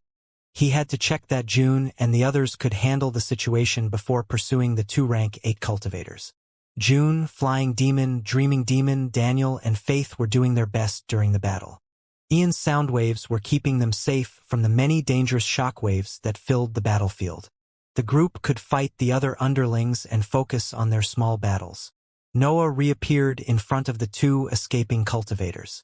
The duo quickly launched a few attacks, but Noah destroyed them with a wave of his sword. "Don't think too highly of yourself," one of the leaders said when the singularity devoured her attack. "The sailbird family has thrived for eras. We have roots in every city of the human domain. You might win this battle, but you will never destroy us." "You all start talking at this point," Noah sighed while slowly walking through the air toward the duo. "Let's kill each other. I can't bear another boring conversation." "Arrogant brat," the second leader shouted before launching a series of lightning bolts toward Noah. A singularity devoured them again, and the first leader promptly filled the sky with a series of glass-like shards that assaulted Noah. However, he created a hole through that sharp array with a second slash. "They aren't putting much energy in their offensive," Noah concluded after those exchanges. "They want to focus on their defense to stall the situation." Jordan was flying toward Noah. She would reach him in a matter of seconds. The 2 cultivators were almost inside the range of her flames. Yet, the world in her eyes suddenly froze, and a tinge of panic spread through her mind. She couldn't understand the cause of that event, but she calmed down when she saw Noah cutting in half one of the leaders. A single second could mean the difference between life and death in battles featuring rank 8 existences. Even a slight delay in the activation of a defensive technique was enough to kill them. Noah had understood that the 2 leaders only wanted to buy some time. His current level made him strong enough to defeat most gaseous stage cultivators, but it was hard for him to deal with 2 of them simultaneously.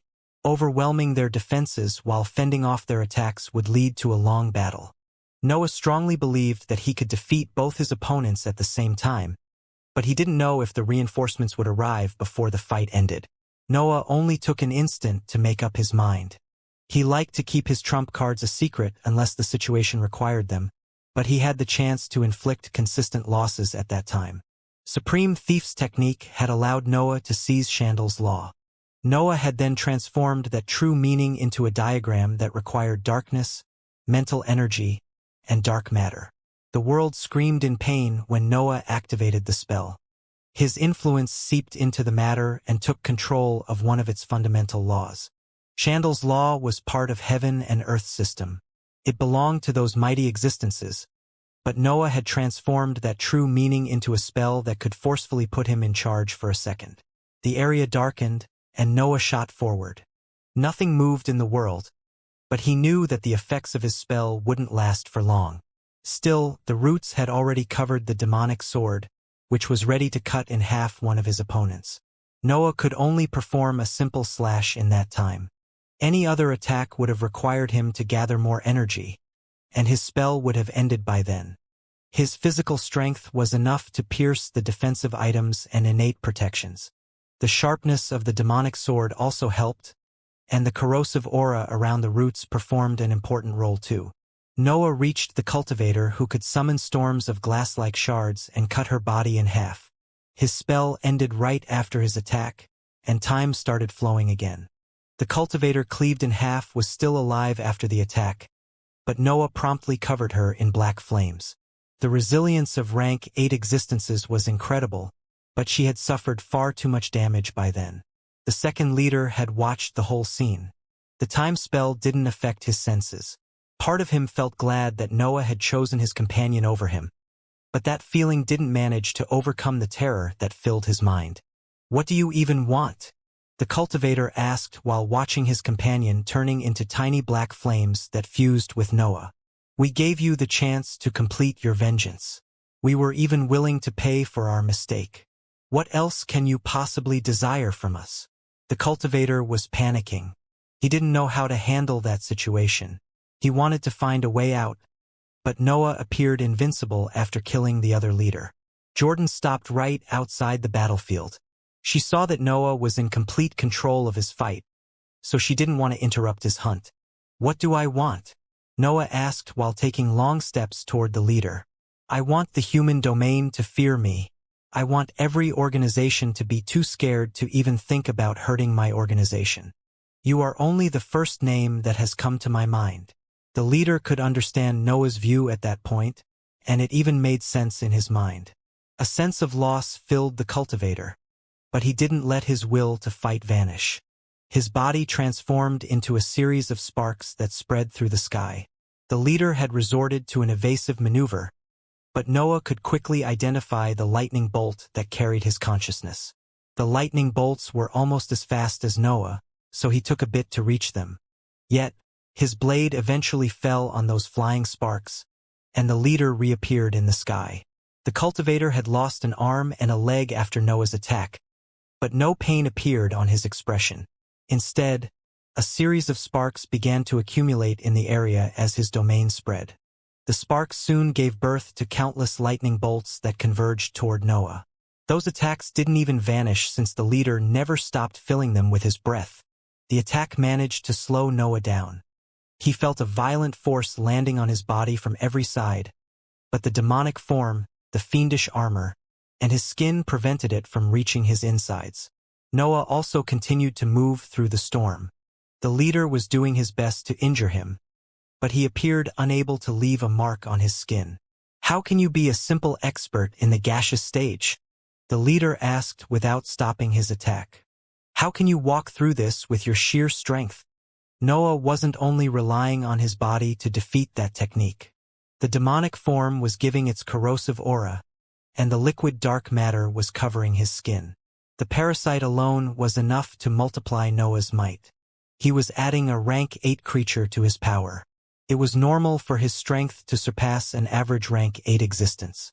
The dark matter increased his level even further. His foundation was also far better than any other creature in the world. The leader had to go all out if he wanted to hope to injure Noah.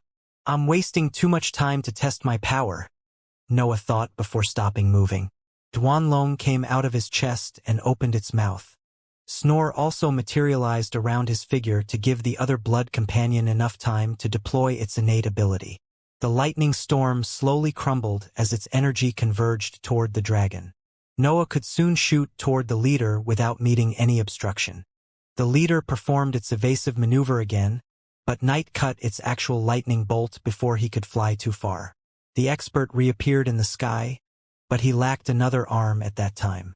Noah didn't hesitate to charge ahead again, but the expert promptly unleashed a series of inscribed items. Swords, shields, disposable weapons, and barriers of various kinds exploded in front of Noah and delayed his victory. Snore, Duanlong, Snore, and Noah quickly dealt with those items, but the expert tried to run away again. Noah had to chase him for an entire region to reach him. The leader was out of methods at that point. His space ring didn't have useful resources anymore. His techniques seemed useless against Noah, and he was even slower than his opponent. The hopeless situation didn't suppress his desire to survive. The cultivator tried to run away again, but Noah acted before his opponent could activate his evasive maneuver. Night destabilized the expert's technique, and Noah cut off his head. The corpse tried to explode into a wave of lightning bolts to discharge its remaining energy, but Noah suppressed it with his dark matter. When Noah turned, he noticed that Jordan had long since left to help the others. He had successfully defeated 2 rank 8 cultivators on his own, but that achievement didn't bring any satisfaction. That was disappointing, Noah thought while inspecting the battlefield.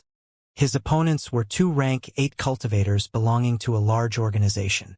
They had inscribed robes, defensive items, and disposable weapons, but Noah had defeated them quite easily. Am I finally overcoming the gap between stages? Noah considered that option.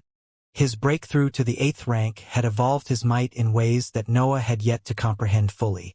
Moreover, his companions multiplied his power, making him impossible to handle by experts at the same level. This usually happened whenever I neared the peak of the stage, Noah thought. Did it happen sooner now? Noah had often fought enemies stronger than him in terms of cultivation level.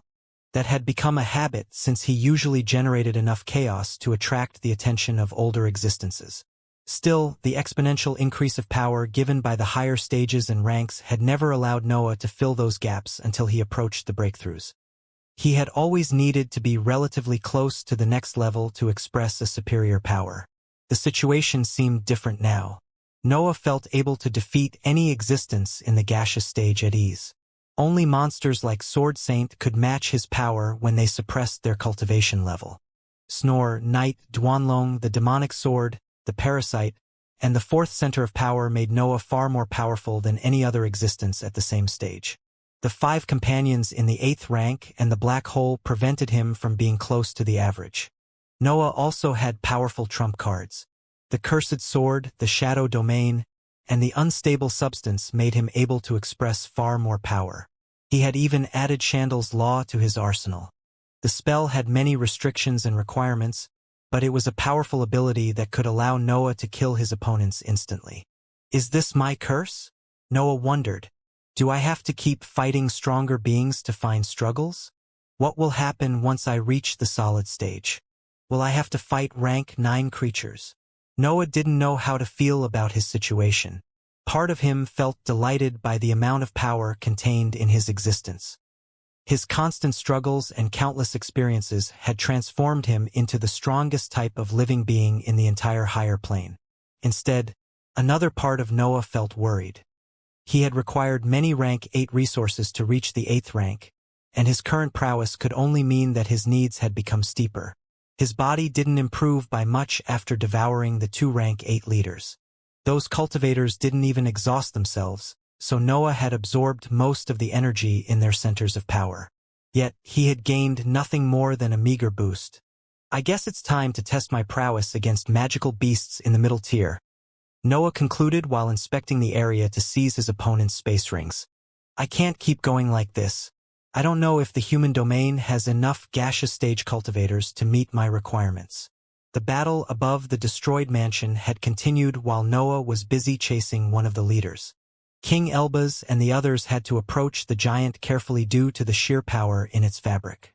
A direct hit could lead to their death. The giant slashed with its sword, cracked whips that grew from its horned helmet, and generated a pulling force through its immense jar. Its armor also provided a decent defense in its most frail spots, so it was handling the battle quite well. On the other hand, King Elbaz, Divine Demon, and Wilfred were complete monsters. King Elbaz had quickly learnt how to dissolve the giant's attacks. Divine Demon's white energy could almost shatter its defenses, and Wilfred made its entire fabric shake with its punches. The trio also had the help of 4 rank 8 magical beasts. The only problem in their case was to make all of them work together properly. Divine Demon was a madman who didn't listen to anyone. Wilfred seemed only interested in punching things. The 4 magical beasts didn't know much about battle formations, so they limited themselves to unleash their innate abilities in random spots. Only King Elbaz had a vague idea of how the battle should proceed, but he had no power over his companions. He could only make the best out of the windows that they created. Wilfred was busy punching the armor on the giant's chest. The jar was too close to that spot, so the hybrid was the only one who could remain powerful there.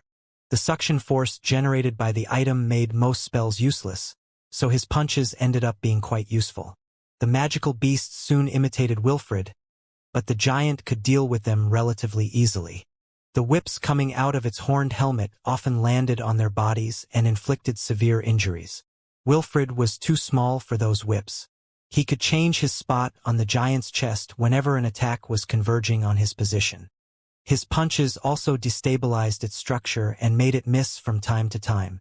The sword mainly aimed at Divine Demon. His white energy was quite threatening since it had piercing properties that Wilfred's punches lacked. Divine Demon could handle those attacks easily. The sword was slower than him, and King Elba's weakened those blows even further. However, Divine Demon liked challenges. Having Wilfred, King Elba's, and the 4 rank 8 magical beasts made it too easy for Divine Demon. The expert wanted to put himself in danger, so he purposely entered the range of the jar at some point. The pulling force generated by the weapon-deprived Divine Demon of the energy accumulated around his figure, leaving him with nothing more than his actual cultivation level. The jar became too strong to fend off at that point. Divine Demon was powerful, but the weapon didn't let him escape. It also countered some of the effects of his laws. Divine Demon never stopped smiling while the jar pulled him toward its dark entrance. The weapon only needed a matter of seconds to swallow him, but he didn't care. Divine Demon seemed about to find a way out of that situation. The pulling force weakened as the jar started to malfunction under his influence. Yet, King Elbaz suddenly snapped his fingers and turned the weapon into dust. "I'm sorry you couldn't win your challenge in time," King Elbaz commented in a plain tone before moving his attention elsewhere. The destruction of the jar allowed long-range attacks, so the battle became far safer. Only Wilfred and the magical beasts continued to bump on the giant's chest while King Elbaz and Divine Demon showered the battle formation with a series of spells. King Elbaz eventually snapped his fingers again, and the crown turned into dust. That powder began to converge toward his figure, but Divine Demon promptly attracted it and altered its nature. "I'm sorry you couldn't collect your precious materials," Divine Demon said before exploding into a laugh and resuming his offensive. King Elbaz turned the giant into dust piece by piece. Wilfred could soon focus on frail areas that destabilized its whole structure while Divine Demon limited himself to fill the battle formation with holes. The giant began to fall apart, revealing all the cultivators involved in the battle formation. Most of them had suffered injuries, but King Elbaz and the others didn't go easy on them anyway. The attack on the mansion of the Sailbird family soon ended. Noah's army gathered all the space rings and debris of the structure before setting a line of defense. King Elbaz needed time to recreate the teleport, so Noah and the others had to protect him if the reinforcements arrived. "How long do you need?" Noah asked King Elbaz. "Half a day," King Elbaz replied without stopping placing formations on the destroyed ground. "According to my calculations, the reinforcements will arrive when I reach the last stages of the inscription." Noah didn't disturb King Elbaz anymore at that point. His army had already secured the perimeter, and each rank 8 existence was in charge of large platoons. They only had to wait for their opponents now. No one dared to speak. That was the tensest moment of the mission. Success in defending King Elbaz would lead them home safely. Failure would keep them stuck in those foreign regions. Divine cultivators, hybrids, and magical beasts could spend those hours in a fraction of a training session. That time was nothing more than seconds in their minds. Yet, it felt like an eternity in that situation. "They are here," Noah whispered at some point, and his words spread through the whole army. Wilfred and the other hybrids sensed their opponents immediately after. The other rank 8 existences also became aware of their enemies in the next seconds. The Legion had attacked a mansion near a large city. The organizations nearby didn't take much to hear that distress call and prepare an army to fend off those invaders. Multiple rank 8 auras spread through the regions. Mental waves flew toward Noah's army to inspect the situation, but a powerful force fended them off. Magical beasts behind, Noah roared. Cultivators in front of them. The hybrids will handle the front lines. That was a reminder of the plan that they had prepared before. Noah wanted to contain the casualties on his side, so he was willing to send only those who had a higher chance to survive in the front lines. The magical beasts were an exception. Their incredible resilience made them formidable opponents, but they were too easy to handle by an army made of experienced cultivators. The enemy army soon appeared in the distance. 6 rank 8 auras towered among the massive group of cultivators, but they weren't the strongest existences there. A heavy pressure suddenly spread through the region and threatened to suffocate Noah's army. That energy seemed able to carry a weight that pressed on all the existences in the area. Noah and the other rank 8 existences unfolded their domains to fend off that pressure and defend their underlings. The laws in the world went crazy as those different true meanings took control of the area and merged to create a multicolored halo. They have a liquid stage cultivator, Noah thought after the domains fended back the heavy aura. Noah didn't need to warn his companions about that powerful expert.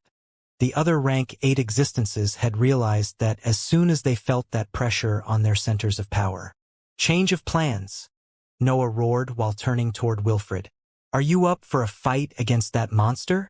Of course, Wilfred snorted. My hands have been itching since the battle with the giant. Will you give the order? Wilfred had understood the meaning hidden inside Noah's roar. Defending wasn't an option anymore. They couldn't hold their position against an opponent capable of such heavy might. Elbaz, we'll leave you alone for a while, Noah shouted. Can you handle this on your own? Who do you think I am? King Elbaz replied as a series of golden flames appeared around his inscriptions. I have never planned to rely on you. The golden flames transformed into different magical beasts. A phoenix, a 9-headed hydra, a 3-headed dog, and other peculiar fiery creatures appeared around the formations.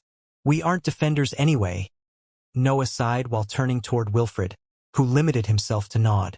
Charge ahead, Noah roared, and a wave of black flames shot out of his mouth to create a trail of darkness through the sky. Roars and battle cries filled the sky as Noah and the others broke their formation and shot forward. Their opponents didn't expect such a sudden development. They believed that their enemies would turtle up and exploit their favorable position. The reinforcements wore robes featuring different emblems. Noah recognized only the Sailbird family and the Money family. The others belonged to organizations that he had never seen before. The cultivator in the liquid stage belonged to the Sailbird family. She wore an expression that radiated pure anger, and her aura spread that emotion through the world. The ground shook and shattered wherever her pressure landed. Even the air couldn't endure the power shooting out of her figure. A cold smile appeared on the leader's face when she saw Noah and the others charging ahead. Her hand rose to point at the duo in the front lines, and the world condensed under her attack. The space in front of Noah and Wilfred twisted. They felt heavy, and a series of cuts opened on their skin. The mere influence of the leader was enough to injure them. This is how it should be, Noah shouted in his mind before going all out. The dark world expanded, and his companions appeared in the open. Duanlong and Snore focused on the heavy pressure that separated Noah and Wilfred from the leader, while Night inspected the environment in an attempt to understand her law. Massive black feathers flew toward the twisted space, but they detonated before they could reach its center. The violent dark matter even struggled to expand due to the weight applied to its fabric. Duanlong tried to help, but its suction force didn't appear able to affect that twisted space. Every attack that entered its area escaped the companion's control. Wilfred promptly punched the air, and a low noise spread through the sky. It was as if something had exploded, but the area didn't carry any trace of his attack. She can condense the laws in the world, Night transmitted through the mental connection. It resembles a whirlpool capable of amassing every true meaning in the region. She is powerful. I can see that, Noah replied before placing his right hand on his chest. The army was behind him.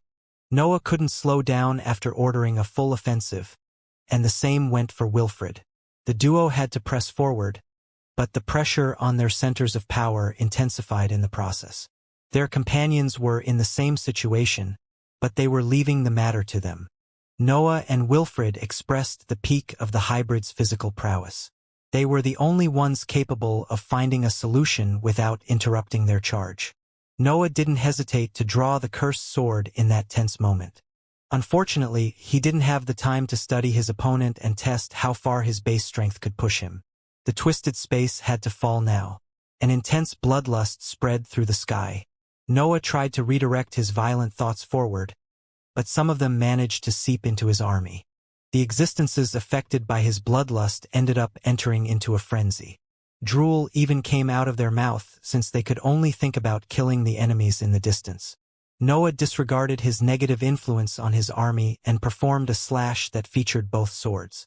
His dark matter covered his weapons before he could launch his attack, and the dark world enhanced his destructive properties. A crack suddenly opened through the sky. The edges of that fissures were hard to recognize since they divided the normal space with that affected by the leader. Still, Noah and the others could see that a path had formed, and they didn't hesitate to press ahead. The drawbacks of the cursed sword had blown Noah's chest off, but the black hole kept his organ in place. It created a layer of armor to replace the missing pieces of skin before generating the draconic figure. For additional arms grew on Noah's draconic torso, but he didn't dare to replicate the cursed sword at his current level. He only copied the demonic sword and let the roots handle the empty hands. The army moved through the twisted space.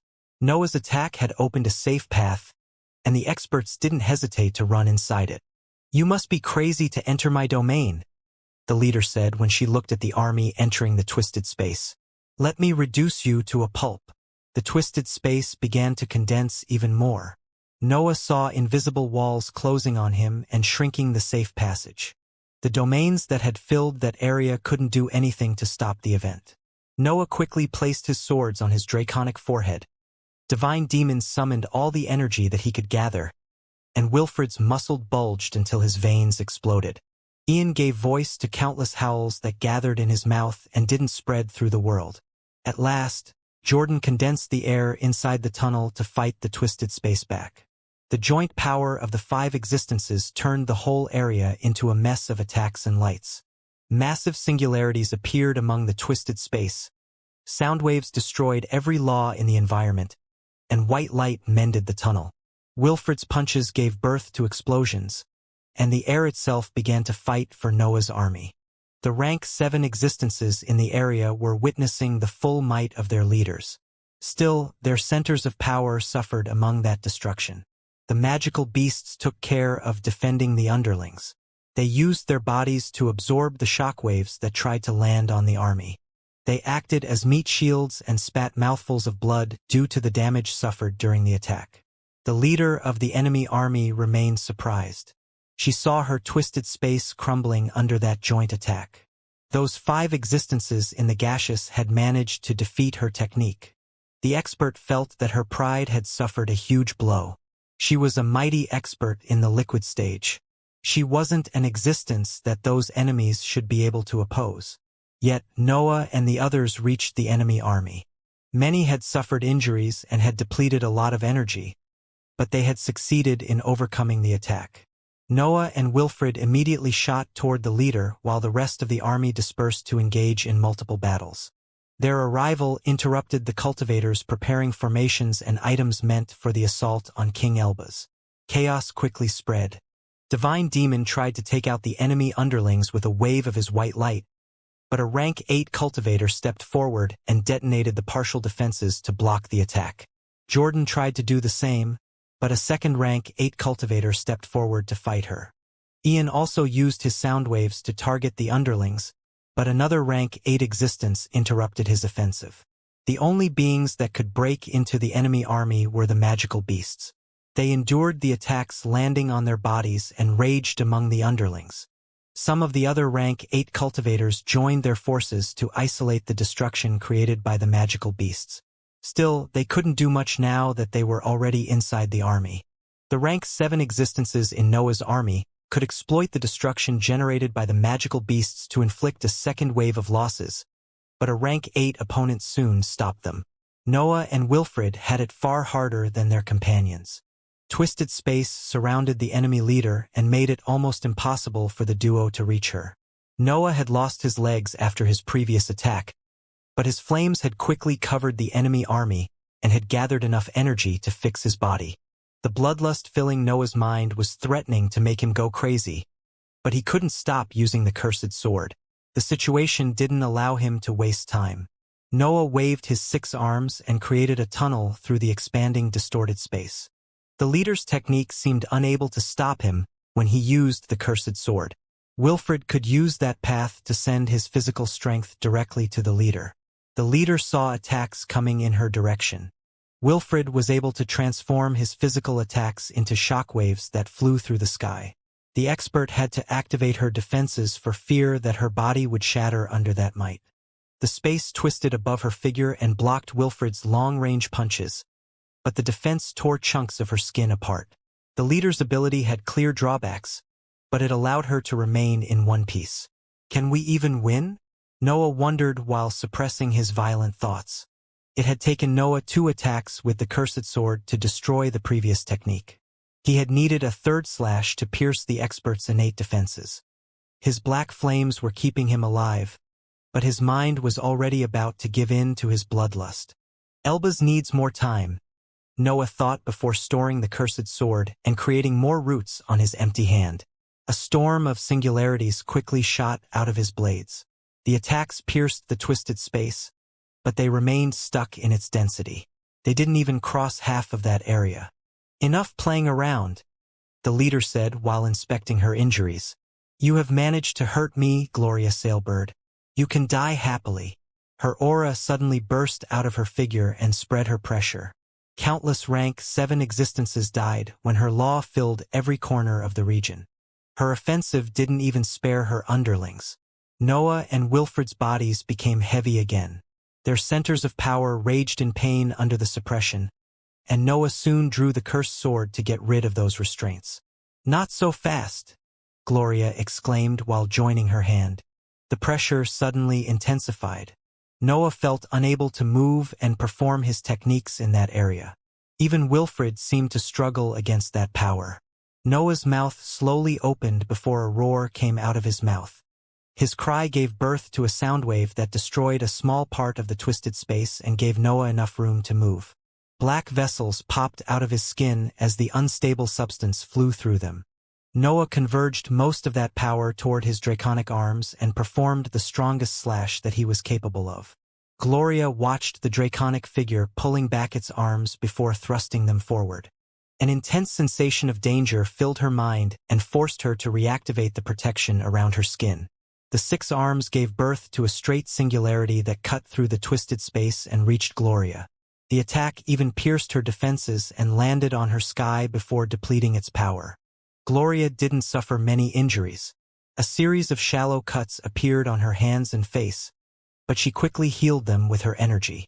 Noah's efforts appeared useless, but Wilfred didn't let his suffering go to waste. The last attack had forced Gloria to divert her attention for an instant, and that had been enough for Wilfred. The hybrid neared Noah and threw a punch through the tunnel that he created. The attacks ran through the safe path and landed on Gloria right after Noah's thrust. The lack of new defenses allowed the punches to land on Gloria's body. Her left shoulder exploded and took away a large chunk of her chest. Gloria had the aspect of a youthful woman. She had long blonde hair and green eyes, and her face had delicate features. However, the leader's face had twisted into an unsightly expression. Her hatred toward her enemies had overcome her rage and had started to overflow. Flares of energy shot out of her figure and cut the battlefield. Gloria appeared out of control. Her existence was attacking both friends and foes without caring about their cultivation level. Gloria's existence was aflame. The whole sky seemed about to fall on the battlefield. The laws in the area condensed and shot toward her figure, applying pressure on every existence in her range. Did we break her? Wilfred asked while veins burst on his bulging muscles. Is she crazy? Noah wondered while relying on the unstable substance to fend off the pressure landing on his body. Cultivators, magical beasts, and hybrids died whenever a flare cut the battlefield. Gloria's kill count had surpassed 500 in a few seconds and kept increasing with every discharge of energy. We can't fight in these conditions, Noah concluded before giving voice to a roar that managed to seep through the twisted space closing on the battlefield. Everyone could understand the meaning behind his cry. The cultivators in his army even heard a translation into human words in their minds. Noah had ordered a full retreat. He had expected to lose many underlings during the attack, but remaining near Gloria could lead to the destruction of his army. Everyone except the rank 8 existences started to retreat. Noah and the other experts were the only ones who could prevent their opponents from chasing their underlings, so they had to be the last to leave. The cultivators in Gloria's army didn't have any intention to chase their enemies. The flares of energy were too dangerous for them, and some of the weaker leaders even called for a retreat. "Where do you think you are going?" Gloria shouted while glaring at her opponents. Her eyes moved between Noah and Wilfred. Her whole hatred came from those two hybrids, and a flare soon shot out of her figure to fly toward them. "Go!" Noah roared, but Wilfred remained behind. Divine Demon imitated him while the others left to escort the rest of the army away. The three experts promptly launched their strongest attacks to fend off that flare, but the exchange didn't go as planned.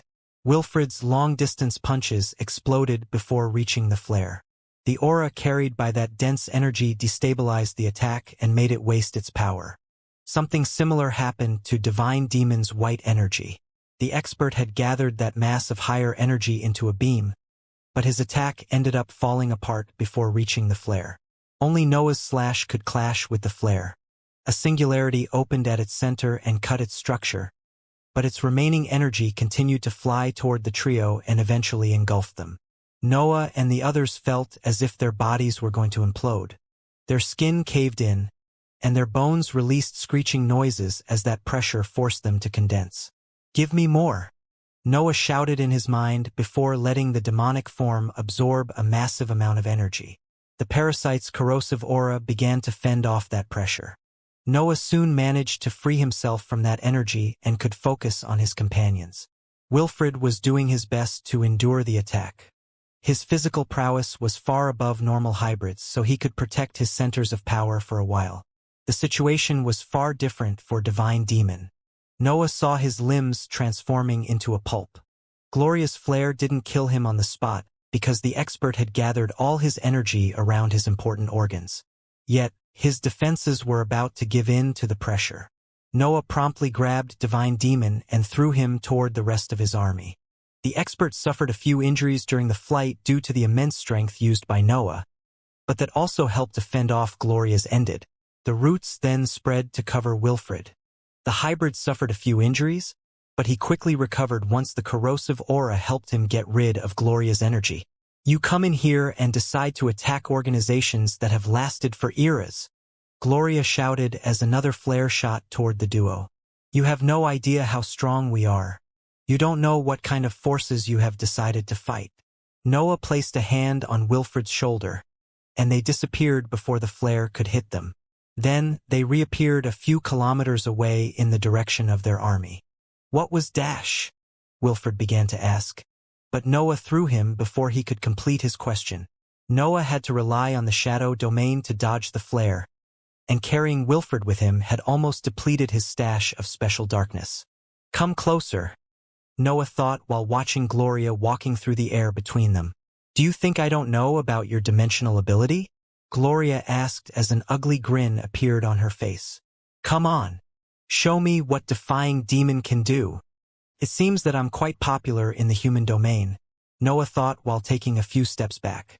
Gloria didn't hesitate to walk toward Noah, and she even accelerated. Another flare eventually shot out of her figure, and Noah quickly teleported away to resume his retreat. Noah's attention remained on the piece of the sky behind him. Once Gloria reached a specific spot, Noah activated the shadow domain and teleported what it contained around her. Gloria suddenly found thousands of spiked spheres around her. Noah's rank 8 instabilities filled the sky and threatened to detonate as soon as she moved. Of course, Noah didn't put any condition on those disposable weapons. He had already activated them, and they would explode in the following instant. Noah flew as fast as he could. A series of detonations and a massive storm had appeared in the sky.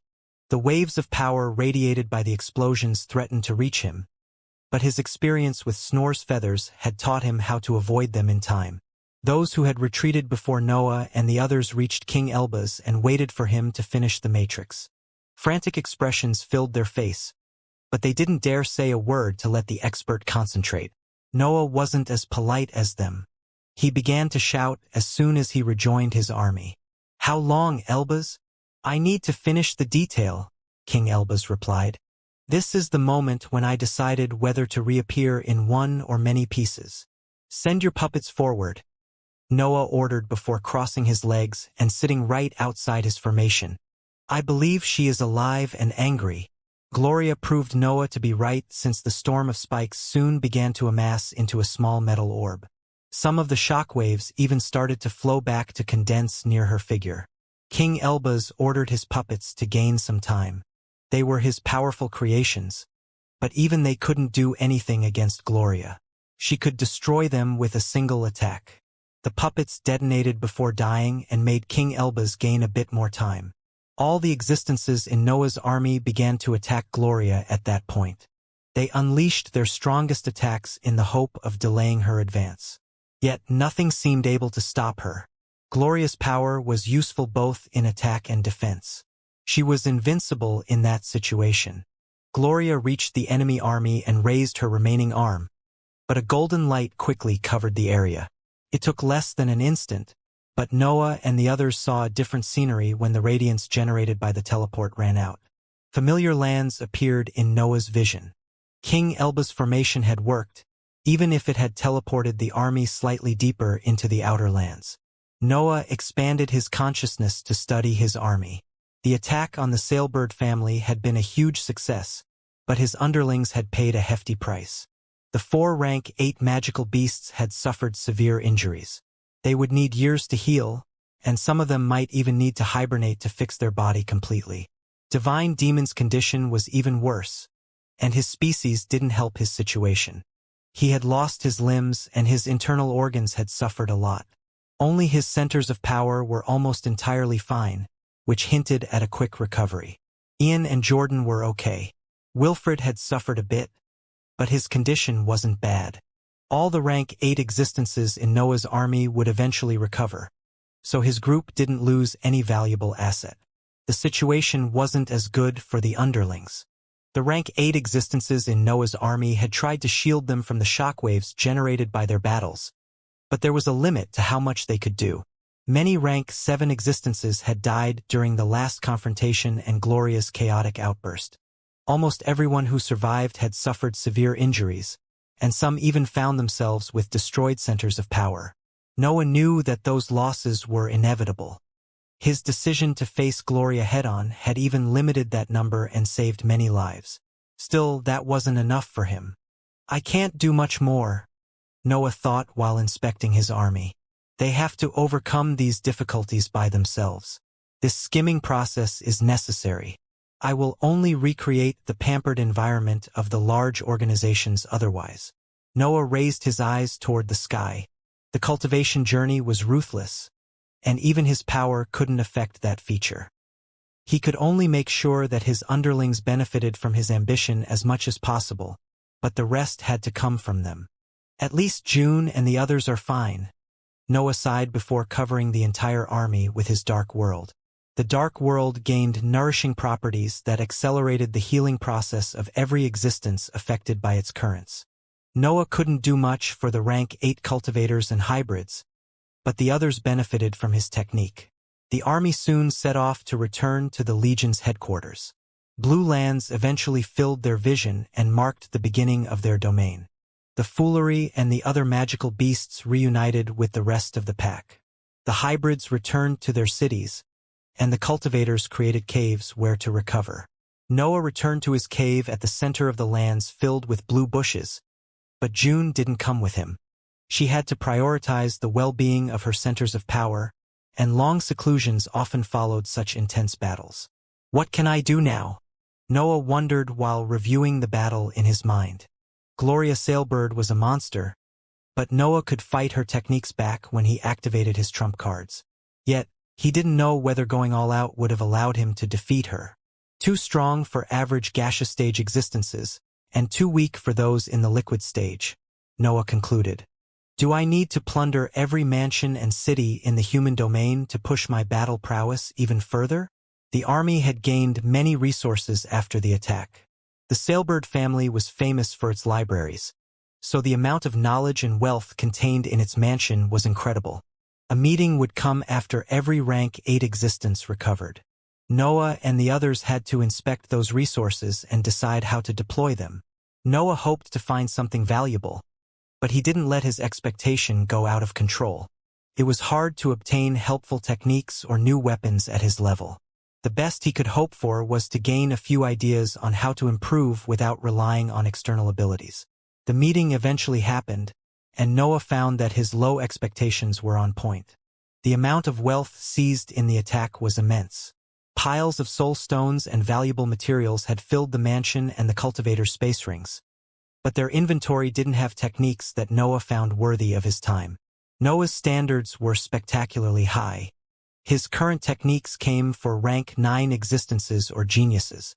Moreover, his abilities were often better than those seized in the attack since he had spent a long time polishing them. The most valuable aspect of the loot was the copy of the knowledge stored inside the libraries. The Legion and the other rank 8 existences could learn a lot from those notes and books, especially when it came to the complex political environment of the human domain. Noah focused only on the notes that involved appealing resources or peculiar creatures. He didn't care about the political side of the human domain since he believed that the last attack had turned every organization into enemies.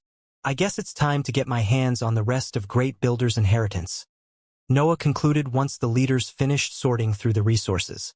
I need to improve the workshop. My experiments with the rank 8 creatures aren't going anywhere. Noah was a rank 8 existence now. His dark matter had evolved and improved all the techniques connected to its power. In theory, the workshop was able to mass-produce rank 8 creatures now. Noah had enough knowledge in the magical beasts field to know how to recreate a rank 8 magical beast. But his products didn't meet his expectations. Noah had tested that procedure with multiple blueprints. He had tried to create simple and complex magical beasts through the workshop, but his products barely met the minimum requirements to be proper rank 8 beings. Adding fake cores to those creations didn't help. Noah had wasted many valuable resources to create fake centers of power that could fuel those creatures, but he only managed to obtain a slight improvement in their structure. Creating those magical beasts also required a lot of time, making the technique unsuited for battles against existences in the 8th rank. Noah had tried to smoothen the procedure, but he didn't obtain great results. His failures led Noah to a simple conclusion.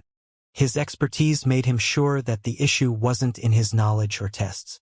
He lacked important information about the superior levels of the workshop.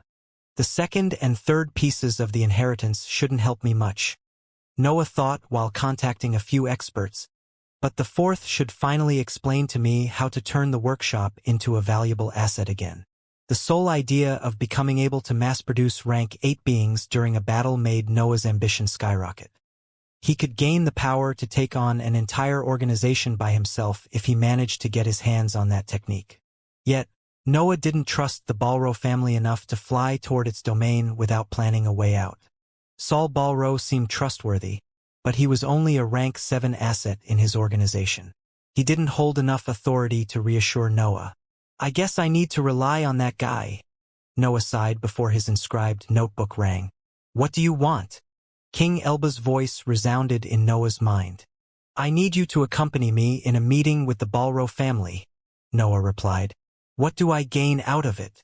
King Elbas asked. I have an entire library to browse here, since I'm not a brute interested only in improving my battle prowess. Noah hesitated a bit before sending an answer that he knew would appeal to King Elba's curiosity. What do you know about the 9th rank?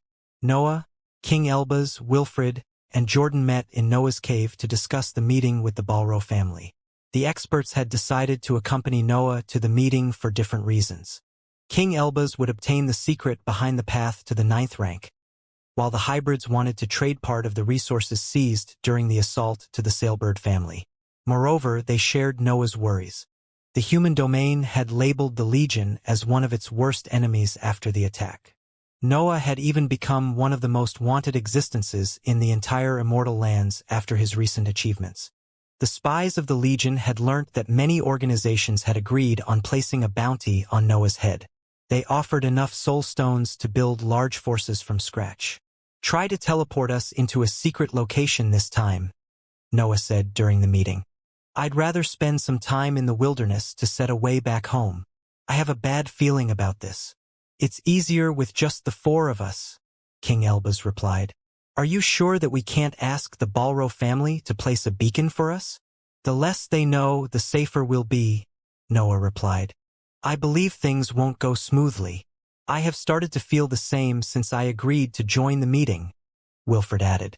Me too, Jordan said. Still, it's strange. Our spies have confirmed that the attack on the Sailbird family has worked as intended. I don't understand who can attempt to our life. Maybe the Balro family wants to ambush us, King Elbaz replied. I'm also experiencing the same feeling, but I don't seem able to divine the nature of the threat. The four of them were rank 8 existences. The hybrids had superior awareness, but even King Elbaz's senses could feel when danger was approaching.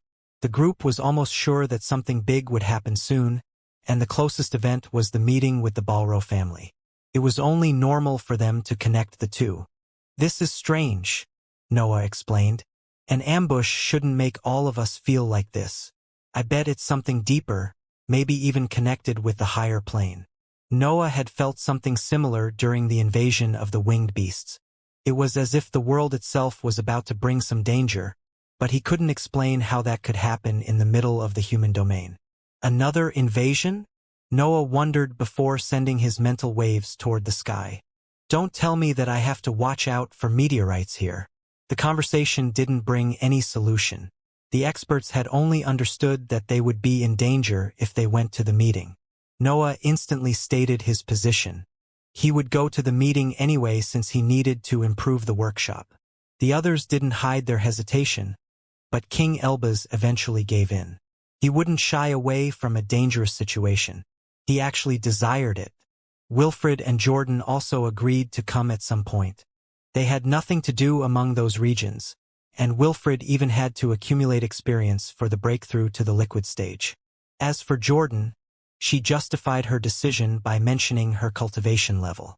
Yet, the truth was that she wanted to keep an eye on Noah since he was too valuable for the Legion. Once the four of them made their mind, King Elbaz began to work on the teleport while the others prepared for the foreshadowed crisis. Of course, they couldn't do much in that short time, but adding a few training sessions to their cultivation level never hurt. The group completed their preparations in a few years. Noah and the others didn't need much, but King Elbaz wanted to sort his inscribed items after completing the formation. The four of them eventually left and reappeared at the base of a tall mountain. King Elbaz had purposely chosen coordinates a few kilometers away from those sent by the Balro family, so they appeared in wild regions. The knowledge retrieved by the Sailbird family had taught them where the Balro family had built some of their mansion. The group knew where they had to go even without following the coordinates, but they decided to explore the wilderness before approaching the meeting. The area featured a few packs of magical beasts, but Noah's group could submit all of them. The Balro family performed sporadic clearing operations to keep the fauna in check, so they didn't meet any creature in the middle tier. King Elbaz made sure that the area didn't feature any sensor or inscription meant to locate eventual invaders. Thus, Noah and the others could safely settle in an isolated area and build a few defenses. Jordan and Wilfred couldn't do much in that situation, but King Elbaz and Noah unleashed their whole expertise in the inscription field. Noah's traps weren't as sophisticated as King Elbaz, but they served their purpose, especially since they managed to hide his companion's defenses. King Elbaz began to prepare the teleport after the defenses were in place.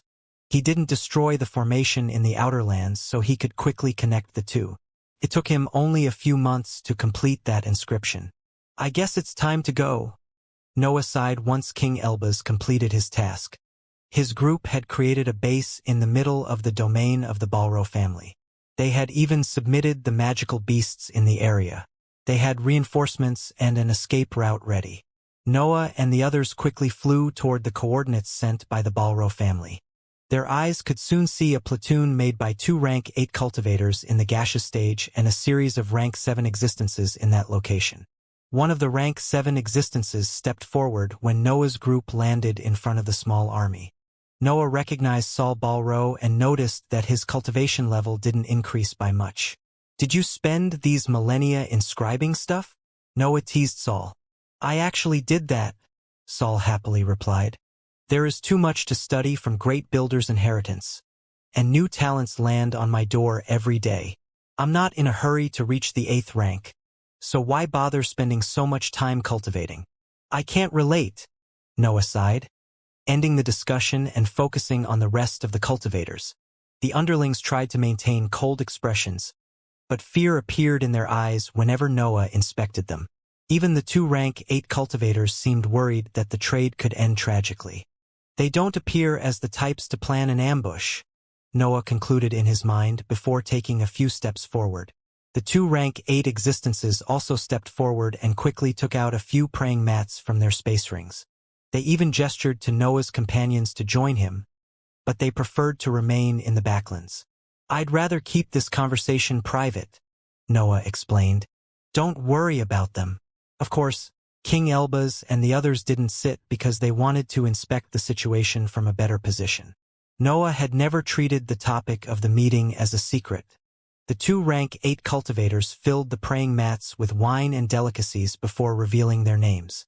The old-looking man with short white hair and a long beard was Irvin Balro, while the middle-aged woman with long brown hair was Pearl Balro. It's an honor to meet Defying Demon, Irvin announced. The Balro family has gained a lot from your discovery in Great Builder's Inheritance. I don't understand why the whole human domain is so bent on taking you down. Grudges are hard to quench, Noah replied in a cold tone while filling a cup. Most organizations have been in power for so long that they have forgotten how to accept a loss. We were happy to discover that your enmity with the Crystal City didn't ruin our relationship, Pearl continued. We can't use Great Builder's Inheritance properly since we don't know how to create a few core items. You mean this, right? Noah asked while taking a fake core from his separate space. Pure greed appeared in Irvin, Pearl, and Saul's expressions. They were clearly interested in the small black sphere in Noah's palm. I never thought it would be like this, Pearl said while nearing the fake core to inspect it better. We had predicted that the cores would have an oval shape. I modified the original product with my knowledge in centers of power, Noah explained. It's not my first time replicating a Danteon. The experts from the Balro family remained speechless. They knew that Noah was a talented inscription master, but they didn't expect his expertise to go so deep into the anatomy of cultivators. A chill ran down their spine at that discovery. Noah had already shown the results of his tests with magical beasts and weapons to the Balro family. Yet, he had now explained that his experiments had also featured humans. The trio didn't know what to think. Noah wasn't only incredibly talented as a warrior. He was even a great inscription master who didn't care about ethics when conducting his experiments. Of course, those thoughts went by in an instant, and their fear didn't last long on their expression. The experts quickly suppressed those emotions and wore their polite, smiling faces again. You overcame the lack of the other pieces of the inheritance with your expertise then, Pearl commented. Quite commendable. I would like to discuss the possibility of tighter cooperation with you in the future. We can discuss future trades after the situation in the human domain calms down, Noah replied without showing any emotion. Can we ask about your position toward the human domain? Saul asked, and the 2 rank 8 existences lowered their gaze. It seemed that they had planned to ask that question. It wouldn't make sense for the weakest among them to tread on that difficult topic.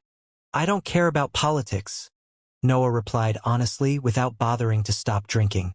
I simply believe that my enemies shouldn't be alive. A hint of coldness spread from Noah's figure.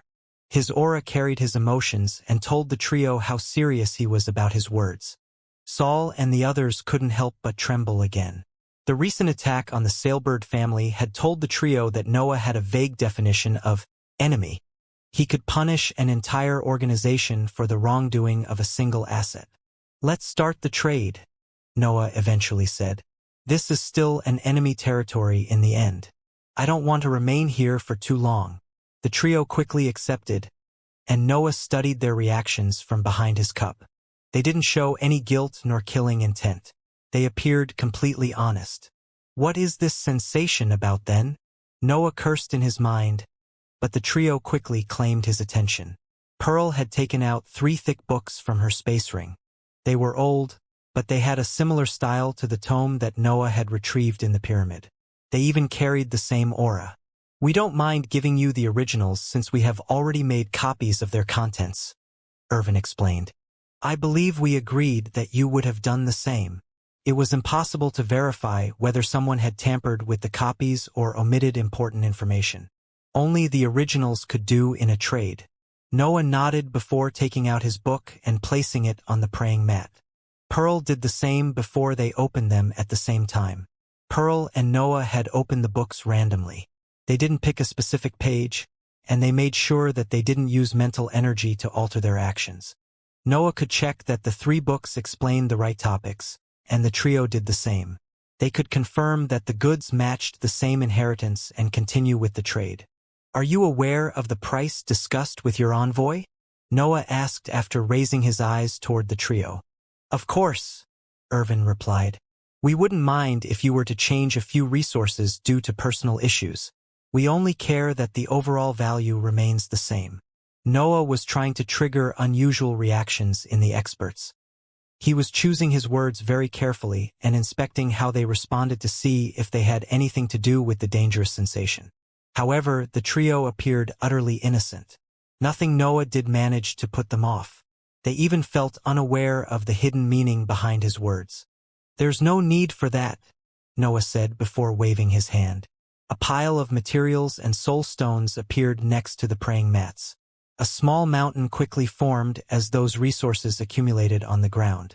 Irvin quickly went to check the goods. He used his mental energy to inspect the various materials and even dug through the pile to have a better view of the resources hidden from his eyes. Everything was perfect. Noah didn't even try to fall short on the soul stones. Irvin could return to the praying mat and complete the trade. Noah picked the 3 books and stored them in his separate space. The experts did the same and even took care of the various resources accumulated next to them. An awkward silence fell on the group at that point. Noah continued to drink, and the trio didn't know what to say after completing the trade. "Do you want to offer something else?" Saul asked when he saw Noah's eyes darting through the environment. "Yes," Noah replied without focusing on the trio. "We have many goods seized from the Sailbird family that we don't need. We can also sell information now. Yet, I would like to discuss another topic before that." "What is it?" Pearl asked. "Don't you feel it?" Noah asked while waving his hands as if trying to catch the air. "Can you sense the strange pressure? This feeling of impending danger?" Noah could only come clean about his thoughts since the trio didn't seem guilty. He would rather ask for a second opinion at that point. "Do you feel that too?" Pearl asked while wearing a surprised expression. Irvin reacted like her, but Saul appeared utterly clueless about the whole situation. His cultivation level was too low to sense that danger. "We wanted to cancel the meeting for this reason," Irvin laughed. "We thought that you were trying to rob us. However, it's reassuring to know that you also feel the same sensation." "It doesn't reassure me," Noah cursed in his mind. "What do I even have to expect? What's considered a crisis in the Immortal lands?" The answer to his doubts arrived quickly.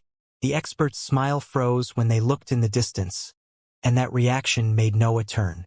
A pillar of light had appeared far away. That structure carried the same whiteness of the sky, but it seemed to have a destructive power. A column of smoke soon covered the pillar. That structure was melting the ground, which released a gray gas that tainted that whiteness. The pillar soon expanded. It stretched through the regions until it encircled Noah and the others. A prison of light had trapped the experts in little more than a second.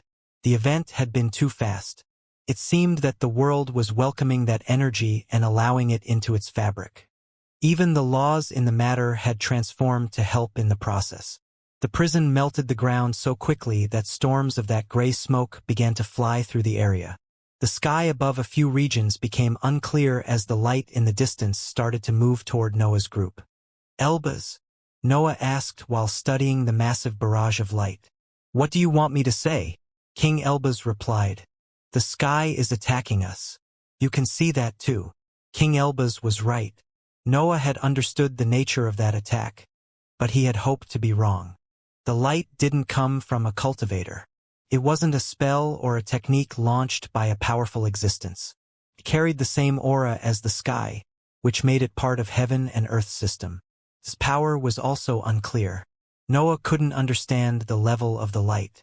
It seemed able to change its might according to the matter illuminated by that whiteness. "You have been in the immortal lands far longer than me," Noah asked to all the existences around him. "Did you ever see something like this? Have your organizations ever witnessed a similar event?" Wilfred, Jordan, Irvin, and Pearl shook their head. They knew nothing about that dangerous event. Noah could only curse in his mind. His black hole spun faster and sent all its energy toward his consciousness. Noah wanted to find an explanation, but his knowledge didn't contain that answer. King Elbaz was as clueless as Noah. The expert had studied the records stored in the mansion of the Sailbird family, but they had never mentioned something like that. Think! Think! Noah shouted in his mind. This is too coincidental to be a natural crisis. Yet, it sure resembles a tribulation. How is this possible? Only one answer could explain that phenomenon. The laws bent in front of the light and changed their structure according to what it needed. Heaven and earth were the sole existences capable of such feats. An explanation eventually dawned on Noah's mind. The light was a precise attack sent by heaven and earth. Still, Noah remained unclear about the details behind that event. Why now? Noah wondered. Why didn't they attack in the outer lands? They would have taken out most of those who fight their system. The situation made no sense. Heaven and earth had other chances to send that type of attack. They could have taken care of Noah whenever he was exhausted or among enemies. They can't send it whenever they want, Noah concluded before looking at the foggy sky. That conclusion failed to satisfy Noah. There had to be something else behind that catastrophe. They knew that I would have been here, Noah concluded while a strange guess formed in his mind. Heaven and earth were overlords capable of breathtaking power, but they had to follow the same fairness that they had created. They couldn't attack without a valid reason, and Noah didn't do anything wrong during the meeting. The crisis had to be something more than a random event. There was a limit to how unlucky Noah could be. The light was a precise and planned attack meant to get rid of his existence once and for all. "This is a tribulation sent by someone," Noah exclaimed once his guest took form. Wilfred and the others turned toward Noah and began to overwhelm him with questions. But King Elbaz remained silent. Noah's explanation had forced the expert to think out of the box and consider otherwise unbelievable possibilities. King Elbaz experienced Noah's reasoning. That light belonged to heaven and earth, so it was a tribulation. Yet its timing had been too perfect. It almost resembled an ambush, which wasn't in heaven and earth style.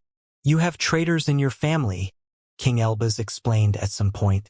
"The immortal lands seem to have far more secrets than I expected." "I agree," Noah replied. "We have to talk with the secret organization. They might explain what happens behind the flashy political environment." Noah and King Elbaz exchanged a nod. They were on the same page.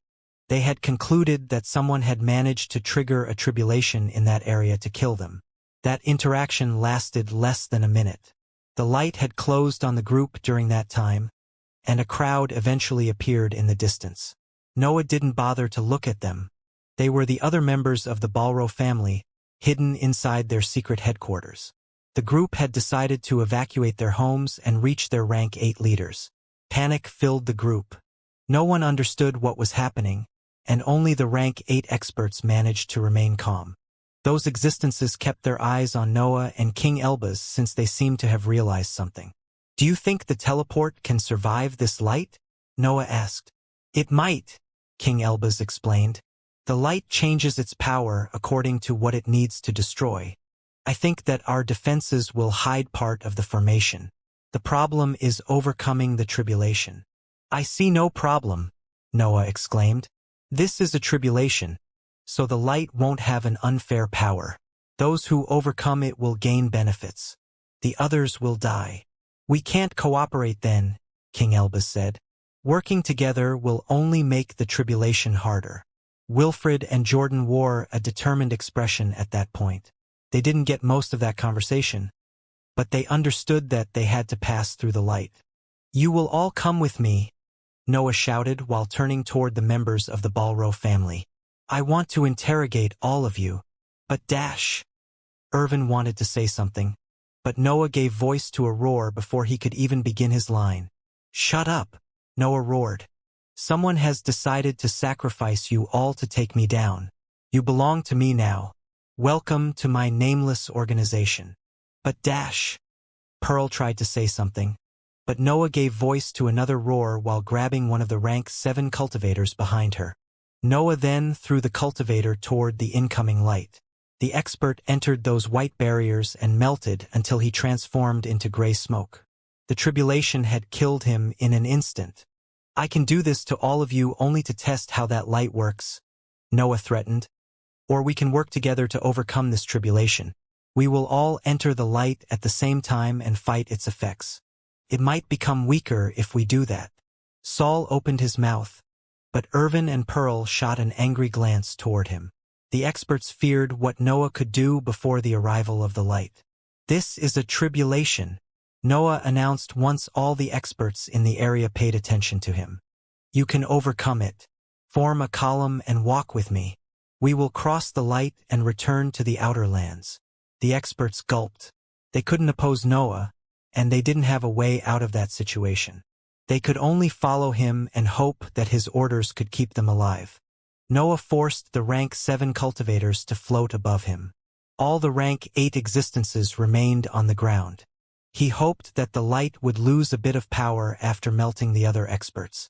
The group synchronized. The experts stepped forward at the same time and marched toward the white barrier. Their destination was the teleportation matrix on the other side of that tribulation. "Remember that I will personally hunt down anyone who doesn't step into the light," Noah warned his new companions once the tribulation was almost on the group. No one dared to complain. All the experts fell silent and waited for the orders of their new leader. Countless auras filled the environment. The rank 7 and 8 existences unfolded their laws and prepared for the inevitable clash. Then, a roar echoed through the sky, and the group jumped toward the barrier of light. Noah felt strange. The light didn't trigger any pain. Instead, it forced his existence to change, as if it wanted to bring him back inside heaven and earth's system. His ambition surged to fight that influence. The light tried to seep inside Noah's fabric, but his centers of power released their energy to fend it off. It was a strange sensation. The black hole, the dantian, the mental sphere, and the body fought while Noah was in a trance. They expressed their value while heaven and earth evaluated them. Part of Noah's hair began to melt.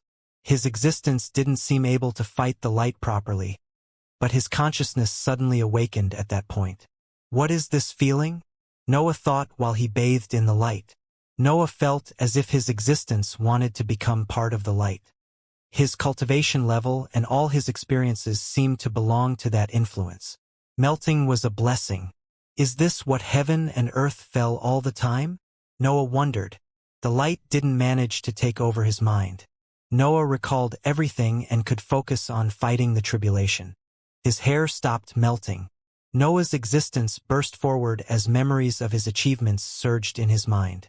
Noah reviewed his whole life, from his abusive father to his latest achievements. Heaven and earth's influence wanted him to focus on his flaws and mistakes, but they couldn't force him to regret anything. Noah had never betrayed himself. He had followed his instincts and obtained far more power than any other existence in the world. He felt completely at peace with his current level and past experiences. "Is this everything you can do?" Noah shouted in his mind. Are the mighty heaven and earth so caught up in their system that they can't even take care of a single rank 8 existence? Noah had felt similar emotions in the past. Heaven and earth were overlords, but they also were incredibly powerless. They could only enforce trials and punishments, but they couldn't use their real might to take care of their problems. "Don't worry," Noah spoke while the light crossed him. "I'll take care of the world." The strange feeling suddenly vanished, and Noah found himself in the outside world. The light was still moving behind him, but he had successfully crossed the tribulation. A small group had managed to survive the light. Noah could see his companions, Pearl, and a few rank 7 cultivators. Saul was among them, and his expression showed pure pride.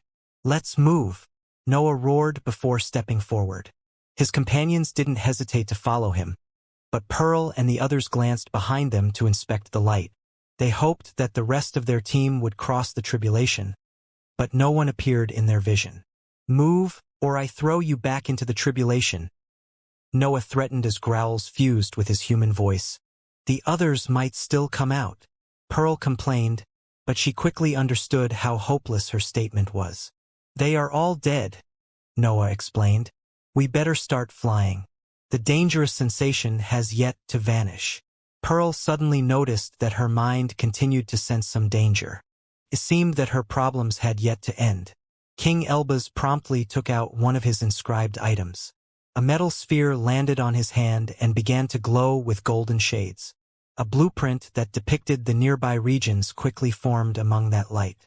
"We have a powerful army coming in our way," King Elbaz exclaimed once a few red spots appeared among the golden blueprint. "We were right. They knew that the tribulation was going to fall in this area. Let's hurry toward the teleport," Noah ordered, and the group shot forward. Noah and the others used their domain to force the rank 7 cultivators to move faster.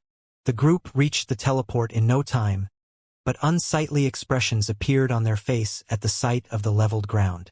King Elbaz quickly shot toward the ground and inspected the area. His prediction had been on point. The light had destroyed the traps, but it had left part of the teleport intact. However, it needed some work before it could activate and transport the entire group. "How much do you need?"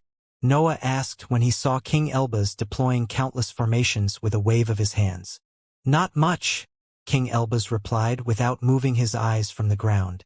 "Hold them back until I complete everything." Noah exchanged a glance with Wilfred, Jordan, and Pearl. The rank 8 existences limited themselves to nod. They were ready to give their everything to fend off the incoming threat. Jordan transformed into a dragon. Noah deployed the Dark World. Wilfred's muscles bulged, and Pearl took out an inscribed metal stick from her space ring. Even King Elbaz joined that show of power by deploying a series of fiery golden puppets. The rank 7 cultivators could only imitate their leaders. They had yet to accept the whole situation, but they didn't show any hesitation in front of a threat. The light had ended up helping them. The rank 7 assets had steeled their determination during the tribulation. Their path appeared clearer than ever, and they even comprehended their existence far more than before. "Let's give Elbaz enough time to work his magic," Noah shouted. "You have all proven yourself worthy in front of heaven and earth. You are strong enough to be enemies of the world. Don't you dare to die against these cowards." Noah's ambition spread through the group during his motivational speech. His existence even managed to affect the rank 8 beings. King Elbaz also noticed that he was laying inscriptions faster than ever. An army eventually appeared in the distance. Noah and the others could quickly sense the presence of multiple rank 8 existences, and 2 of them were in the liquid stage. Noah recognized Gloria Sailbird among the army. Her injuries had healed. She appeared at the peak of her power, and an angry expression also filled her face. "I'll hold her back," Noah ordered. "You take care of the others and retreat as soon as Elbaz completes the teleport. He won't hesitate to leave you behind." "Defying demon," Gloria shouted as her pressure spread through the region. "I will take care of what heaven and earth can't do. Your life ends today." Noah memorized those lines, but he pushed them in the back of his mind. That wasn't the time to study her words. The enemy army shot forward. Those cultivators didn't let Noah and the others gain the upper hand at that time. They even seemed to eye King Elbaz with fervor. "They know that he is our way out of here," Noah concluded before shooting forward. His companions followed him while Snore, Night, and Duanlong flew into the outside world. Roots also came out of his palm and covered his body as a layer of dark matter created the fiendish armor. Gloria quickly waved her hand, and a flare shot out of her figure. The space twisted in a straight line between her and Noah, but he promptly drew the cursed sword. A singularity clashed with the flare and cut through its energy. The attack didn't manage to reach Gloria, but her anger intensified at that sight. The other cultivators in her army even trembled when they understood that Noah could face existences in the liquid stage. Noah's chest exploded, but he didn't let that injury slow him down. He quickly waved the cursed sword again, and a second singularity shot toward Gloria. The cultivator appeared ecstatic. Gloria was in a frenzy. Her killing intent filled the area and affected her underlings. Corpses began to fall toward the ground. Some of the rank 7 cultivators directly died under Gloria's pressure. Her influence even reached Noah's group, but his slash managed to dig a safe path among that energy. The attack reached Gloria, but the space in front of her twisted and destroyed the singularity. She didn't even injure herself during the exchange, which wasn't something that Noah could claim. A piece of Noah's skin disappeared. His spine was in the open now, but the dark matter quickly covered those missing parts and kept his organs still. Noah knew that he couldn't express that battle prowess for long, but he didn't dare to hold back. His escape depended on his performance. Wilfred and the others shot toward the army, and worthy opponents quickly appeared on their path. The other liquid stage cultivator didn't bother to fight those existences and flew directly toward King Elbaz. Noah gave voice to a roar when the unstable substance ran through his black vessels. A wave of black flames soon covered the army, but Gloria forced them to crumble before they could heal Noah. "I have studied your abilities," Gloria explained. "You would be surprised by the number of reports that the Crystal City has gathered on you." Noah barely listened to her. Bloodlust filled his mind, and pure power ran through his body. He had transformed into a weapon that surpassed the limits of his cultivation level. Noah teleported above Gloria, but his technique ended up slamming on her twisted space. Noah had initially desired to appear a few meters from his opponent, but he had materialized far higher than expected. Gloria turned and revealed a cruel smile. She pointed her hand at Noah, and the space began to twist. Noah tried to teleport away, but her attack reached him before he could perform the movement technique. Pain spread through Noah's body. He had already suffered multiple injuries due to the cursed sword, and that attack ended up worsening his condition. His skin caved in, and his centers of power started to condense.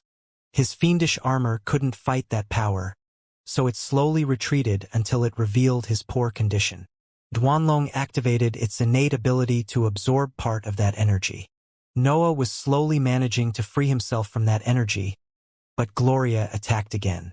A second wave of energy tried to engulf Noah, but Snore appeared on its path and blocked most of the attack.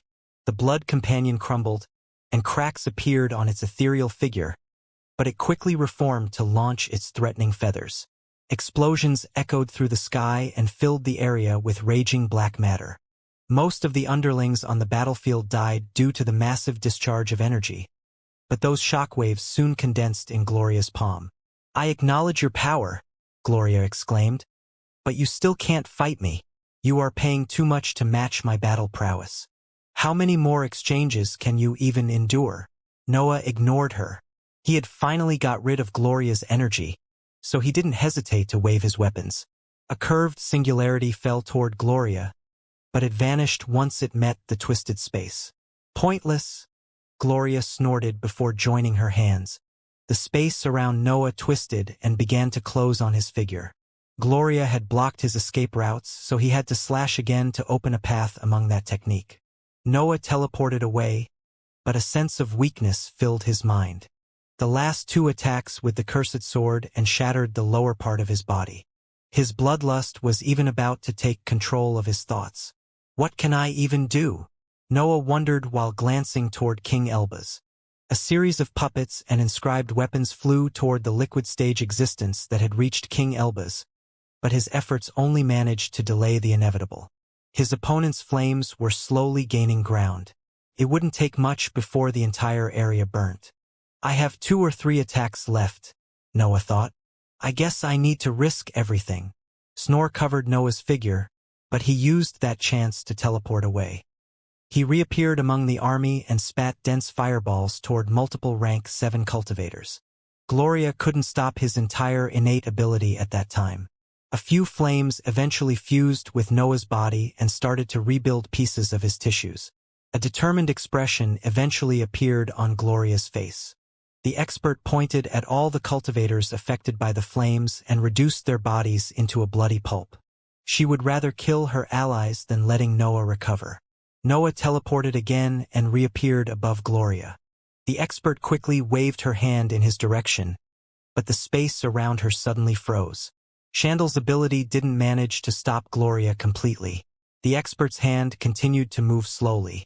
She was able to overpower Noah's spell with the energy contained inside her figure. Noah didn't let that chance go to waste. He thrust his swords before activating the shadow domain. His initial idea was to fill Gloria with instabilities, but her law prevented him from reaching her insides. The instabilities materialized around her after the singularity cut through her defenses. Gloria became able to move again at that point, but the explosions made her unable to focus on her opponent. Noah quickly spat black fireballs toward a series of rank 7 experts while flying back toward King Elbaz. The others noticed his retreat and followed him even if his destination featured a liquid stage expert. King Elbaz was using his stash of inscribed weapons to keep the cultivator away, but he was slowly losing ground. The wave of raging flames was almost on him. The heat generated by the attack almost managed to affect the inscriptions under him. Yet, a roar soon spread through the area and forced the liquid stage expert to move his attention. The cultivator saw a singularity flying toward him, and danger quickly filled his mind. The expert stopped firing flames under him and redirected his attack toward Noah's slash. The singularity burnt, but the fire also vanished during the process. A shadow flew next to the cultivator. The expert quickly covered his figure with flames, but his arm fell anyway. Night reappeared higher in the sky. Part of its black lines had disappeared during that short exchange, but the creature appeared prouder than ever. "Out of my way!" Noah roared before slashing again. The other experts also attacked, and a multicolored wave of spells and techniques soon flew toward the liquid stage cultivator. He had to resort to his best defensive measures to stop that assault. A heat wave soon shot out of his figure and melted the abilities flying toward him. The cultivator wanted to make Noah pay for his arm, but the assailants had disappeared from his vision. Noah and the others had directly flown toward King Elbaz after their offensive. They had never prioritized defeating the expert. "Activate the teleport now," Noah shouted. "It's not ready," King Elbaz replied while continuing to add inscriptions. "Do it anyway," Noah roared. "We can't hold them back anymore." The liquid stage cultivator quickly threw a wave of flames, and King Elbaz gave voice to a loud curse at that sight. Then, the inscriptions under him activated, and a golden light covered the entire group. Noah and the others disappeared before the flames could hit them, but their expressions didn't relax after the golden light vanished. They had teleported in the wrong location. Storms of raging chaotic laws filled the sky and forced them to activate their defenses. "Dive underground," Noah roared before punching the terrain. The storms almost suppressed his voice. His companions barely managed to hear Noah, but they imitated him once they realized how dangerous that environment was. Thick currents of chaotic laws were dense. They crashed on Noah and the others and shattered their skin. Even their centers of power felt unable to express their might under that suppression. Noah managed to create a deep cavern with Jordan and Wilfred's help. The chaotic laws seeped in that hole, but the experts promptly dug multiple branches that dispersed those currents. The group eventually gathered in a large underground hall that Noah had by shattering one of the tunnels. That quick contact with the storms had killed most of the rank 7 experts and injured their leaders. Their overall condition was awful, especially since they had yet to recover from the ambush. "I told you that the teleport wasn't ready," King Elbaz complained. "Possible death is better than certain death," Noah sighed. "How far can we even be from the Legion? I don't think you messed up with the amount of energy. Teleports work strangely in the Immortal lands," King Elbaz explained. "They don't send our bodies to another location. They allow us to cut through space itself, similar to what I did with the dimensional tunnel." "What are you trying to say?" Noah asked as a bad feeling surged in his mind. "I'm saying that we might be lost," King Elbaz replied before taking a few items from his space ring and placing them on the ground. I will try to understand where we are, but creating a teleport here is impossible at my level. The chaotic laws will disturb my inscriptions. You heard Elbaz, Noah shouted to the group. Focus on recovering for now. These lands are incredibly dangerous. The images of Sword Saint's memory flashed in Noah's mind, but he quickly suppressed them. He didn't even want to consider the possibility of meeting a rank 9 existence. The experts followed his orders and began to deploy healing techniques.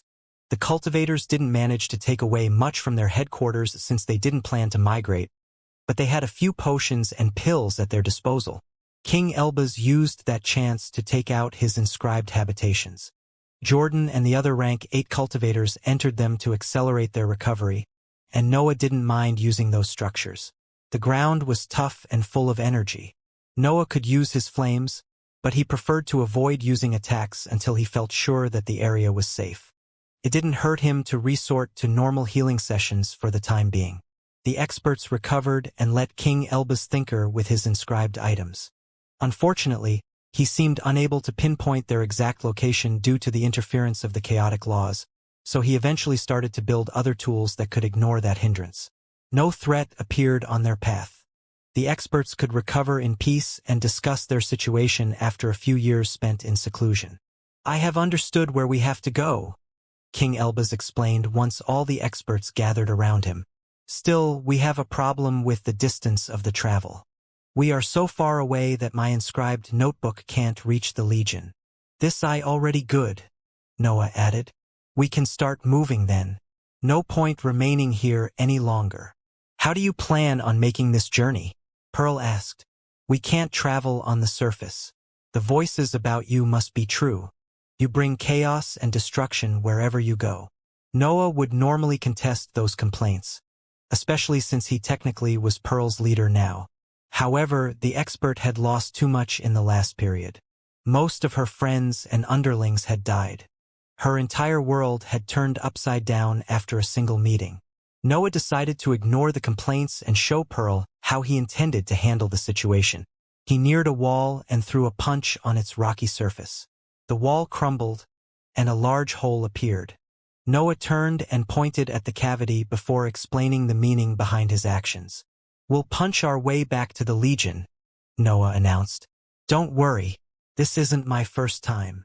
Pearl had no idea how to react to that gesture. She didn't feel surprised about Noah's physical strength.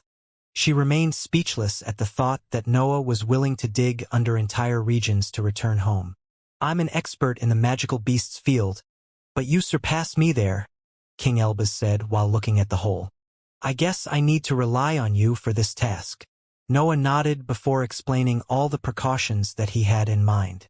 He didn't mind punching thousands of kilometers of tough ground for years, but the group had to take care of containing their presence. The expert had to hide their auras, create something that could contain the noises generated by their attacks, and avoid leaving traces. Avoiding magical beasts was a must in that environment. The fauna of the stormy regions was something that the group couldn't face at their level. King Elbaz took care of the technicalities. He deployed a golden gas around Noah, Wilfred, and Jordan to absorb all the sounds around them. A series of puppets also appeared behind him and began to burn any trace left by his companions. At last, King Elbaz took out an inscribed drill to help the 3 hybrids in the task. Of course, he covered the item with the same golden smoke used on the trio.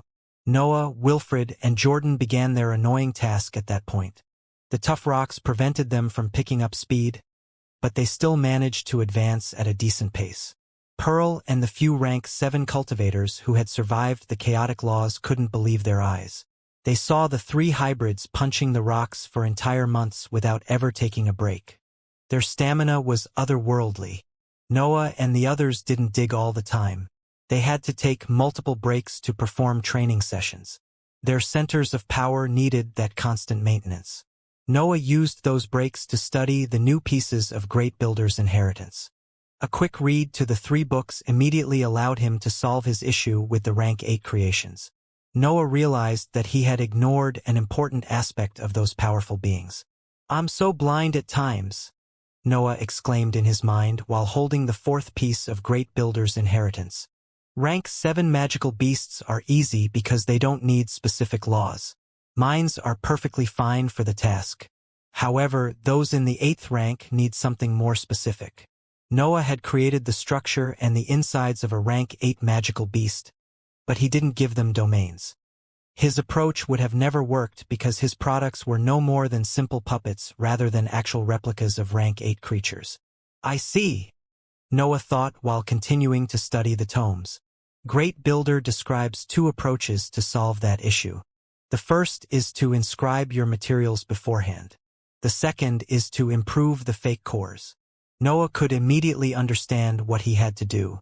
The first approach couldn't work in his case because he used dark matter as his sole material. However, the second was quite feasible. Years went by, but the situation of Noah's group didn't change. Their constant efforts couldn't make them ignore the vastity of the Immortal lands. Creating a tunnel throughout an entire region took weeks, even when the 3 hybrids worked together. Moreover, they had to stop multiple times to check their current position and re-establish their precautions. Noah used his breaks to improve the workshop. He had many materials and time, so his expertise with that technique steadily grew. He even had valid blueprints already. His focus was on the fake cores now. Noah had to improve those items to finally get his hands on an endless army of rank 8 magical beasts. The journey was uneventful. The underground area was almost uninhabited since only existences interested in the chaotic laws decided to settle there. Living under the surface would defeat that purpose. The faint grievances that had appeared in Pearl's mind after the tragedy vanished during those years. The expert learned to accept that Noah was completely innocent. Instead, it became even clearer that someone in her organization had betrayed her. "We never kept your meeting a secret," Pearl explained. "But we didn't spread the information outside of our organization either. The traitor has to be one of us. I wonder who would even decide to sacrifice an entire secret base to defeat you." "It's honestly strange," Noah said without stopping punching the rocks in front of him. "I understand that I can be a pain for many organizations, but sacrificing you all requires a deep enmity. Or a complete lack of care," King Elbaz added. "It might even connect to fanatics and zealots, but that would require the existence of superior power. We are all divine existences. I don't understand who could turn gods into sacrificial pawns." "This speech doesn't apply to the Crystal City," Wilfred contradicted King Elbaz. "The Crystal City is a special case," King Elbaz explained. "Those fanatics idolize the human species. Their superior power is an idea." "Do you think that a rank 9 existence is behind the attack?" Jordan asked. "No," King Elbaz promptly replied. "I don't have a real explanation. I have a few hypotheses, but they sound too unreal for now. We need more information. The Immortal lands still hide too much." Jordan didn't seem satisfied with that explanation.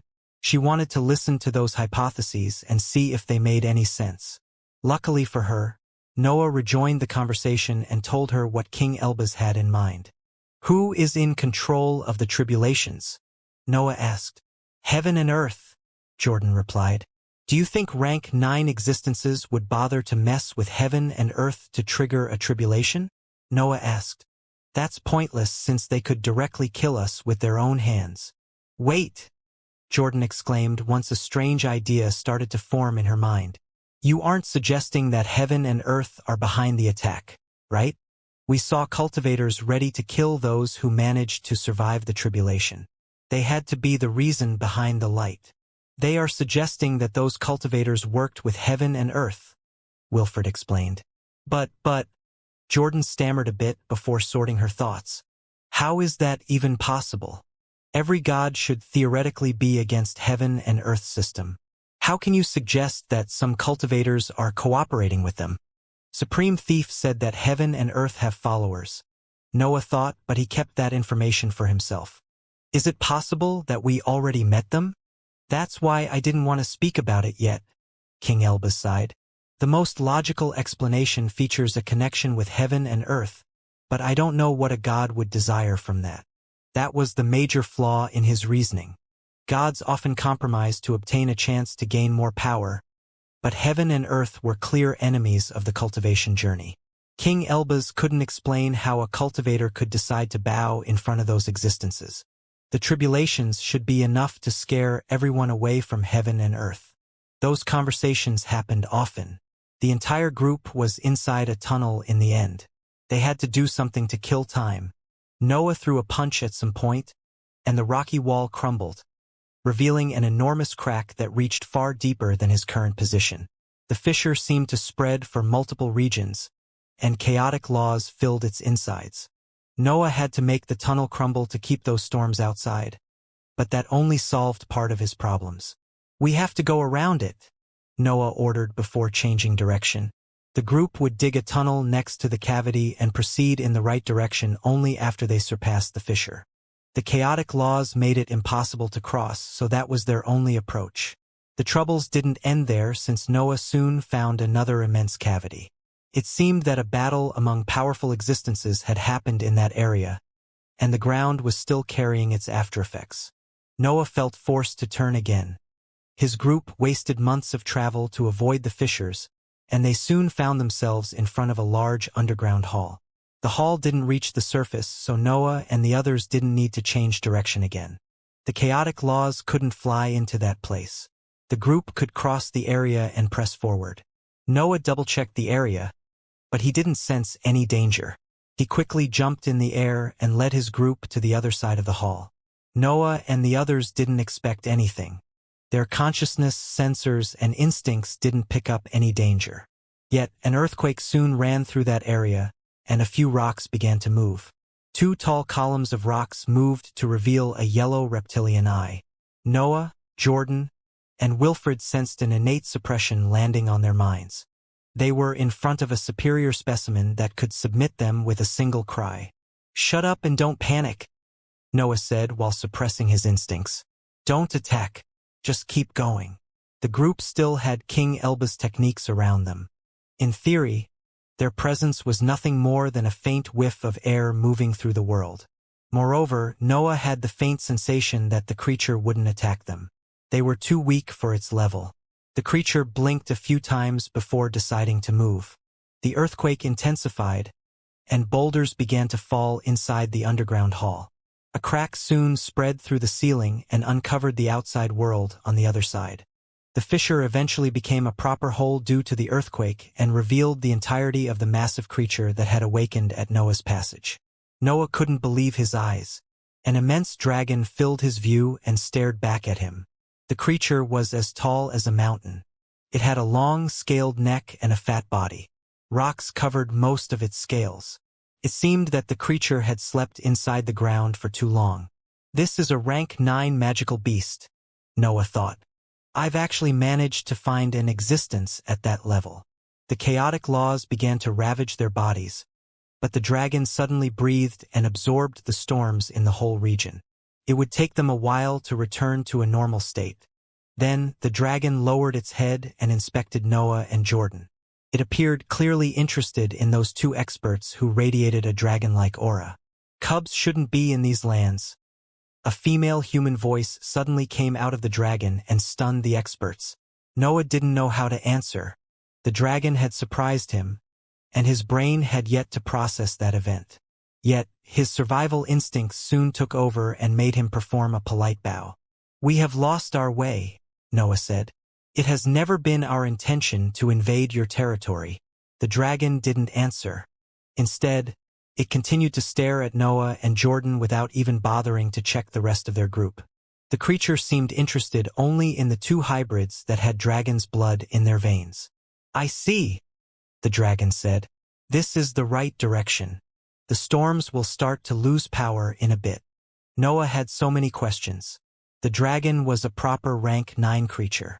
It was a magical beast at the peak of the cultivation journey.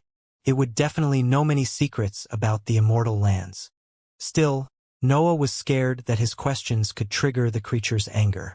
The fact that it didn't have any interest in his group was already enough for him. "We will proceed in our journey then," Noah said while bowing again and proceeding to walk forward. His group followed him, but the dragon continued to keep its eyes on the duo. It didn't even raise its head once they all left. "I can give you a farewell gift, my children," the dragon said before raising its head and breathing with more intensity than before. The chaotic laws in the distant regions began to fly toward the creature's mouth. The dragon had taken care of many storms in an instant. Noah and the others could approach the last part of their return on the surface. "Farewell, cubs," the dragon said before turning to stare at the depths of the outer lands. "Do not come back here until you are strong enough to survive on the surface. These lands have no mercy." Noah didn't turn to bow at those words. He continued to march forward until he felt that the dragon's attention had finally moved away from his figure. Then, he set off and accelerated to cover as much distance as possible. Sweat began to accumulate on his forehead. That encounter had scared him. Talking with a rank 9 creature was something that had required his complete concentration, and the effort had left him exhausted.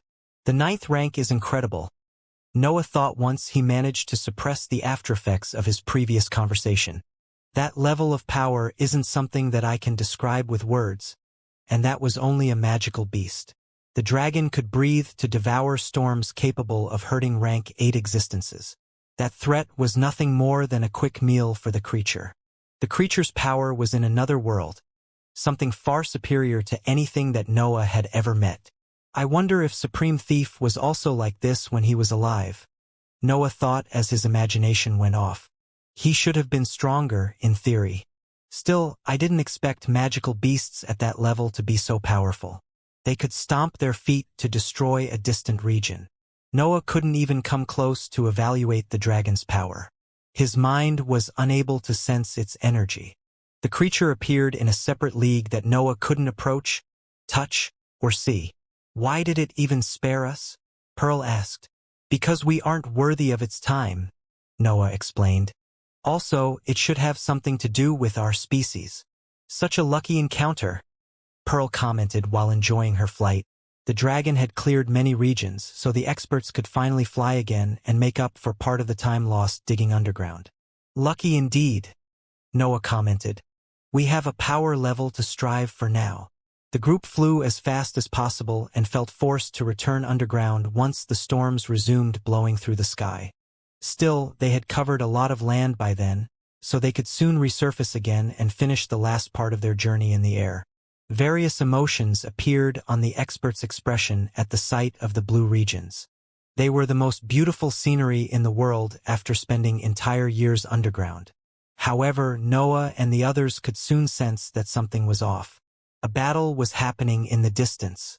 It seemed that someone was attacking the Legion. The experts had accumulated a lot of stress during the past years. The sudden tribulation, the ambush, the failed teleport, the long time spent underground, and the meeting with the rank 9 magical beast had brought their mind to their limits. They all wanted to vent their emotions, and an enemy was right in front of them. Noah and the others shot forward, creating a small challenge to decide who of them could have that battle. Noah reached the battlefield before his companions. Cheers and cries had echoed through the sky after his underlings recognized him. The battlefield appeared quite messy. Cultivators belonging to the Crystal City, the secret organization, and the Sailbird family were fighting against Theodora and all the assets who had been too injured to follow Noah. Theodora and the others had long since lost the upper hand in the battle. The enemy army featured one rank 8 cultivator in the liquid stage who wore the robes of the Crystal City. The enemies didn't fail to notice Noah's arrival. Surprised expressions appeared on their face, but ecstasy soon replaced those emotions. The cultivators didn't expect Noah there, but they felt happy now that he had arrived. The expert from the Crystal City had a lot to avenge. The liquid stage expert stopped attacking Theodora and turned toward Noah. The ground under the cultivator rose in the sky, and a few metal spears began to rotate around his figure. "It's finally time to put an end to these hostilities," the cultivator shouted. "I will bless you with my strongest attack. Remember that you have died at the hand of Arthur Dashed." The expert couldn't finish his line since a hooded figure had suddenly appeared on the small mountain that had formed under him. "Who would you be?" Arthur asked, but the figure limited itself to raise its hand and point it toward the expert. A wave of flames came out of its palm and burnt everything in the sky. Only those who had been on the ground could escape that spell. What is happening?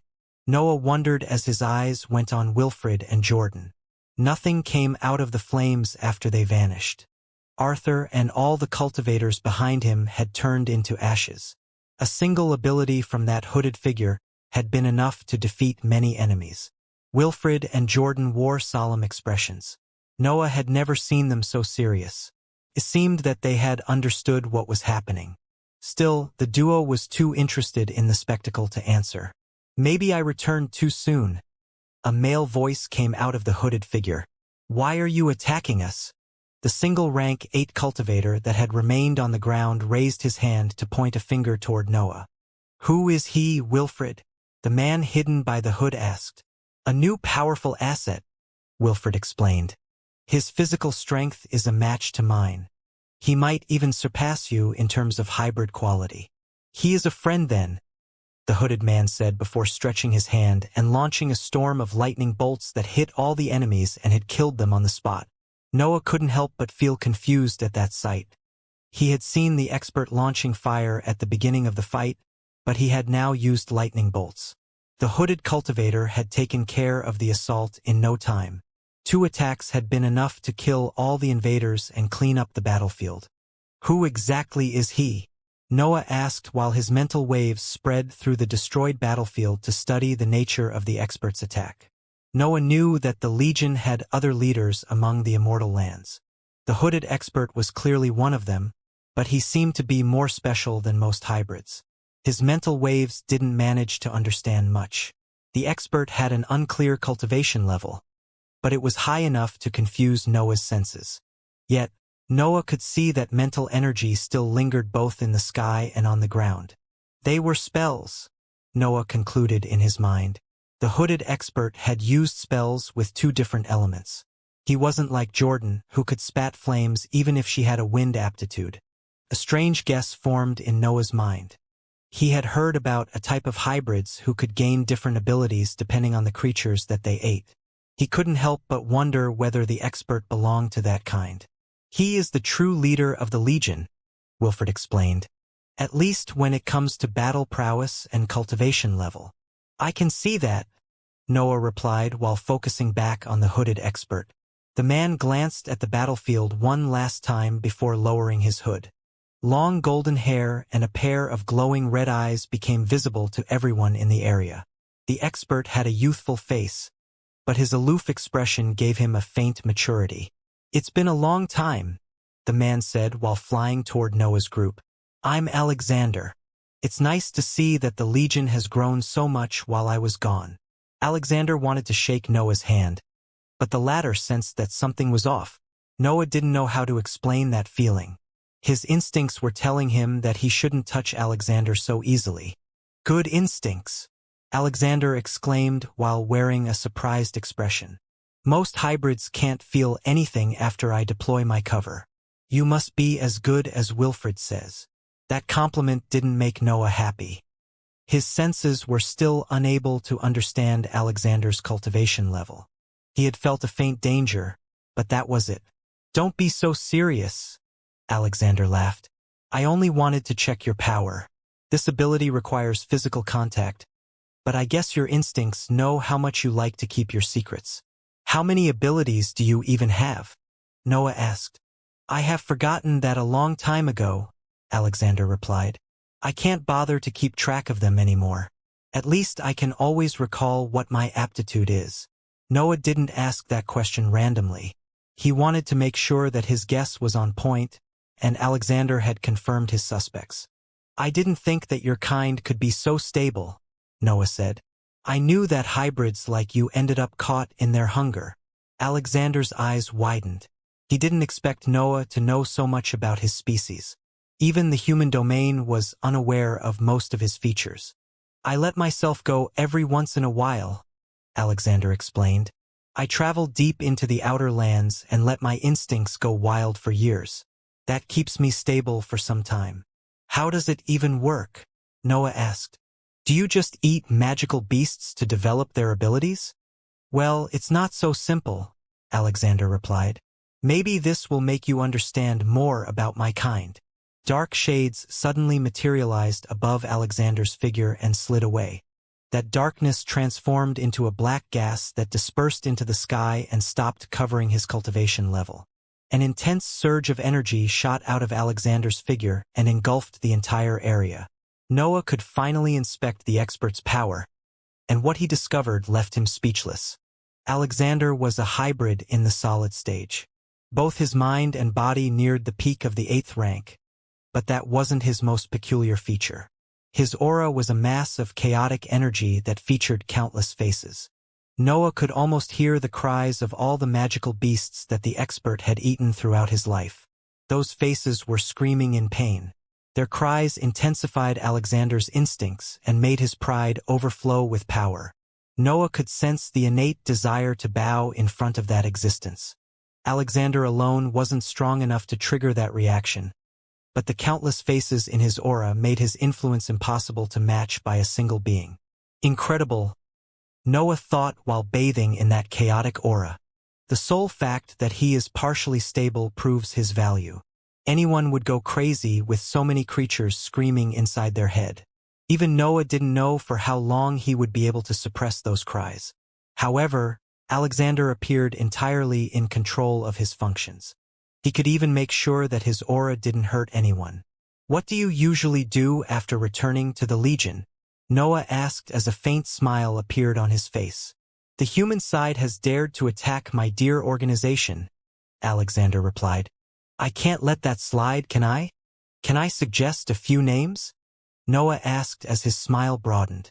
"I don't mind using you as a diversion while I pursue my own interests." "Are you asking me to be your diversion?" Alexander laughed while a similar smile appeared on his face. "Why not?" Noah coldly replied. "You don't seem the type to stay put anyway. Remember that I am your leader," Alexander said while a hint of coldness seeped into his aura. "You should show some respect. Maybe even bow a little." "Technically, I'm not part of the Legion," Noah contradicted Alexander while shrugging his shoulders. "I plan to submit you all and destroy the higher plane one day." "Why would you even want to destroy the immortal lands?" Alexander asked as a confused expression appeared on his face. "Heaven and earth care about it," Noah replied while shrugging his shoulders again. "I don't see how I can surpass them without destroying their creation." Alexander didn't know what to say. Noah's claims sounded crazy. He was nothing more than a rank 8 existence, but his desires already stretched far past the 9th rank. "You are a crazy one," Alexander eventually sighed while reactivating the technique that hid his cultivation level. "Who do you want me to attack?" "The Crystal City, the Sailbird family, the Money family," Noah counted. "I think you can attack every force except for the Balro family and the secret organization. I need to save the former and interrogate the latter." "How did you manage to make so many enemies?" Alexander asked while glancing at his companions. Wilfred and Jordan avoided his gaze. They didn't want to admit that they were partially at fault for the current situation. "Don't worry," Noah exclaimed while pointing toward King Elbaz. "He will take care of teleporting you in every important location." King Elbaz and Alexander wanted to say something, but Noah quickly turned to fly toward his cave. He only stopped to add a few words that left all the experts speechless. "Elbaz, make sure to retrieve him if he dies," Noah exclaimed. "I don't want to miss the chance to study him." Noah disappeared from the expert's view after those last words. Wilfred and Jordan revealed awkward smiles, but they didn't dare to say anything. As for Alexander and King Elbaz, they exchanged a series of confused glances. Alexander almost didn't notice what had happened. He only knew that Noah had involved him in his plan against the human domain. "Is he serious?" Alexander eventually asked once the awkward silence became unbearable. "Does he always order around existences stronger than him?" Jordan and Wilfred wanted to deny that statement, but they limited themselves to sigh. Noah could be overbearing at times, but he had brought indisputable benefits to the Legion. "Let's talk for a while," Wilfred sighed. "I will tell you who Defying Demon is. You can choose whether to listen to him afterward." Noah ignored the events happening in the sky. He didn't care too much about them. Alexander was an incredible existence, but he had to focus on his power and targets. I must improve the workshop before searching for the secret organization, Noah thought while sitting cross-legged inside his cave. I need more trump cards. I can't rely on the cursed sword as often as before. Gloria Sailbird had shown that she could restrain Noah's flames. Her actions had proved that the human domain was aware of the healing properties of that innate ability. Noah couldn't let his enemies understand the entirety of his arsenal. He always had to be one step ahead to surprise them and seize otherwise impossible victories. June flew inside the cave a few weeks after his return. The duo talked about the trade with the Balro family and the events that followed that meeting. Noah didn't hide anything, and he didn't hold back to express how lucky he had been with the rank 9 dragon. The windy regions sound like a fun place, June said once Noah's stories ended.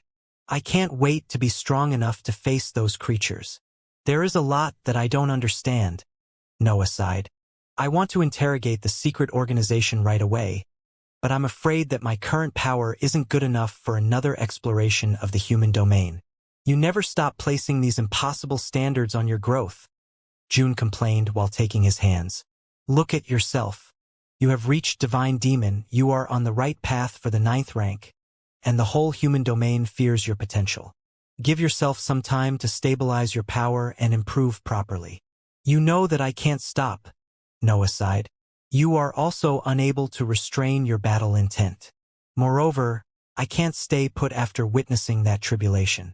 The sole thought that heaven and earth can attack at any time is annoying, to say the least. June understood Noah better than everyone else. She could see the determination in his eyes. Noah would leave those lands as soon as he completed his project, and nothing could make him change his mind. Laws can be troublesome. Alexander's voice suddenly resounded through the cave. Our species even worsen our condition. Believe me when I say that I understand your unrest. Alexander slowly materialized inside the cave. The dark matter around the structure couldn't do anything to stop that ability. Noah was powerless against that expert. Can we have a word, leader to leader?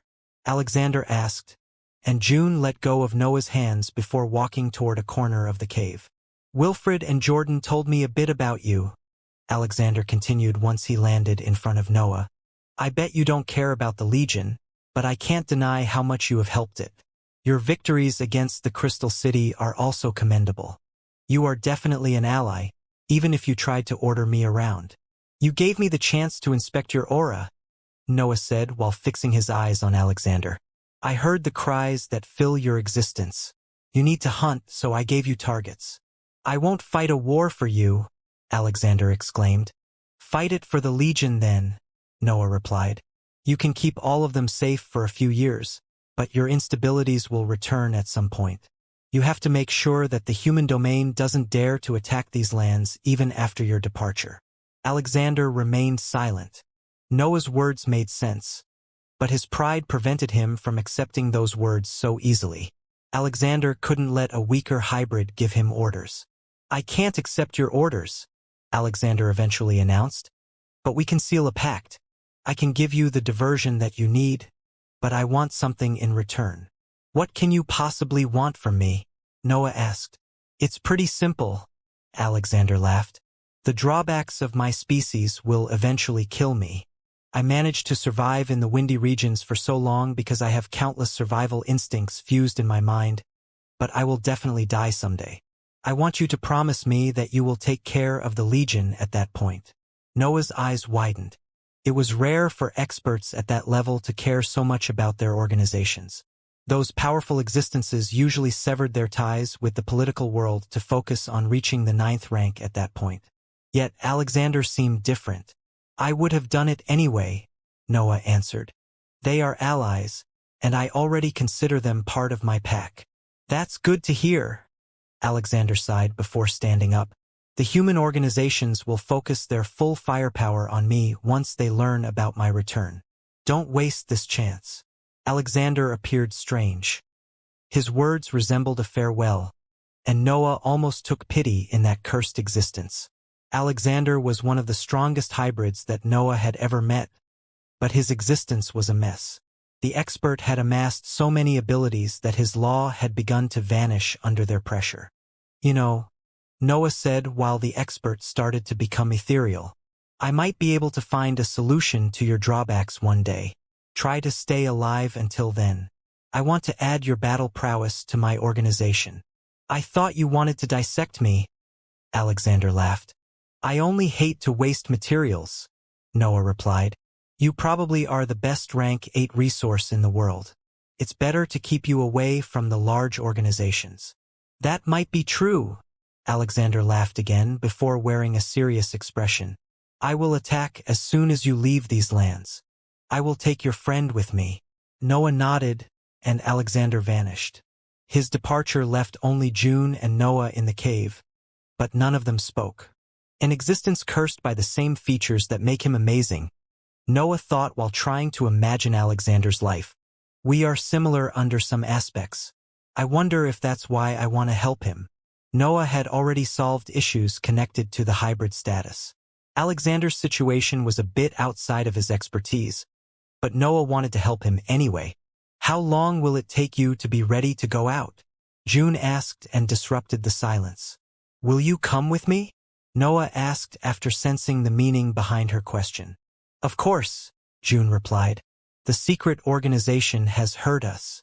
I want to vent the feelings accumulated in those years. Give me a few decades, Noah said after calculating how much he needed to improve the workshop. We'll leave as soon as my technique is complete. We should be quite safe with it. Another crazy technique? June asked while inspecting the waves of dark matter flowing out of his chest. You have no idea, Noah explained. I should become unbeatable after I finish devising this new weapon. Trying to find an organization that had spent its entire existence living in the shadows was far from easy. Noah had the knowledge of the Balro family now, but he didn't manage to learn much about his target anyway. According to Pearl Balro, the secret organization appeared when it desired to reveal itself. It was possible to contact some of its members through specific locations in each city, but Noah had no way to approach them safely. Moreover, Noah didn't know whether the secret organization would accept an envoy from the Balro family. That force had different cells, but they all shared the need for secrecy. Let's gather the rest of the Balro family for now, Noah eventually ordered during a meeting with the experts who wanted to follow him in the mission. I'll spread the rumor that I want a meeting with the secret organization. I believe one of their cells will eventually decide to face me. Noah's group didn't feature many experts. Pearl, Divine Demon, and Jordan had decided to come with him, but most beings in the 7th rank didn't like the idea of jumping into another mess. Only June, Daniel, the 2 demons, Faith, and Fergie decided to go with Noah anyway. They didn't care that they couldn't join most battles due to their poor level. They would rather risk dying than remain in seclusion any longer. King Elbaz couldn't come with them since he needed to help Alexander with the teleports, and Wilfred had to prepare for the breakthrough, so he couldn't join the mission. Theodora generally loathed battles, so she ignored Noah's invitation. Many magical beasts wanted to come with Noah, but he ordered them to stay put. He couldn't attract unwanted attention inside the human domain, and bringing those creatures with him would only make the organizations more inclined to hunt him down. Still, Noah gave the magical beasts an important role. The outer lands were big, and they featured many regions that had bearable storms. Those creatures could focus on expanding their domain while he was away. The group left almost in a hurry. They had to travel a long way to reach the nearest city, and the absence of teleports would force them to spend years in enemy lands. Jordan acted as a guide and led the group across the outer lands before making her companion enter the human domain. The experts didn't meet any danger along their path, but they still indulged in hunts and long rests. After a while, the group reached Belsier City, one of the settlements near the outer lands. That place only featured 2 rank 8 cultivators that didn't belong to the Balro family, but it still had an inscription hall owned by Pearl's force. Noah and Pearl entered the city without even bothering to hide their cultivation level. The 2 rank 8 cultivators in charge of that settlement notified their organizations as soon as they recognized Noah, but they didn't dare to engage him. Defying Demon had become an infamous name during the past years. Noah had fought cultivators far stronger than him on multiple occasions, and he had often come out as the winner. Even when he lost, he managed to complete his task before running away. That made Noah one of the most dangerous existences in the Immortal lands. The level of his battle prowess was unclear, so no gaseous stage expert dared to approach him. The two leaders in Belsier City limited themselves to raise the defenses in their buildings and wait for reinforcements. Noah and Pearl didn't waste time inside the city. They flew directly toward the inscription hall of the Balro family and forced all its members to join them. Pearl's authority even allowed Noah to avoid threats. The rank 7 cultivators gathered their resources inside the inscription hall and followed the duo in the sky. However, before they could leave the city, Noah turned to give voice to a simple phrase. "I'm looking for the secret organization," Noah shouted, and his voice spread through the entire region. The group left the area in a hurry and rejoined Divine Demon and the others before leaving the region. Reinforcements were about to arrive, so they had to disappear among the wilderness. Noah's group repeated the same approach in the two following cities. One of them was one of the major bases of the Balro family, so a small army formed around Noah after their departure. Noah didn't like how smoothly his mission was going. The members of the Balro family rarely complained about their forceful migration, which only made Noah more paranoid. He knew that the Balro family had traitors, but he couldn't waste time interrogating the recruits now. Noah's priority remained the secret organization since he feared the arrival of another tribulation. Pearl justified their willingness to leave the human domain with the fear of another attack, but Noah couldn't believe them so easily. He remained ready to act at any time, even if those recruits couldn't overpower him and his companions. A message eventually reached Noah's inscribed notebook. King Elbaz confirmed that Alexander was unleashing chaos deep into the human domain. The diversion had finally begun. "We can finally hit the big cities now," Noah announced after receiving that message. The group began to dive deeper into the human domain at that point. Noah soon found himself in front of the familiar Vagona city, which didn't lose its peaceful aura in those years. Of course, the limitations and rules in Vagona City didn't apply to Noah anymore. The 5 rank 8 leaders that ruled over that settlement couldn't do anything against his group, especially after they had spent their entire travel recruiting new troops. Another small army left Vagona City and joined Noah's group. Pearl felt ecstatic, but that sheer number of new assets only made Noah more worried. Still, something finally happened and turned his mood for the better. When the group was about to leave Vagona City, Noah noticed that a single hooded figure was staring at him from the beginning of the mountain chain. Fergie and Pearl quickly explained the meaning behind that gesture. The secret organization did that to express its desire for a meeting. Yet Noah had to go alone.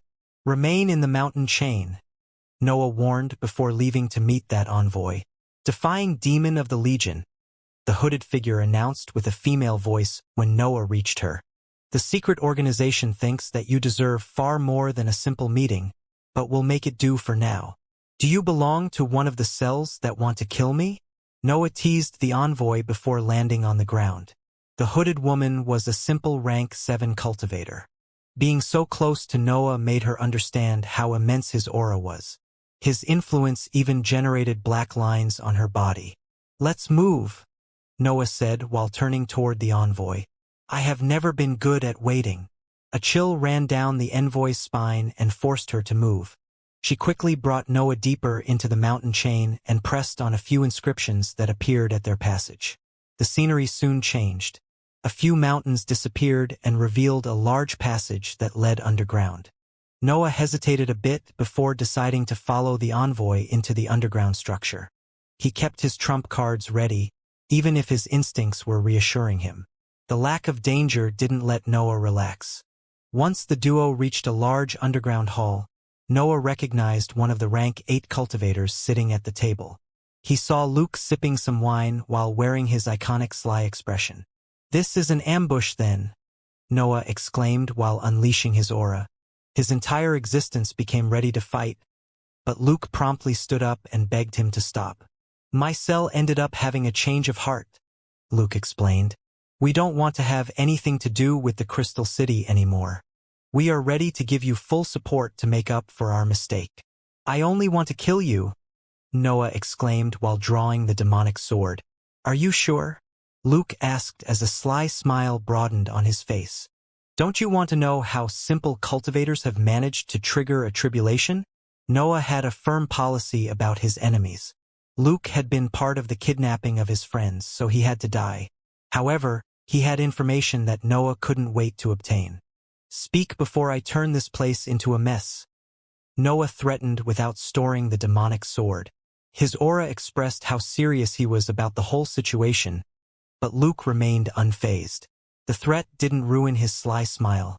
The secret organization has always supported powerful forces throughout its existence, Luke explained. The Crystal City has a significant role in the whole political system of the human domain, so we had to make sure that it remained in power. It's always the same with humans and weak existences, Noah commented. You want to preserve your lifestyle so badly that you end up being the very reason for your destruction. Noah could barely contain himself. There were only 3 rank 8 cultivators in the gaseous stage in the underground hall. He could go off and destroy everything, but he needed his answers first. We do, Luke sighed. I can only hope that what I'm about to reveal to you can still save my cell. Noah remained silent. He didn't want to waste more words until he obtained his answers. The higher plane isn't just ground and air, Luke explained. They are part of a larger system that involves cultivators and other beings that live on their surface. Luke took a sip from his cup before exchanging a glance with his companions. Both rank 8 existences nodded to him. Their face expressed their determination. Heaven and earth need us to walk new paths, Luke continued. They have failed in their breakthrough to the 10th rank, so they rely on cultivators to create new laws. One day they might find what they have missed and obtain the power that stands above words. Cut it short, Noah threatened. I don't have all day. Some cultivators know how limited they are, Luke continued after clearing his throat. You can't expect to surpass heaven and earth while living inside their world. So, a small group of enlightened individuals has decided to stop opposing their system and join their great plan.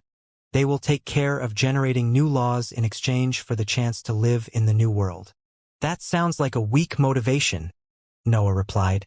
Why would existences who have worked for millennia to build their laws give up on everything over a faint promise? Because heaven and earth is the first and largest organization, Luke answered. You have only seen a small tribulation. Do you think that is the full extent of their power? They can turn your entire life into a living hell. Heaven and earth are petty existences, Noah replied. Their fairness is a limit that they can't overcome. Of course, Luke laughed. But where does their fairness end? What happens when you have broken their laws and they label you as a parasite? They can make the ground break under your feet and turn the air into poison. You can only submit in front of that power.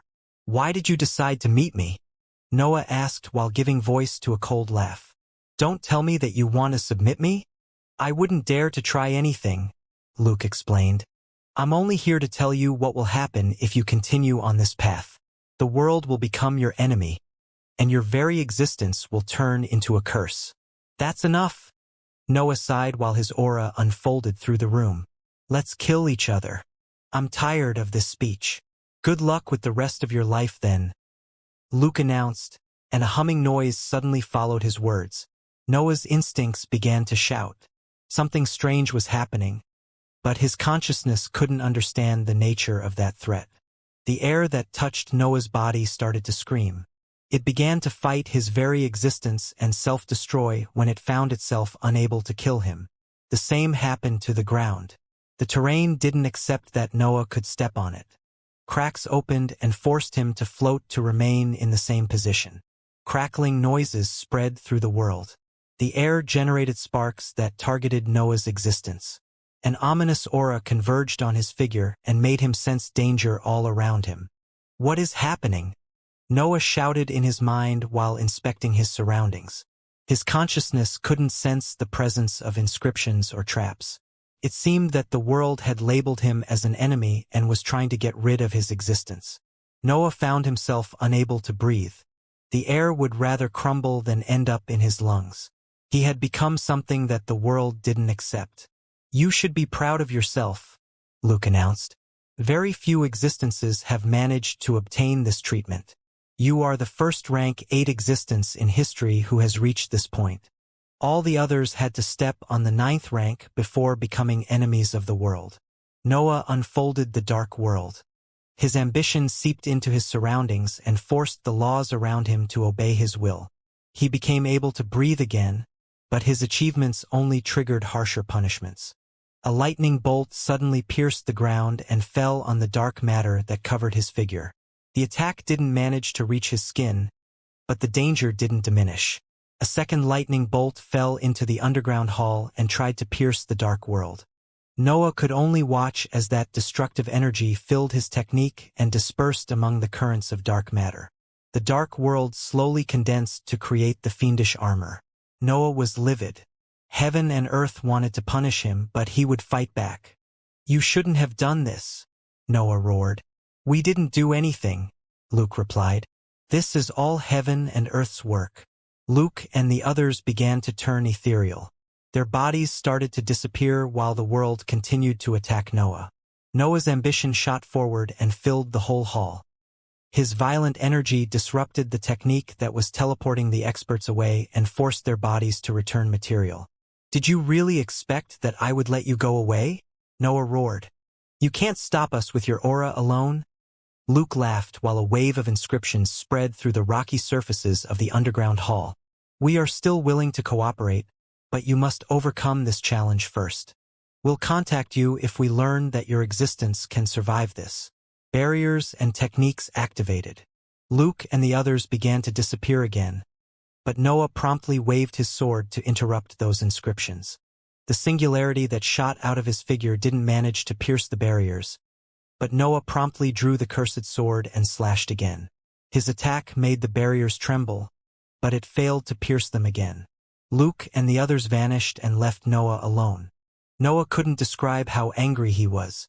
More lightning bolts fell on him, but the dark world always managed to stop them.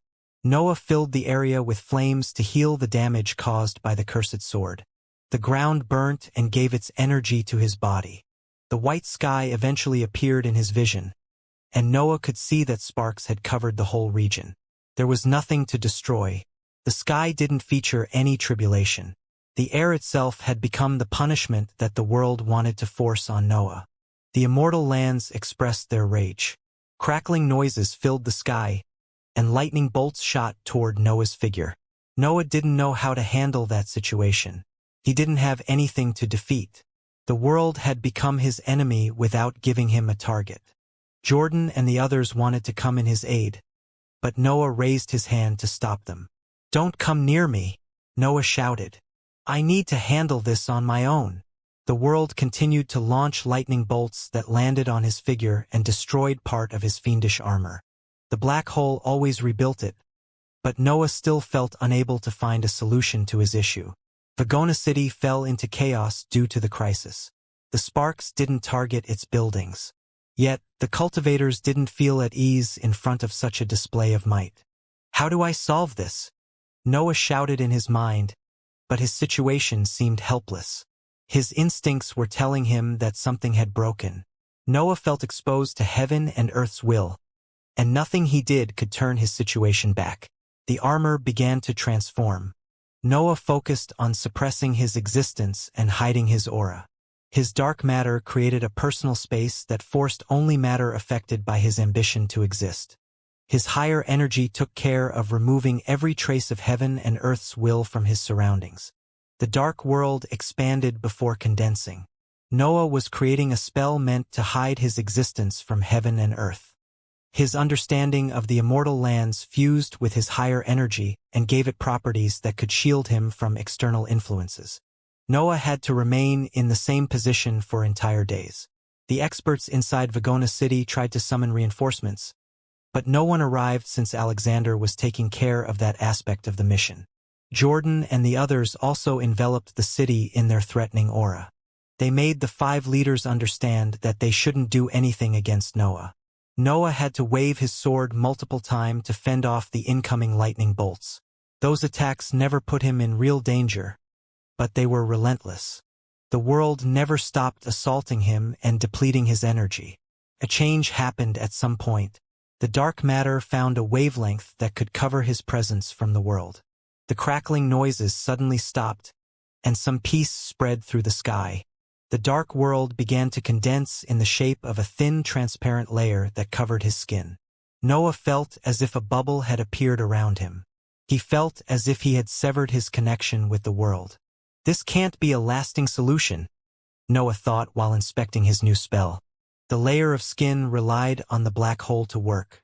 It had a nigh unlimited amount of energy at its disposal, and Noah's dantian always provided more darkness to refill the expended dark matter. The spell didn't deplete much energy. Noah could keep it up for decades and stretch its duration even more through training sessions. However, it was a bother that he didn't want to withstand. I didn't expect this, Noah sighed in his mind while reviewing the past events. Noah had partially obtained the answers that he desired. Luke didn't explain much, but he had basically admitted that heaven and earth were working together with some cultivators. Noah had already figured that out, but hearing it from Luke had confirmed his worries. Heaven and earth had an assault team that could take care of the threats that their fairness didn't allow them to reach. Jordan and the others flew toward Noah at that point. They wore worried expressions when they inspected his figure. The tribulation didn't hurt him, but they could sense that something about his existence had changed. The new spell made Noah's existence hard to read.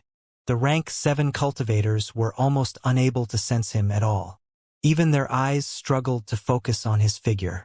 I can't continue the mission, Noah said, but only the rank 8 existences managed to hear his voice. I need to hurry up back to the Legion. Noah glanced toward June and his friends. They couldn't even begin to understand what was happening to him, but he trusted that Jordan would eventually explain everything. The world can't allow me to exist anymore, Noah explained. It wants to kick me out of its structure. I need to find a solution before returning to you all. Jordan and Divine Demon didn't know what to say, so they limited themselves to nod. They could see that Noah was struggling, so they didn't investigate further. Noah left in a hurry. He shot in the direction of the outer lands without stopping to study his condition further. The constant use of the new spell slowed him down and dulled his senses, but Noah didn't let his annoyance get to his head. Noah already had a plan. He knew one existence that had suffered due to heaven and earth's influence. Only Supreme Thief could tell him how to get rid of that annoying condition. The flight back to the Legion was uneventful. Noah reached his companions in no time and asked for the new location of Supreme Thief's inheritance. The hybrids didn't hide anything from him. Noah could travel toward the inheritance right after meeting his companions. The immense mountain soon appeared in his view. Noah directly flew toward the palace and entered the Strength Tower. The inheritance wanted to send him toward the lower layers, but Noah had no intention of surpassing trials. Noah dispersed his new spell. The inheritance contained multiple separate dimensions that hid his presence, so his surroundings didn't turn into a mess again. Noah could finally relax and recover from the long travel, but he didn't start a training session just yet. Come out, Supreme Thief, Noah shouted, scaring away all the other hybrids busy choosing trials. I know that you are watching. I have a serious matter to discuss. Noah's words didn't seem to trigger any reaction in the outside world, but an azure light suddenly lit up under him and teleported him away. Noah found himself inside an underground hall with the familiar expert tinkering with an uneven orb. What is it? Supreme Thief asked in an annoyed tone. I don't like you barging in so suddenly and revealing my existence to the other challengers. Heaven and earth have labeled me as a proper enemy, Noah quickly explained, ignoring the expert's annoyed tone. I need to use a spell to hide my existence. The world goes crazy otherwise. Oh, Supreme Thief exclaimed while moving his attention on him. They already did that. I think you broke some record. Is there a solution? Noah asked. What solution do you even want? Supreme Thief replied. The world belongs to heaven and earth. They can do what they want with it. How did you handle it back then? Noah continued to ask. I didn't handle it, Supreme Thief explained. The world will continue to attack you until you turn into dust. Don't worry. You will become used to it soon. Noah cursed in his mind. That was worse than having his mind assaulted by constant pressure. He would have to keep his spell active through the rest of his cultivation journey. Well, you can always go to the windy regions if you hate this so much, Supreme Thief added. The storms of chaotic laws already are a tribulation, so heaven and earth won't add energy to their power. They won't even target you. Noah didn't even consider that option. He had already seen how dangerous the windy regions were at his current level. He couldn't go there only to get rid of his annoying condition. I guess this had to happen at some point. Noah sighed and calmed himself down. His situation wasn't downright awful. He had already found a temporary solution to his issue, and he could polish it while he was inside Supreme Thief's inheritance. The spell had a few drawbacks, but it could keep him safe. Moreover, it also worked as a cover for his presence. The only issue was that it worked too well. Noah bowed toward Supreme Thief, and an azure light soon lit up under him to teleport him away from that underground hall. Noah found himself in the 4th layer after the light vanished, and he quickly dug a cave to create a training area. Polishing the spell took a while. Noah wanted his friends in the 7th rank to be able to see him without affecting the hiding qualities of the cover. The dark world expanded and condensed multiple times while Noah tinkered with its properties. He eventually reached a decent result and linked the ability with his black hole. Part of his dark matter would always have those properties now. Noah felt at a loss of what to do after he completed that project. He only had to cultivate and become strong enough to live inside the windy regions in theory, but the path was still long. Noah cultivated while he pondered about his situation. He wanted to start another mess to improve quickly, but Alexander's return had limited his options. Alexander could take care of all the enemies of the Legion without Noah's help. Actually, Noah's presence would be superfluous since the expert was here. The hybrid would probably attack all the known mansions belonging to Noah's enemies and force them to hide. Peace seemed about to fall on the world, and Noah despised that situation. Maybe I should cooperate with the secret organization, Noah wondered without interrupting his training. They might give me some interesting options. Noah didn't want to face the trials in Supreme Thief's inheritance. He had no interest in the pyramid either. Great builder studies were interesting, but Noah had already obtained what he needed. Secret organization it is. Noah sighed before leaving Supreme Thief's inheritance and flying toward the Legion's headquarters. Jordan and the others were still busy gathering the experts from the Balro family. They had decided to continue the mission after Noah's sudden departure, and Alexander's efforts made their travel uneventful. The magical beasts had followed Noah's orders. They had transformed more regions into blue bushes and expanded his domain. Noah had a lot of space at his sole disposal now, so he enlarged his underground training area. It was hard to expand his influence without revealing his presence to the world. Noah wanted to make his ambition reach his underlings, but he couldn't let heaven and earth resume their relentless destruction.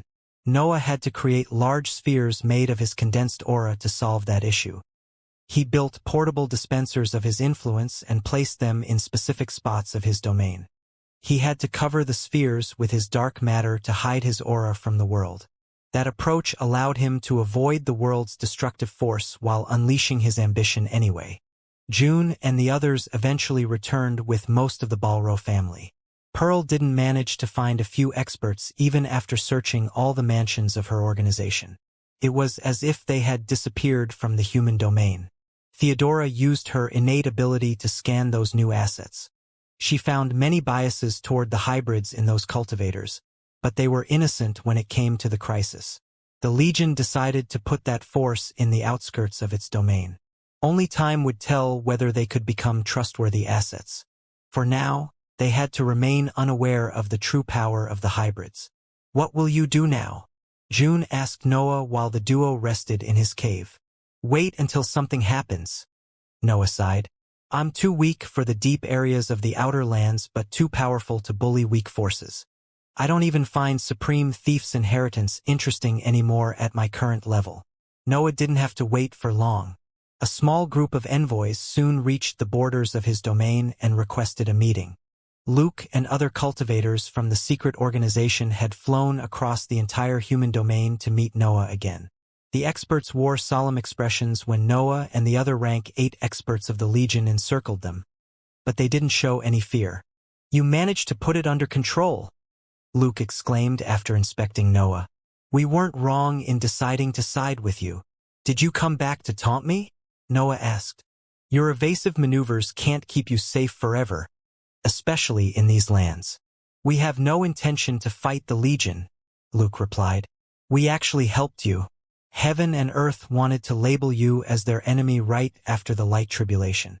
We managed to delay that event until our first meeting." "I bet you have no way of proving that," Noah laughed. "We can," Luke said before taking out a small dark orb from his space ring. Noah's eyes widened when he inspected that inscribed item.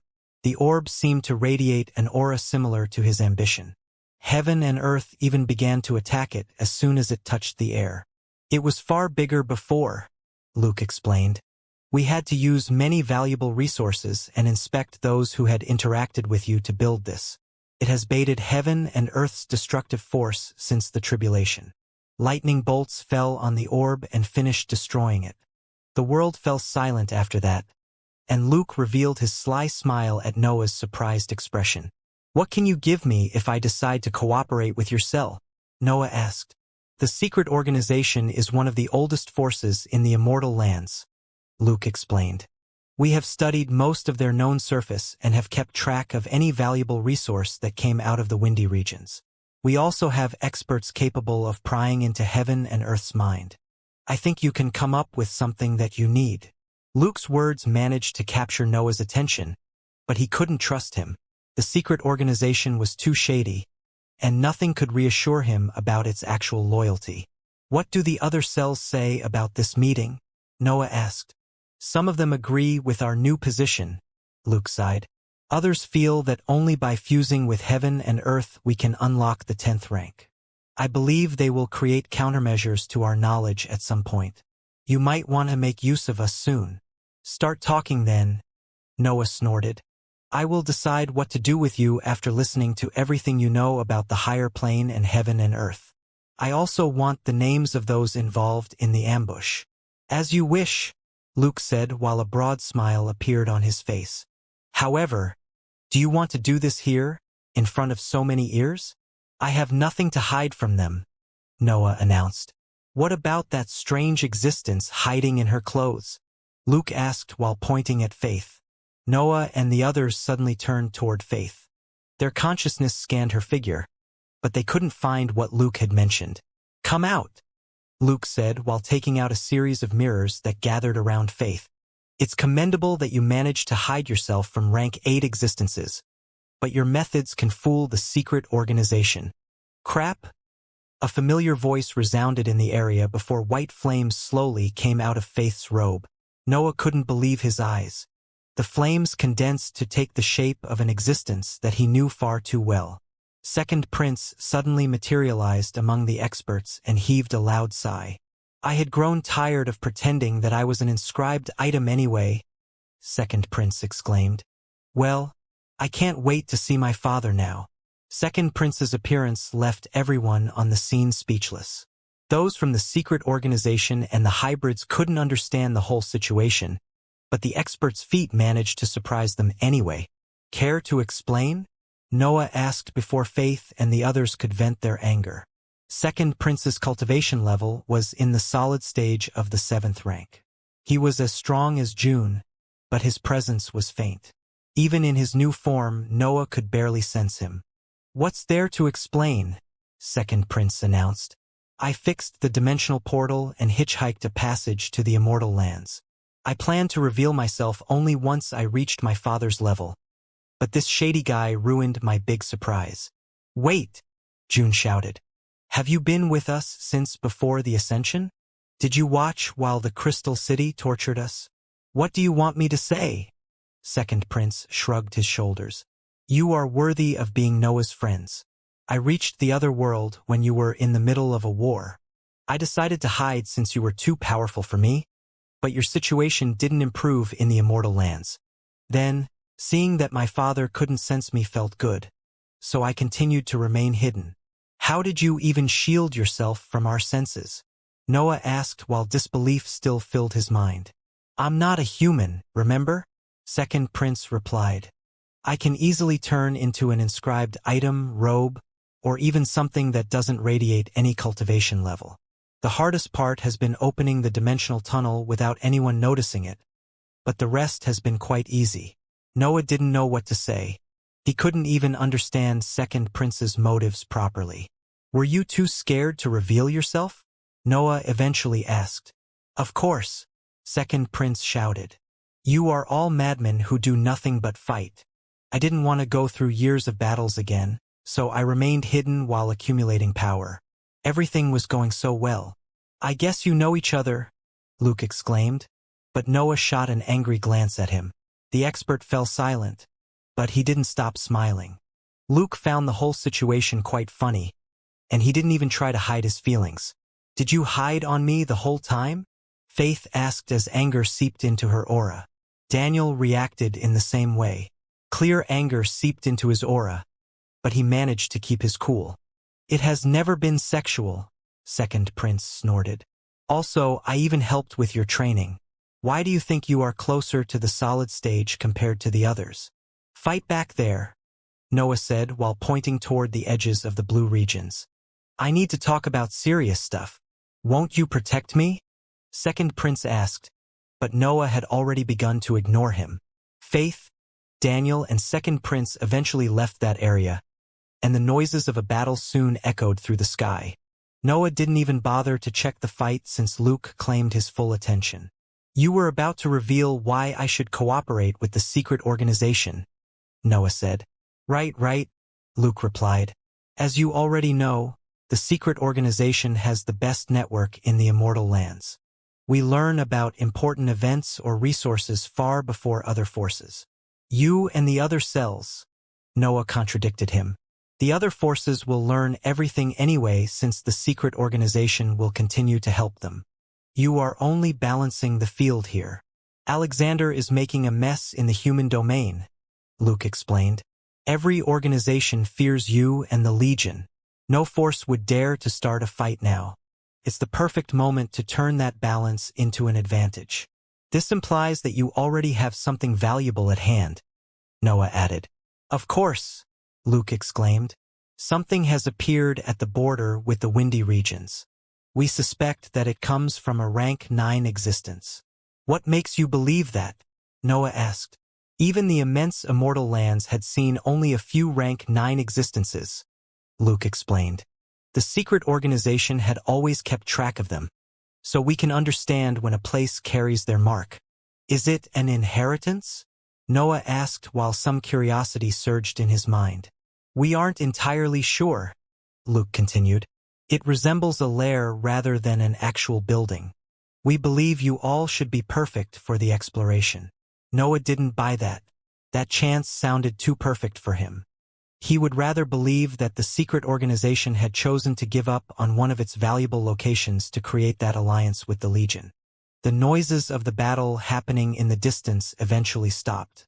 Noah could see that Second Prince was completely fine, while Faith appeared exhausted. Daniel seemed annoyed, but he didn't feature any injury. Let's go then, Noah said. We must use this chance while Alexander is claiming the human domain's attention, right? I don't see why we should hesitate. Well, we have to complete a few preparations first, Luke exclaimed while his smile froze. No preparations. Noah rejected his offer. I don't want to give your force time to prepare stuff. We either go now or you leave these lands. Luke gulped. He could sense Noah's seriousness during his speech. He was ready to depart at that exact moment. Hurry up, Noah shouted. Lead the way.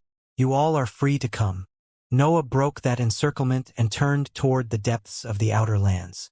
Divine Demon, Jordan, June, Fergie, and the others quickly imitated him, leaving Luke no chance but to follow him. Are we allies then? Luke asked once he reached Noah. I'll think about it after this mission, Noah replied before focusing on Second Prince. You must also come. I want a full report concerning what has happened after I ascended. Overbearing as always, Second Prince sighed.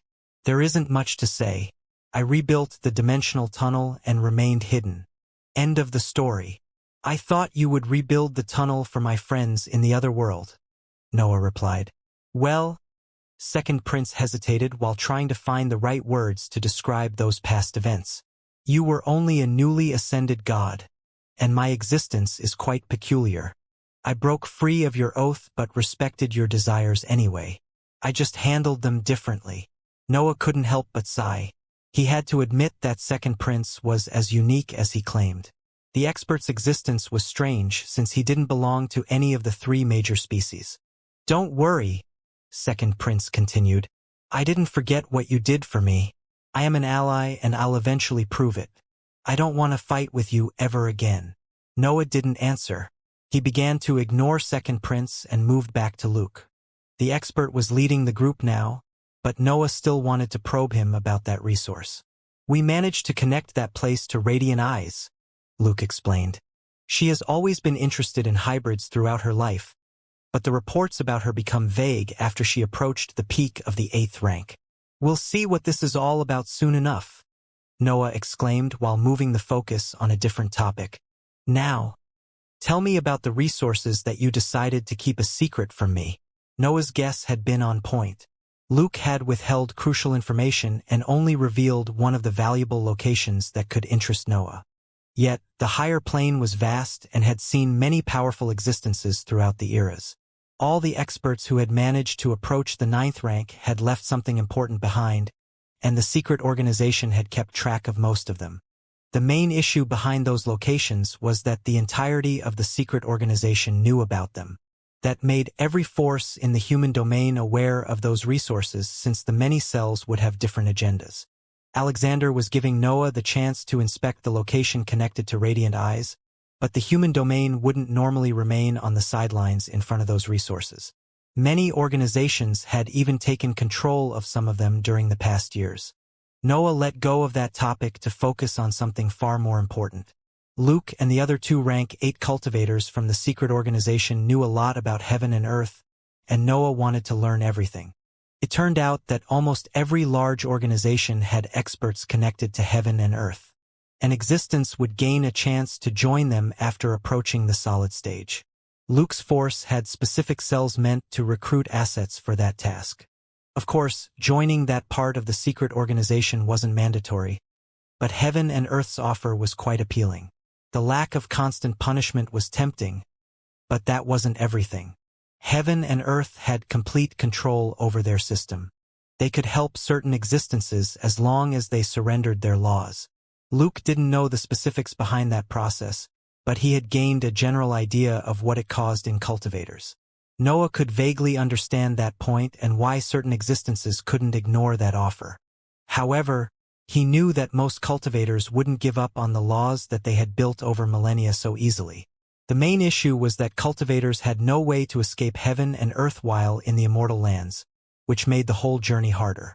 Even incredible existences like Supreme Thief and Great Builder had ended up dying because of that. Luke didn't know too much on that topic. He could only repeat Supreme Thief's words and tell Noah that heaven and earth had powerful underlings throughout the higher plane. The expert had a personal theory about their identity, but it was only a vague hypothesis. As for the methods to contact heaven and earth, Luke couldn't explain much. The secret organization had a place capable of reaching those existences, but its actual location was one of the greatest secrets of his force. Only the most powerful experts would learn about it.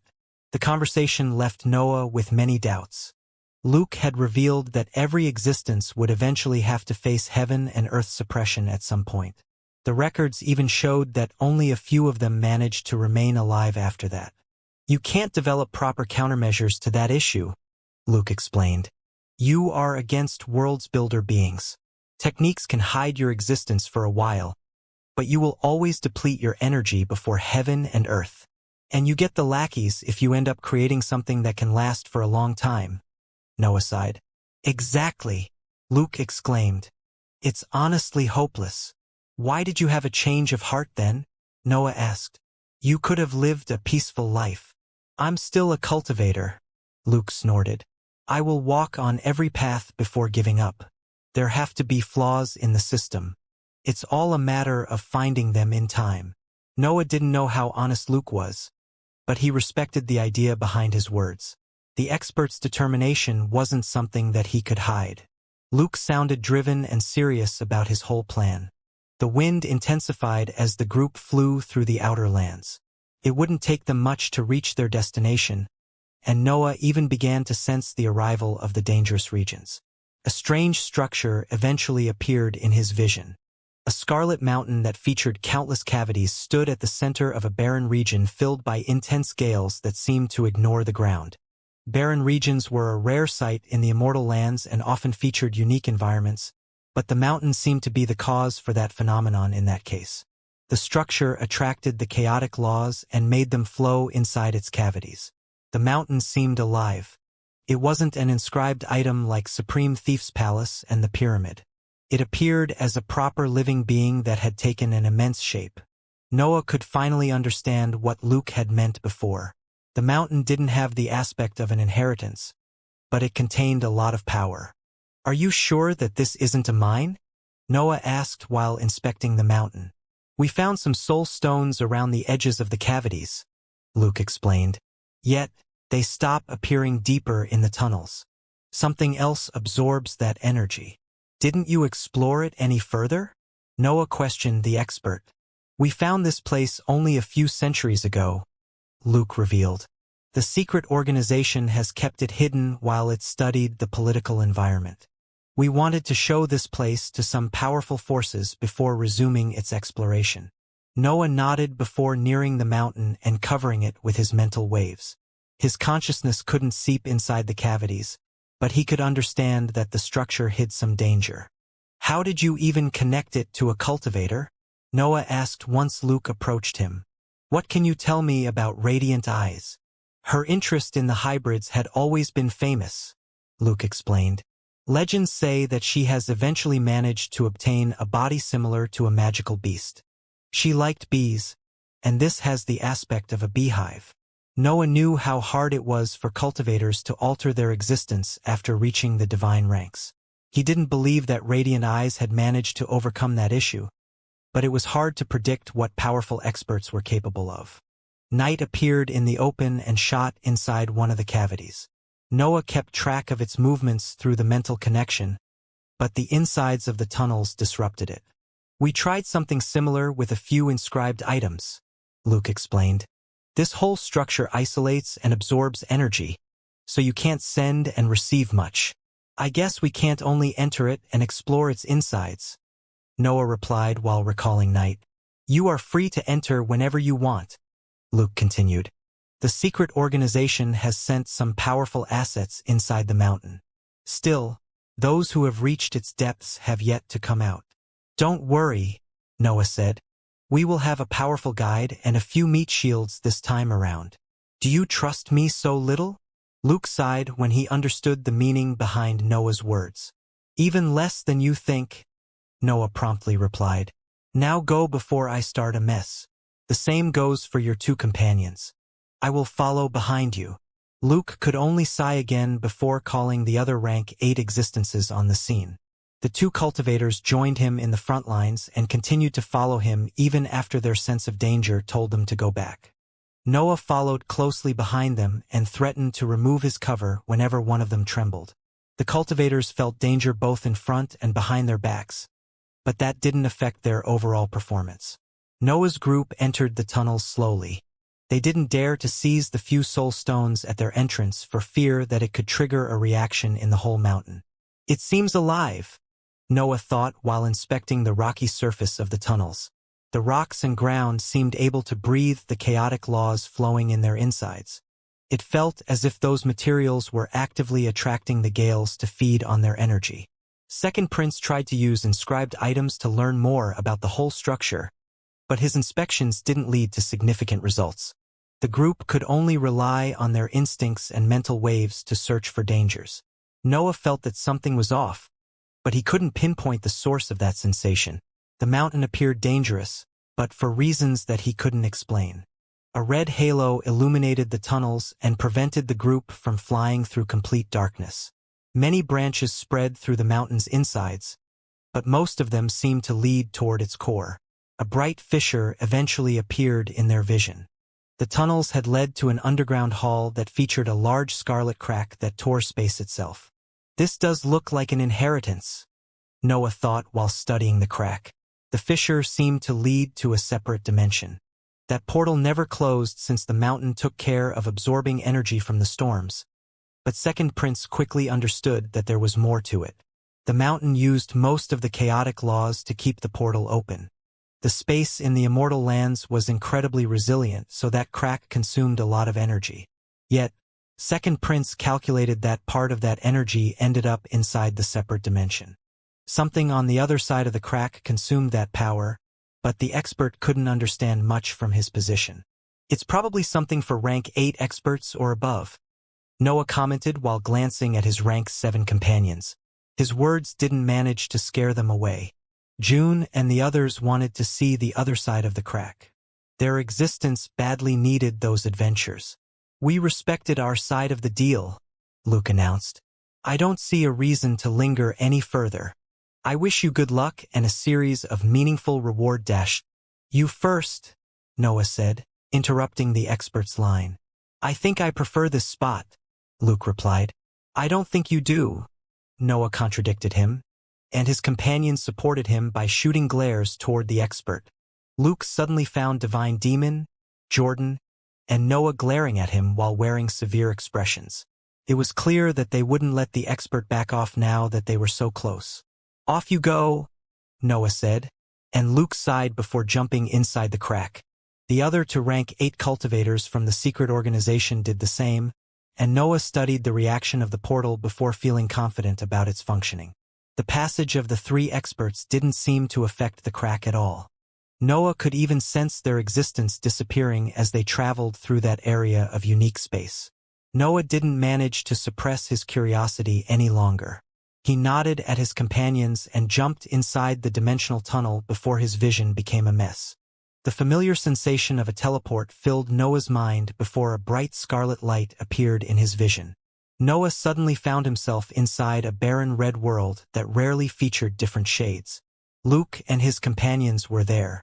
They were inspecting the separate dimension, but they couldn't find anything interesting. The separate dimension was nothing more than a charred red ground and a scarlet sky that radiated a bright red light. It was a simple world that seemed to lack any trace of life. Noah glanced above his head. The crack was still there. The separate dimension had a clear exit that made the disappearance of the other experts somewhat worrying. The separate dimension didn't force them to remain inside that world. There had to be something else, but Noah couldn't understand it from his position. The other experts soon arrived and landed next to Noah. The density of laws in the area was relatively lacking, but they all managed to become used to that new environment. What now? Luke asked as a tinge of annoyance entered his voice. Thorough exploration. Noah limited himself to answer before starting to walk forward. The separate dimension featured a few mountains in the distance. They were the only logical target during that exploration, so Noah quickly moved toward them. The rest of his group could only follow him. Luke and the others from the secret organization had lost any meaning now, so Noah had instantly become the new guide.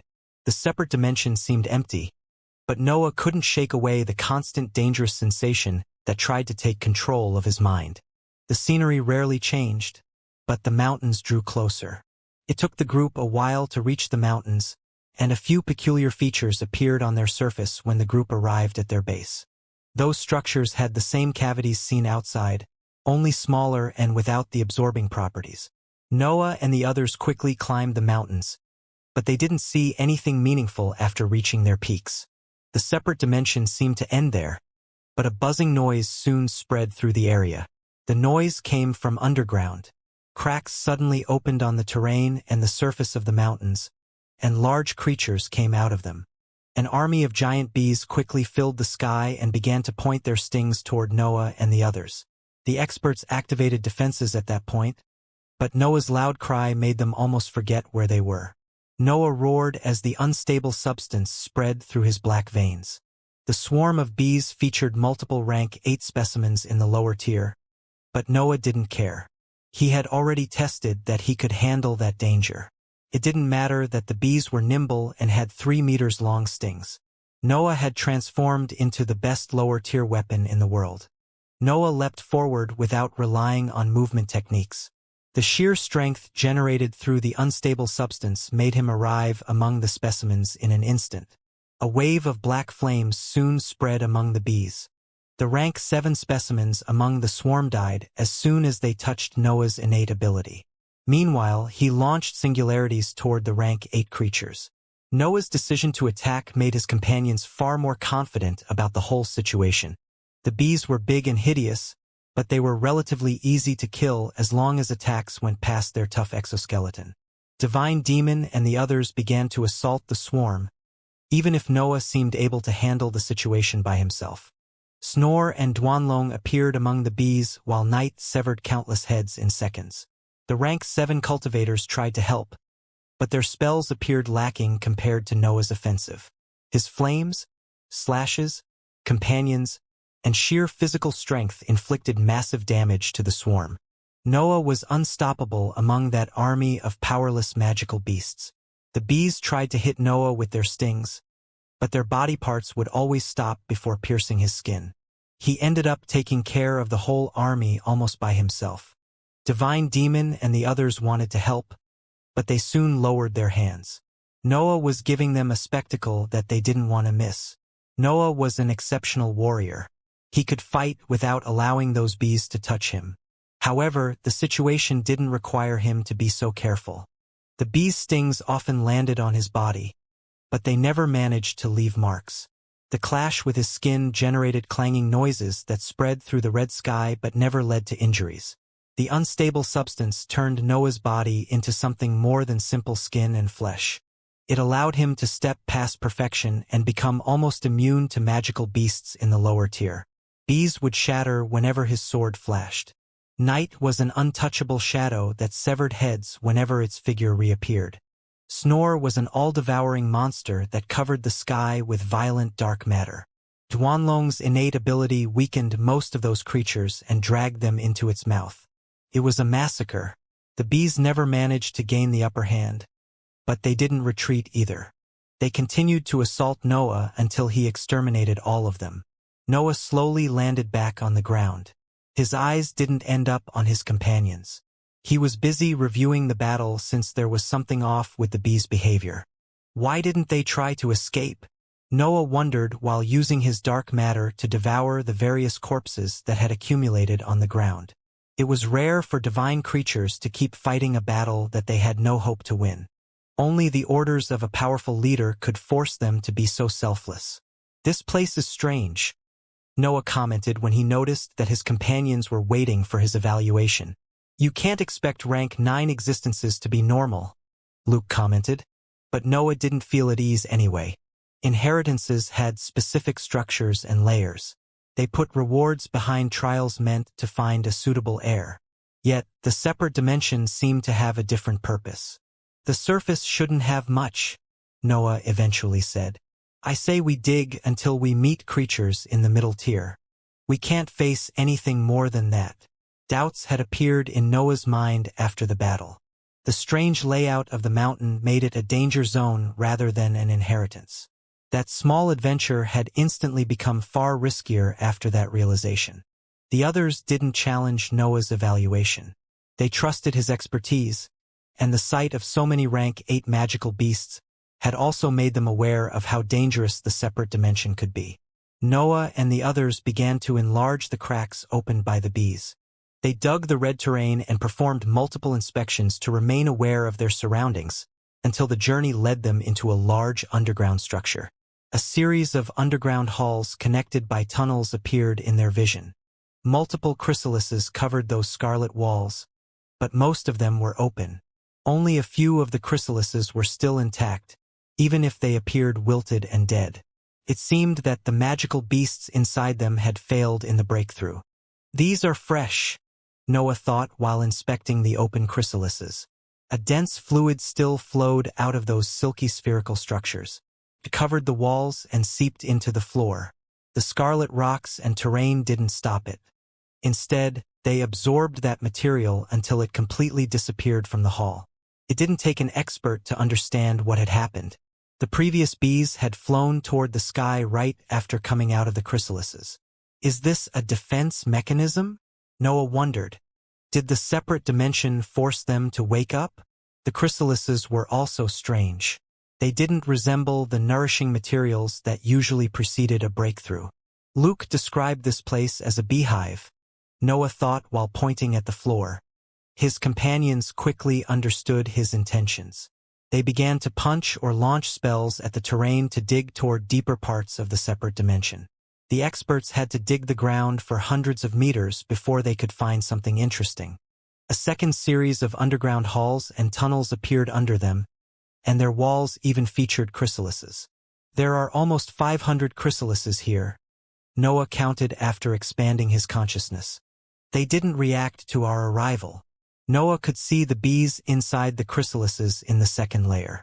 His inspection revealed that the creatures weren't ready to appear in the world yet. They weren't even completely alive. The chrysalises didn't come from breakthroughs. They were breeding new specimens that could directly be born as divine beings. I don't think we should remain here for too long, Noah suggested. Let's take these chrysalises and leave. I don't want to enrage the existence behind such a spectacular structure. Noah felt in awe of that separate dimension. Radiant Eyes had created a breeding ground for those bees and had also removed certain limitations. Certain species of magical beasts could give birth to rank 7 specimens. Yet, Noah had fought multiple creatures in the 8th rank before, and they had come from similar chrysalises. What was she trying to create here? Noah wondered. Why even bother with this structure? Noah had many doubts that he couldn't appease, but they didn't slow him down. He seized a few chrysalises and stored them inside his separate space before setting off. His companions imitated him, but a buzzing noise suddenly echoed through the second layer of halls. The chrysalises that they had left behind broke in front of their eyes. They gave birth to hundreds of almost dead specimens in a matter of seconds. Noah glanced at that swarm before flying back to the surface. That army didn't feature any middle-tier specimen, but he didn't want to fight them underground. A second battle happened on the surface. Noah quickly overwhelmed those creatures and made sure to absorb their energy. That type of training was quite beneficial for his body, but Noah didn't know how long he could stretch it. Are you sure that leaving is a good idea? Divine Demon asked after the battle ended. I think we can dig far deeper. I'd rather avoid seeing the true power of this separate dimension, Noah explained. Also, this place doesn't have any valuable resource except for the magical beasts. The mountain itself is the treasure here, but we can't seize it. Noah wanted to play it safe. He didn't need to dig deeper into the separate dimension to test his power. He could find middle-tier magical beasts in the outside world, where he didn't have to fear for the secret abilities of a separate dimension. Yet, his plan to leave immediately ended up facing a hindrance. A large crack opened on the ground, and a series of human figures slowly came out of it. Noah and the others couldn't miss the appearance of those experts. Their auras had unfolded right after they returned to the surface. They had announced themselves to Noah's group. Duke, Ava, Luke shouted while performing a bow. It's nice to see that you are fine. The new group featured 3 rank 8 cultivators, with 2 of them in the liquid stage. The 2 leaders were among some of the experts that the secret organization had lost during the previous explorations. The trio didn't answer. A scarlet radiance flashed behind their eyes while buzzing noises came out of their figures. A pair of insect wings also grew out of their back before they shot toward Noah's group. Jordan and I will face the 2 liquid stage experts, Noah roared. The others will take care of the gaseous stage before supporting us. Noah had understood that his group couldn't escape that threat as soon as the trio started moving. The 2 liquid stage experts were faster than him, while the 3rd cultivator seemed able to match his speed. The unstable substance flowed inside his black veins before a wave of dark matter covered his figure. A draconic armor that featured 6 arms enveloped him before roots spread around his higher energy. The roots gave birth to 3 blades in his empty hands. Night, Snore, and Duanlong also came out of his separate space. Noah was going all out from the beginning of the fight. Noah didn't divide the opponents casually. The cultivation level of the two liquid stage existences was too high for normal humans. Only hybrids could endure the inevitable beating that had to follow. The trio didn't appear human anymore. Their glowing eyes and the insect wings gave them a monstrous appearance, but Noah could sense that they still had mental energy at their disposal. The three of them were using spells to fly forward. That partial transformation didn't remove their ability to rely on centers of power that magical beasts didn't have. Yet, the process had clearly affected their mind since they didn't even bother to speak in front of a friend. Duke clapped his hands before his aura exploded forward. A wave of azure light blinded Noah for an instant, but it didn't manage to suppress his mental waves. Noah could sense Duke multiplying inside that radiance. When the light vanished, he saw that the expert had created 3 exact copies of himself. Duke didn't suffer any drawback to activate that technique. His copies carried the same cultivation level and aura. Noah suddenly had 4 liquid stage cultivators to take care of. The sword-shaped roots on one of his right hands opened while a black handle came out of his draconic chest. Noah drew the cursed sword and slashed toward his 4 opponents, backing his attack with everything he had. A massive singularity came out of his figure. The whole area became empty of air, energy, and terrain as his destructive attack filled the land. Azure shields appeared in front of the 4 Duke. They tried to block the singularity, but Noah's attack ended up piercing those spells and landing on their body. The 4 Duke shot backward until they crashed on the ground.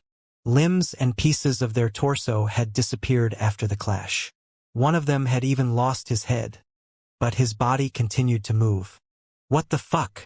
Noah cursed in his mind at the sight of the headless human figure standing up and clapping his hands. The other 3 Duke did the same, and an azure halo soon shone in the area again. When the light disappeared, Noah could see that the expert had created 4 more copies that didn't have any injury. Noah covered the area with flames before launching another attack. The expert didn't manage to avoid that singularity, but he tried to block it with shields again. The 8 figures suffered fewer injuries during that clash since Noah's singularity didn't manage to pierce many shields. Still, the expert clapped his hands and multiplied himself again. Noah remained speechless. He now had 12 liquid stage opponents ready to unleash their full power. The expert's ability didn't make any sense, but Noah didn't let that sight scare him. Duke had gone through a transformation, but only severe drawbacks could justify that amount of power. Cultivators couldn't just multiply themselves. Noah would have already done it otherwise. I need to push him until the drawbacks take over, Noah concluded in his mind while storing the cursed sword. Noah couldn't overpower so many liquid stage experts, but he had something that could delay them. It was time to use his new ability. The dark world expanded and covered the whole battlefield. The workshop activated while Noah remained hidden inside his currents of dark matter. Duke sent some of his copies forward, but the dark world suppressed their power and made them unable to find Noah. The expert snapped his fingers to launch shockwaves that destroyed entire chunks of the technique, but he still failed in uncovering Noah. Dark matter constantly refilled those destroyed areas and gave Noah more space to find a safe position. He never stopped moving and planned his new destination according to where his opponents were. It's still too slow, Noah sighed in his mind while inspecting the 12 copies laying waste to his technique. The dark world managed to suppress the expert and his attacks, but the latter remained a liquid stage cultivator. It only took him 3 series of attacks to destroy most of the technique and corner Noah. A massive 6-armed dragons came out of the last lump of dark matter when the 12 copies approached that area. The creature had the power of a magical beast in the lower tier, but its figure radiated Noah's energy. The 12 copies quickly attacked the dragon and destroyed it in a single wave of attacks. They only had to snap their fingers to shatter the dark matter that made its body. I wonder how much energy they can use in this state, Noah thought while commanding the workshop to send the second specimen. A second 6-armed dragon came out of that lump of dark matter, and the 12 copies quickly took care of the creature. However, the dark world expanded during that time and engulfed them again. The 12 copies launched shockwaves, but they found out that 2 lower-tier dragons had appeared in front of them. Duke didn't hesitate to shot toward the creatures, but a series of tentacles came out of the dark world and cracked at them. The tentacles hit the surprised copies and flung them on the ground. Large pieces of their body had disappeared after the exchange, but they all stood up and clapped their hands to multiply. How many times can he even do it? Noah wondered when he saw 20 Duke watching toward the dark world. Well, this should reduce his time, at least. More tentacles cracked out of the dark world while the copies tried to shot toward the sky. The expert quickly created shields that blocked those attacks, but he soon found the 2 dragons on top of him. The 20 copies destroyed the dragons in a matter of seconds. Those creatures were stronger than the average magical beast due to the dark matter. But Duke was too powerful. He was a one-man army ready to unleash his full might in an instant. Yet, the 20 copies didn't manage to go far. Noah kept expanding the dark world and put them into a position where he could surprise them with the tentacles and send them back on the ground. This doesn't seem the arsenal of a liquid-stage cultivator, Noah thought while inspecting his battle and the other fights. Noah noticed that the winged cultivators didn't use many spells. They only relied on their iconic ability before limiting themselves to less powerful techniques. The gaseous stage cultivator was even alone against Luke's companions and the rest of the rank 7 experts. It didn't take much to take the expert down, and Second Prince didn't hesitate to study him. Noah used the dark world to run away and buy time for the workshop. Facing Duke in that state was suicide, so he had to rely on petty tactics to keep himself safe. Duke's assault was relentless. Noah had to give up on creating dragons to maximize his number of tentacles since they were the only weapons capable of slowing down his opponent. The 20 copies charged toward the dark world and destroyed huge chunks of dark matter with the shockwaves generated by their fingers. Yet, Noah continued to retreat while forcing the workshop to give birth to more octopuses. When will he finish his energy? Noah cursed in his mind. Noah's battle prowess was incredible, and the expert didn't even seem able to use his full power. However, Duke continued to gain ground. Noah had long since stopped hurting his opponent. Duke had too many shields at his disposal, and his lower-tier magical beasts couldn't pierce those spells. The sky had become a mess of dark matter and tentacles, but Duke continued to advance. It wouldn't take him much to reach Noah. The inevitable eventually happened. Duke's 20 copies cornered Noah in a lump of dark matter and forced him to activate the shadow domain to dodge the incoming attack. Noah reappeared higher in the sky. He was almost back at the exit, but he couldn't fly away in a straight line since his opponents would reach him in no time. His only shot at survival was to exhaust the expert slowly. Noah didn't know how much energy a liquid stage cultivator had, but he guessed that it was almost time for Duke to reach his limit. Duke continued to press forward until he forced Noah to activate the shadow domain again. Noah unfolded the dark world once he reappeared high in the sky, and the expert resumed his chase. Noah didn't bother to keep track of the number of rank 8 fake cores consumed during the chase. He was wasting countless priceless items during the battle, but he had no other choice. Duke eventually managed to corner Noah, but a singularity shot out of the last lump of dark matter and bought him enough time to retreat.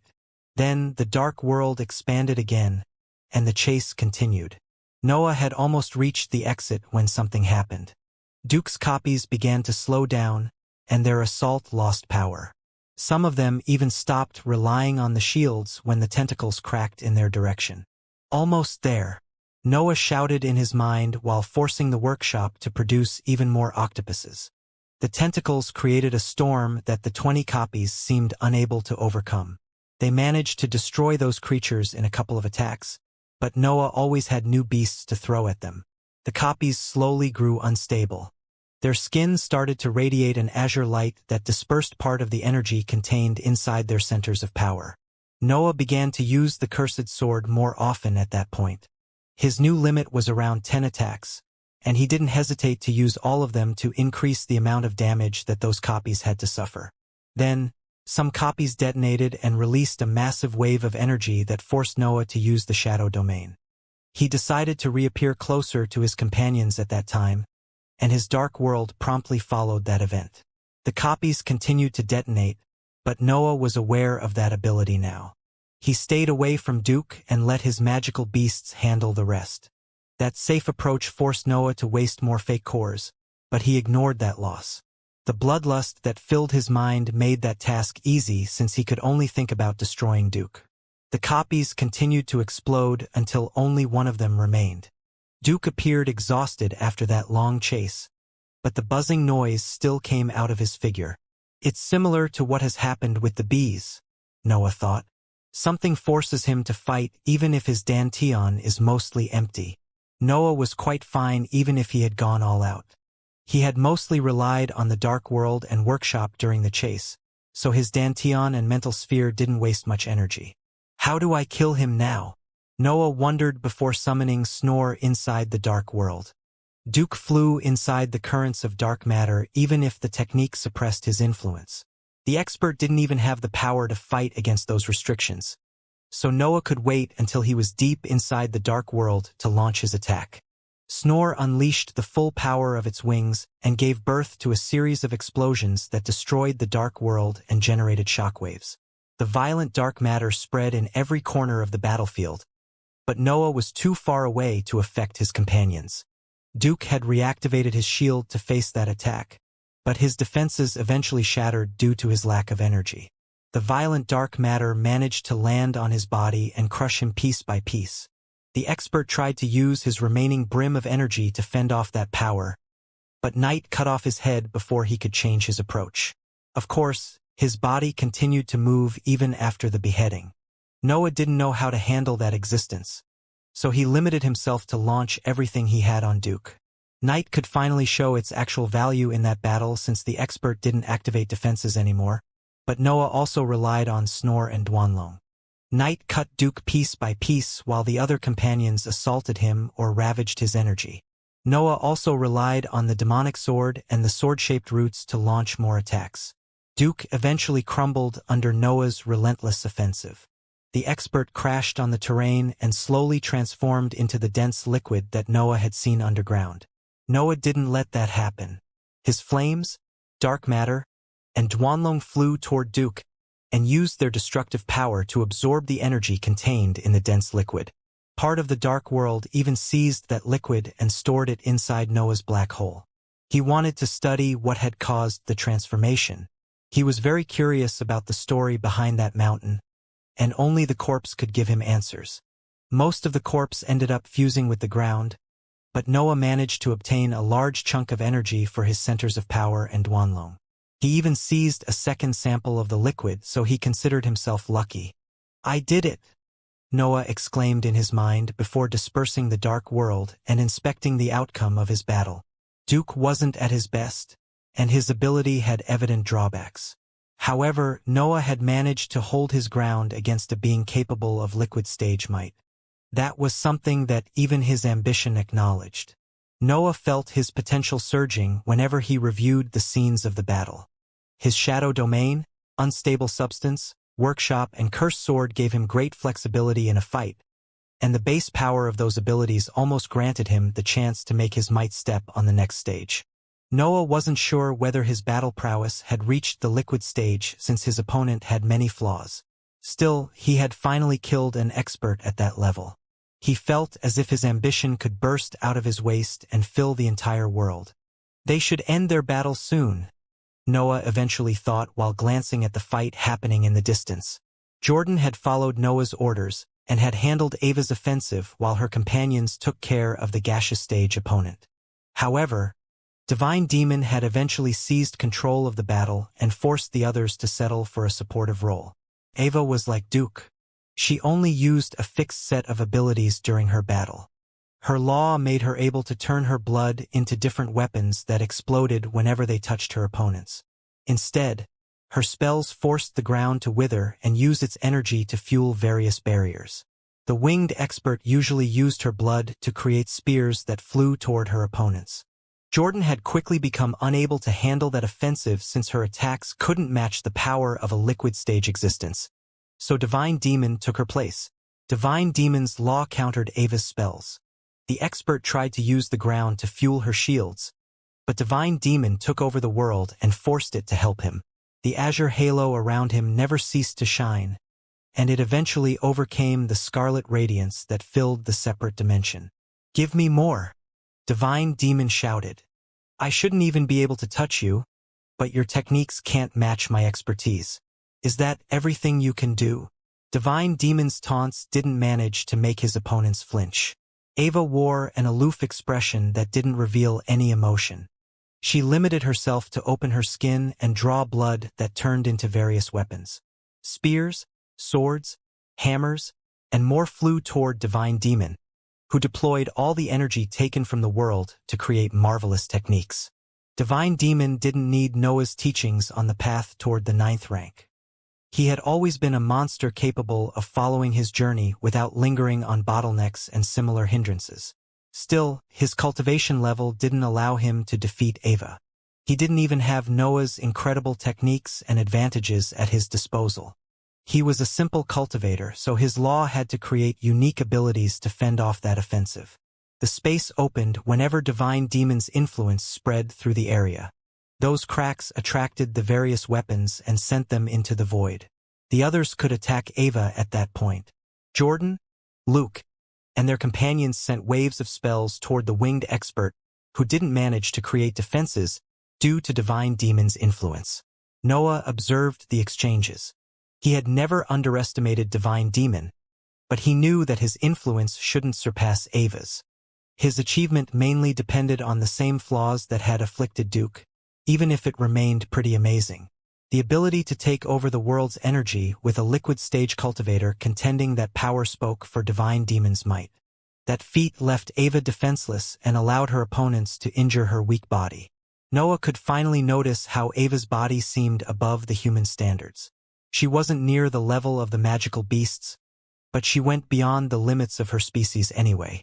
Noah linked that power to her partial transformation. It was clear that the separate dimension had tried to force her existence to evolve, but the result was nothing more than a flawed product. I wonder if Radiant Eyes has also gone through the same process, Noah thought while inspecting the battle. That shouldn't be the case with a rank 9 existence, but it's better to leave this separate dimension anyway. Noah was slowly becoming aware of the nature of the mountain. Ava and Duke's condition and the chrysalises were enough to explain part of the many functions of that separate dimension. His conclusions made him feel even more worried about that place. The deeper layers of the mountain had to feature dangers that even liquid stage cultivators couldn't overcome, and Noah didn't want to see them. This is too easy, Divine Demon shouted while cracks opened around him. I promised that I would defeat you without attacking, but this is too boring. His taunts failed to trigger any reaction in the expert again. Ava continued to throw weapons at her opponent, but her attacks always ended up inside the void. Ava's human body made her quite frail. Her opponent's attacks could injure her due to the lack of defenses. She soon lost her limbs and entire pieces of her torso, but she continued to use her blood to create storms of weapons. Divine Demon didn't even bother to watch that assault.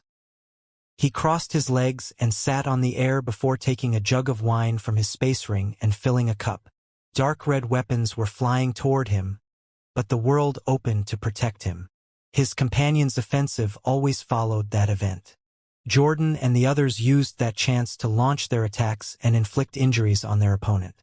Ava's blood allowed her to remain in one piece most of the time, but her enemies were slowly shattering her into pieces. Luke eventually threw a gale that seeped into Ava's skin and made her tissues explode. The expert had nothing more than torn muscles and shattered bones at that point, so the following attacks reduced her to a bloody pulp. Divine Demon didn't bother to watch Ava's death. He had no care for that event. He limited himself to sip wine while his cultivation level increased due to his successful challenge. I guess I will join Wilfred once I get back to the Legion, Divine Demon said when he sensed Noah approaching from behind. You did great on your own. You definitely are the only existence worthy of being my heir. We should leave, Noah exclaimed while ignoring those words. We don't know what the dimension hides. Let's go before we trigger another defense mechanism. I still think we can handle a few more layers, Divine Demon complained. Look, these liquid stage experts couldn't do much against us. We can keep going until we meet solid stage threats. Something has forced those cultivators to transform, Noah explained. They couldn't defeat that influence, so I have to believe that we can't do it either. There is no point risking our lives for a bunch of corpses. Divine Demon sighed before storing his jug and cup. Noah was right. The separate dimension only offered challenges without ever giving rewards. It was better to spend their time inside Supreme Thief's inheritance at that point. I can contact a few experts and work something out, Luke said once he neared Divine Demon and Noah. It's a pity to leave the mountain here. We should hide it from the human domain to gain a monopoly over this resource. Noah wanted to nod. Luke's plan was the best compromise in the current situation. However, a buzzing noise suddenly came out of the ground and made the whole separate dimension tremble. The sky and the ground shook while echoing that noise. The sound wasn't painful, but it made Noah and the others unable to move.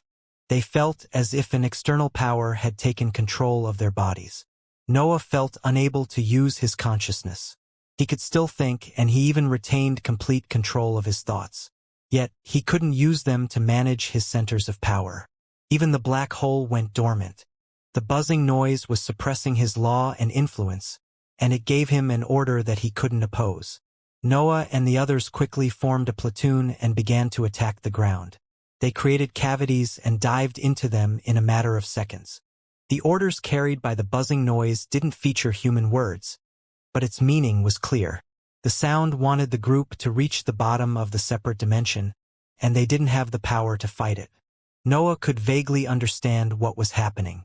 His mind was working perfectly, so he could sense how that buzzing noise was affecting his power. His instincts warned him about a threat that he couldn't fight. Noah felt powerless against that influence.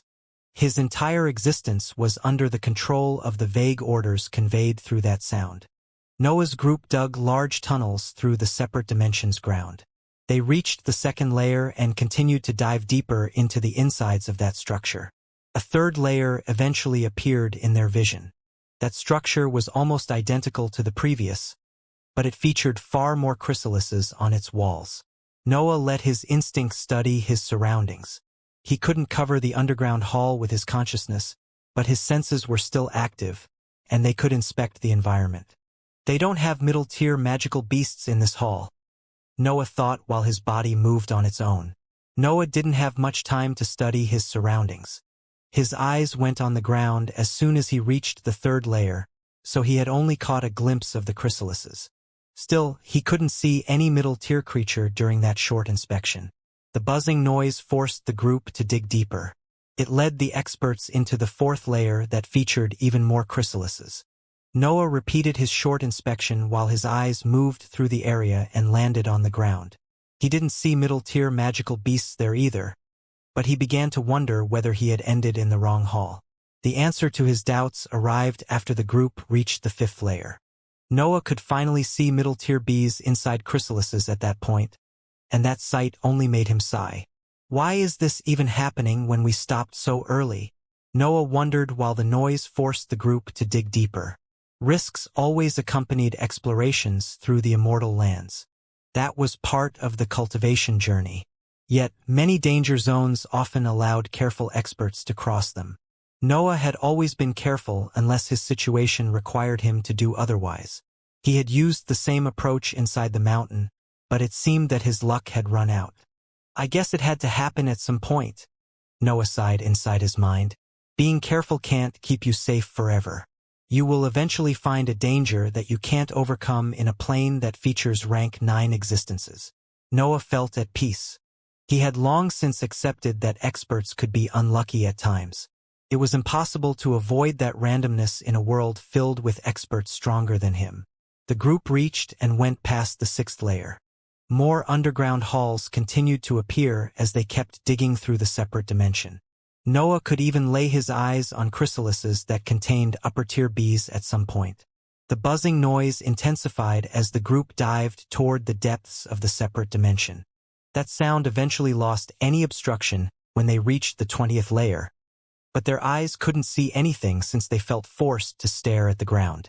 The noise eventually allowed them to raise their heads. The group could finally inspect their surroundings, and that scene made their minds freeze.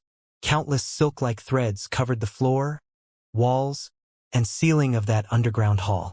Noah couldn't see any tunnel in front of him, but he was still unable to turn, so he couldn't check the area behind him. The threads converged toward a 10 meters tall chrysalis that was the source of the buzzing noise. Noah and the others bowed as soon as they saw that cocoon, and their heads continued to look at the ground for a whole hour before the sound forced them to straighten their position. "You will soon become part of my pack." An eerie female voice suddenly resounded from the cocoon. "Rejoice! I turn you into my children and lead you into a glorious conquest." The buzzing didn't stop while those human words spread through the underground hall. That sound forced Noah to step forward and bow again to accept the expert's blessing. "I acknowledge your power." The voice resounded again. "You will be the first to transform into one of my children."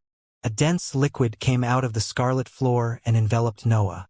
He felt that material invade his tissues and try to alter his fabric to improve its overall power. However, the black hole suddenly started rotating again and took over that part of the process. The organ forced all the energy transmitted by the dense liquid to pass through its dark matter before sending it back to Noah's body. Noah's power slowly increased. He felt that every cell of his body improved under that intense nourishment. The dense liquid contained enough nutrients to trigger a transformation, so he could seize a lot of power from it. The expert inside the cocoon continued to summon more dense liquid, but the black hole never allowed that energy to transform Noah. That resource even accepted the organ's authority and let it take complete control over the procedure. "What is happening?" The female voice suddenly resounded again. "Why don't you transform?" Noah wanted to reply, but he couldn't move. He could only bathe in the marvelous feeling generated by the fast growth of his centers of power. The process didn't only involve his body. Even his dantian, mind, and black hole improved under those nutrients. "What are you?" the voice asked before a dense wave of mental energy seeped inside Noah's body. The expert inside the cocoon inspected every inch of Noah's body. Her mental energy even studied the black hole, but she didn't seem satisfied with her discoveries. "Speak," the voice eventually exclaimed. "Tell me why my energy can't force you to transform." Noah suddenly regained control of his body. He crouched while his consciousness instinctively expanded and gave him a clear view of the entire underground hall. The area didn't have tunnels, but it was quite big. It featured only one cocoon, but the power inside that form seemed able to overcome all the other bees in the higher layers. "She must be in the 9th rank," Noah concluded after that brief inspection. "What can I even tell her now? My body already is the epitome of perfection," Noah explained while straightening his position. "Your liquid can force me to improve, but it can't change my species." "Are you telling me that I can't improve you?" the voice asked in an angry tone. "Quite the opposite," Noah continued. "Your liquid has no harmful properties. It has realized that my species is already perfect, so it only focuses on providing nutrients." The expert inside the cocoon went silent, but Noah could sense from her influence that she was accepting that explanation. Her aura could affect any existence under the 9th rank, so Noah's words had to be the truth. "Well," the voice continued, "I will move on the others then. If I may," Noah exclaimed before the noise took away his control over his body again. "Speak freely," the expert replied. Noah cleared his throat before trying to find a way out of that situation. "I presume that you are Radiant Eyes. I would like to know your intentions before choosing my next words." "Are you asking for my story?" the expert inside the cocoon asked. Noah limited himself to nod. He didn't want to give any hint that he was only trying to find a way to deceive that expert.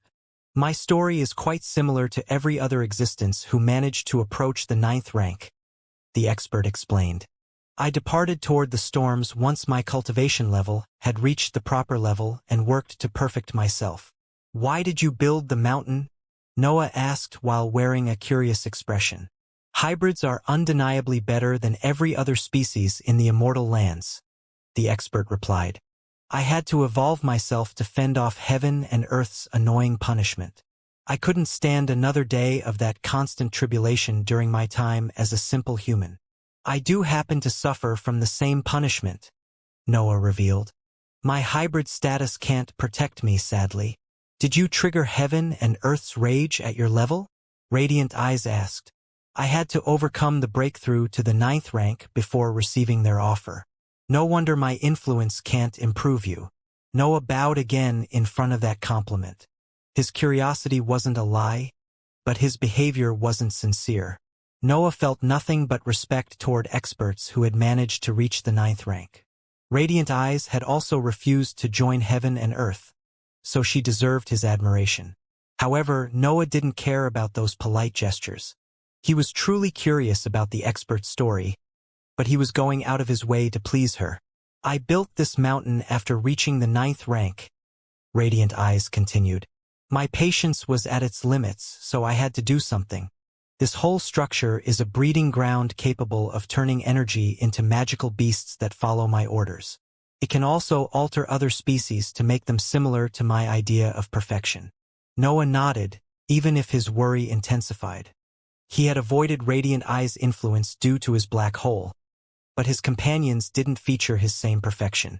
The dense liquid would transform them if he let the expert continue. Are you also transforming yourself? Noah asked while his mind worked at full speed to find a viable solution. Of course, Radiant Eyes replied. However, my procedure isn't perfect, so I'm holding it back while I experiment on other beings. I always end up creating mindless puppets.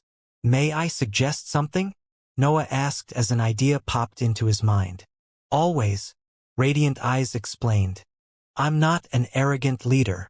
I suppose you want to use all of us as guinea pigs to perfect your transformation, Noah said. You are correct, Radiant Eyes quickly replied. Then you must know that you won't learn much from us, Noah continued. You need to learn how to transform humans into hybrids, not hybrids into your creations. Do you dare to question my methods? Radiant Eyes shouted, and her heavy influence spread through the hall. A scarlet halo seeped out of the chrysalis and pressed on Noah and the others. They soon became able to understand the nature of her law. Her light seemed to carry the very essence of transformation. I happen to have experience in this field, Noah revealed. My current body comes from a fusion with a magical beast. I'm not a natural hybrid. Noah had decided to reveal that detail of his species when he noticed that Radiant Eyes was letting him speak. He didn't fail to sense that the expert seemed desperate for a solution to her issue. The revelation left Jordan and Luke's group speechless.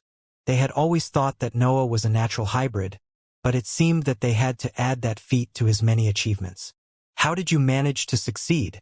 Radiant Eyes asked after a short silent moment. The fusion has to happen between suitable creatures, Noah explained. You keep failing because your process is forceful. Your idea of perfection can't work for everyone. It can only work on you. Radiant Eyes remained silent for a long time. She wielded the power of a rank 9 existence, but she had continued to fail in her transformations. She had even created a cocoon multiple times to perfect herself, but she had always fallen short in that aspect. What do you suggest? Radiant Eyes eventually asked. Holding yourself back hurts the procedure, Noah replied. Your fear of ending up like your puppets makes you unable to go all out during the transformation. You aren't allowing yourself to evolve. I have already obtained a hybrid body, Radiant Eyes contradicted Noah. Then, why are you inside a cocoon? Noah asked. The buzzing noise suddenly stopped. The silk-like threads snapped and freed the cocoon. A crack eventually opened on the chrysalis, and a tall figure slowly came out of it. Noah's companions had regained their freedom after the noise stopped. They could turn toward the cocoon and remain in awe of Radiant Eyes' figure. The expert still had a humanoid body, but the abdomen of a scarlet bee grew from her back. 3 pairs of insect legs also came out of her torso, an additional body part. A short layer of scarlet fur covered her insect body parts. 2 antennae grew from her forehead, and her eyes were almost as large as her cheeks. Noah almost lost himself inside those giant scarlet eyes. They lacked human features and were nothing more than a pair of red lights that radiated their color on the hall. Noah had never laid his eyes on something so powerful. Radiant Eyes' cultivation level even surpassed the dragon met in the windy regions. She was a monster among monsters, and the world could only bow in her presence. I'm intrigued by your idea, Radiant Eyes announced. I have the complete procedure already in my mind, but these lands can't give me enough energy. Why don't you travel deeper into the outer lands? Noah asked. I'm sure that the chaotic laws will eventually meet your requirements. No. Radiant Eyes quickly rejected that idea. I need a constant flow of massive energy once I start the procedure. The storms alone can't satisfy me.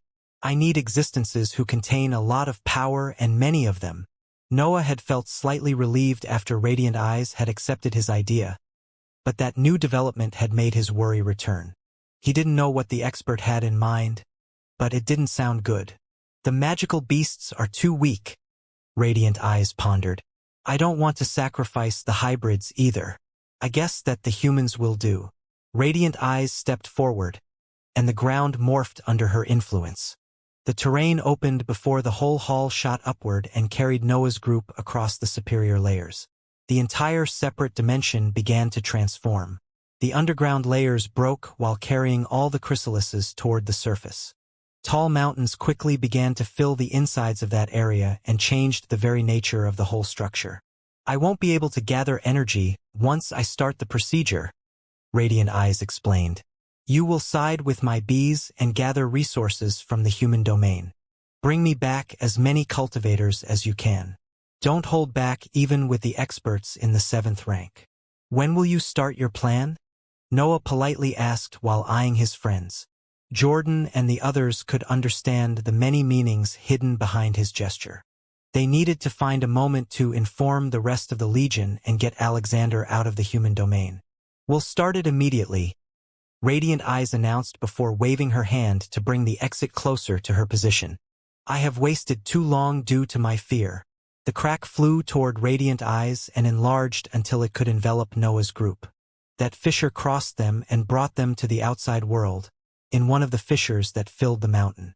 This shape won't do, Radiant Eyes said before expanding her aura. Her law covered the entire mountain and began to affect its structure. The scarlet rocks and terrain transformed while kicking Noah and the others out of the fissures. What's your plan now? Jordan asked once the group left the range of Radiant Eyes' aura. What do you want me to say? Noah snorted. I don't see insect wings growing on your back, even if she is a rank 9 existence. I handled the situation quite well, all things considered. Jordan wanted to rebuke, but she had to accept that Noah's words were on point. He had saved them from that threat, even if he had to sacrifice the entire human domain for that. I have a beginning of a plan, Noah whispered as the mountain transformed. But I'd rather avoid deploying it. Let's follow her orders until the situation becomes too tragic. Who knows? She might actually turn the Legion into the ruler of the immortal lands. Divine Demon and the others shot a curious glance toward Noah, but he didn't reveal anything. Noah didn't want to deploy his plan, but he wouldn't hesitate to start it as soon as Radiant Eyes became a threat. Noah knew that heaven and earth had underlings capable of dealing with rank 9 existences, and he even had a connection with the secret organization now. He wouldn't hesitate to use those mighty existences to take care of Radiant Eyes for him if the situation required it. Of course, Noah would rather avoid relying on heaven and earth, but he had to suppress his pride since his opponent was a rank 9 existence. His priority had always been to remain alive, even if that meant contacting his sworn enemies. The mountain slowly transformed into a massive scarlet giant that began to walk toward the human domain. Radiant Eyes' aura didn't spread through the nearby regions, but Noah and the others followed that structure anyway. Neither of them believed that they could escape from a rank 9 expert. The entire immortal lands might not have a safe place against that existence. Noah and the others tried to fly next to the giant, but that structure was too fast. Could cross entire regions with a single step, which made it far quicker than Noah's team. Noah eventually decided to sit on the giant's shoulder, and his companions imitated him. The Titan would take a while to reach the human domain even at that speed, so the group could use that time to cultivate and maximize their gains. The environment wasn't ideal since the giant's body trembled whenever it stepped on the ground, but the group could easily ignore those earthquakes. They could cultivate in peace for months and prepare for the inevitable battle. Dreaming Demon and Flying Demon managed to approach the breakthrough during the travel. The recent experiences and battles had improved their centers of power to the point that the liquid stage couldn't contain them anymore. The two demons underwent the breakthrough while the giant continued to cross entire regions in a matter of seconds. They reached the solid stage and stepped on the same realm that June had obtained a long time ago. Only Daniel and Faith were still in the liquid stage, even if the latter was about to approach the breakthrough. Daniel was also close, but he seemed to need a bit more than his companions. On the other hand, Divine Demon didn't even try to approach the breakthrough. He cultivated, but that environment didn't allow him to grow properly. Divine Demon couldn't affect his surroundings since they belonged to Radiant Eyes. Her aura was so intense that every law automatically fell prey to her power. Noah focused on absorbing the power obtained during Radiant Eyes' attempted transformations. His black hole had already handled most of that process, but he liked to spend some time trying to understand how strong he had become. I wonder if I can get a whole sea made of that dense liquid. Noah sighed inside his mind before resuming his normal training sessions. Noah was the less anxious among the group, and only Divine Demon could be as calm as him. Both of them had understood how hopeless their situation was, so they were doing everything they could to gather more power during that short time. The golem eventually reached the borders of the human domain, and a large mansion soon appeared in the group's view. Almost every organization had gathered resources in specific locations. That mansion was full of cultivators, inscribed items, and valuable materials. However, those cultivators trembled when they saw a monstrous figure flying out of the giant and filling the entire region with her consciousness. "Money family," Radiant Eyes whispered while inspecting the whole area. "You will do for now." Radiant Eyes raised her hand before lowering it slowly. A massive palm suddenly materialized in the sky and began to fall toward the mansion. The cultivators tried to attack the palm, but nothing they did could leave a mark on that technique. The massive hand fell, and the whole mansion crumbled under its might. The inscribed defenses, spells, and techniques used to stop the palm shattered and transformed into a wave of energy that fused with the mountain. The attack reduced the cultivators inside the mansion to a bloody pulp, and their energy followed the previous trend. Their power amassed above their corpses and flew toward the giant. Noah almost started to drool at that sight. The energy that had fused with the mountain seemed enough to bring his body in the middle tier, but Radiant Eyes had taken all of it. "Let this day mark the beginning of my great domain," Radiant Eyes announced before turning toward Noah's group. "Rejoice when I say that I will grant perfection to every being in the world." Noah pretended not to hear those words, and he even ignored the stares of his companions. He was only going along with Radiant Eyes' plans right now. Everything else would come once he learnt more about her condition. "There should be a city ahead of us," Noah explained while pointing in the direction of the next settlement. "You must handle that," Radiant Eyes replied. "I have enough energy to activate the transformation, but I need you all to keep gathering resources for me. Any energy will do." Noah sighed when he saw Radiant Eyes returning inside her golem, but his mood soon improved. Countless bees were going out of the mountain, and they didn't hesitate to fly where Noah had previously pointed. The golem, the swarm of bees, and Noah's group advanced through the regions until they reached a small city called Salma. The settlement only had 2 rank 8 cultivators, but it featured countless defenses that instantly activated at the sight of the massive threat. "The human domain will never forgive us for this," Jordan transmitted through her consciousness. Radiant Eyes' aura didn't spread outside of the Titan, but the bees could still hear Noah's group. The experts had resorted to their consciousness to speak, but they limited those interactions as much as possible. "We managed to bring the Balro family to safety, luckily," Noah replied through his mental waves. In theory, the human domain only featured enemies now. The mindless assault launched by Radiant Eyes wouldn't hurt any of their friends. Noah and the others could avoid holding back and warning other forces. The army of bees featured countless lower-tier specimens, many creatures in the middle tier, and 2 leaders in the upper tier. The swarm was at the peak of the human domain in terms of power. Noah's team didn't have to worry about the outcome of their battles. However, those experts still wanted to find ways to benefit from their situation. The bees would tell Radiant Eyes everything, so Noah's team had to come up with something that could make them improve during those battles. Noah and the others limited themselves to think those plans. They didn't dare to test them before knowing how those bees acted in the outside world. The bees didn't hesitate to shoot toward the city as soon as they confirmed the presence of cultivators. Noah's team followed them, but they let those creatures act as cannon fodder during the first part of the assault. The human domain had deployed most of its reinforcement against Alexander, who was attacking regions far away from Noah's position. They wouldn't have the time to return in time, especially since most of the teleports were around big cities. Multicolored shields and various defensive mechanisms tried to fend off the bees' assault. Lightning bolts, massive arrows, and large fiery boulders cut through the swarm, but they only managed to kill or injure the weaker creatures. The bees in the middle and upper tier could hold their ground against those protections. The two leaders even destroyed the shields in few attacks, so the assault soon turned into a slaughter. Those magical beasts weren't smart. Most of them were newborns that had yet to develop their bodies completely. The two rank 8 cultivators tried to escape once the defenses fell, and the bees didn't bother to chase them. They had countless rank 7 cultivators in front of them, so they barely noticed the duo running away. Instead, Noah and the others knew how to handle that situation better. Noah quickly teleported in front of the two escaping experts and blocked their retreat while Divine Demon and Jordan chased after them. "You are a curse," one of the experts shouted when he recognized Noah. The two experts were gaseous stage cultivators. One of them was from the Money family, while the other belonged to the Sailbird family. They were both quite important in the political environment of the human domain, but they were nothing more than targets in Noah's eyes.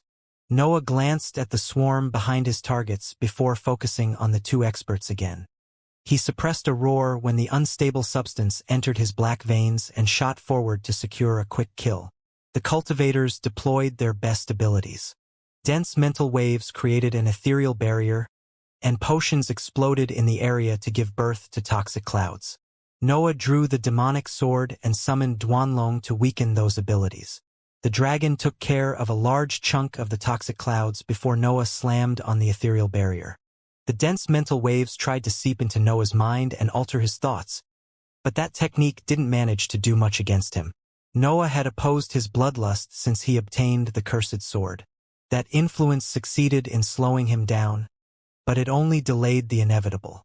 Noah filled the area with dark flames that burnt the mental waves and what remained of the toxic clouds. Duanlong handled the remaining energy lingering in the sky, and two figures soon appeared in the distance. The two cultivators had used that chance to escape again, but Noah quickly caught up with them. The experts were slower than him even if he didn't rely on his teleports. Mental waves and red pills flew toward Noah, but he teleported before they could touch him. He reappeared above the expert from the Sailbird family, and his blade promptly descended toward his opponent. Both cultivators activated their defensive measures. Mental waves seeped into the world and transformed its fabric into a crystallized wall. Poison also spread through the area and created a dark green barrier that the air couldn't withstand. Noah didn't interrupt his attack. His blade continued to descend until it crashed on the poisonous barrier. A fissure eventually opened in that defense, and a singularity continued to fly until it pierced the crystals. Noah could finally see the two experts again, and his hand shot before they could rely on other defensive measures. Black roots came out of his palm and crossed the barrier until they reached the cultivator from the Sailbird family. The expert's skin became dark green and began to radiate a corrosive aura that fought the roots. Still, the demonic form managed to keep him in the same position for an instant, and Noah didn't hesitate to exploit that chance. Noah performed a thrust that launched a precise singularity. That invisible energy crossed the fissure and made the expert's head vanish. A wave of flames then came out of Noah's mouth while he glanced behind him. The bees were still busy collecting rank 7 cultivators, so he could exploit one of the many loopholes in Radiant Eye's orders. The fire burnt the headless corpse and forced the second expert to escape.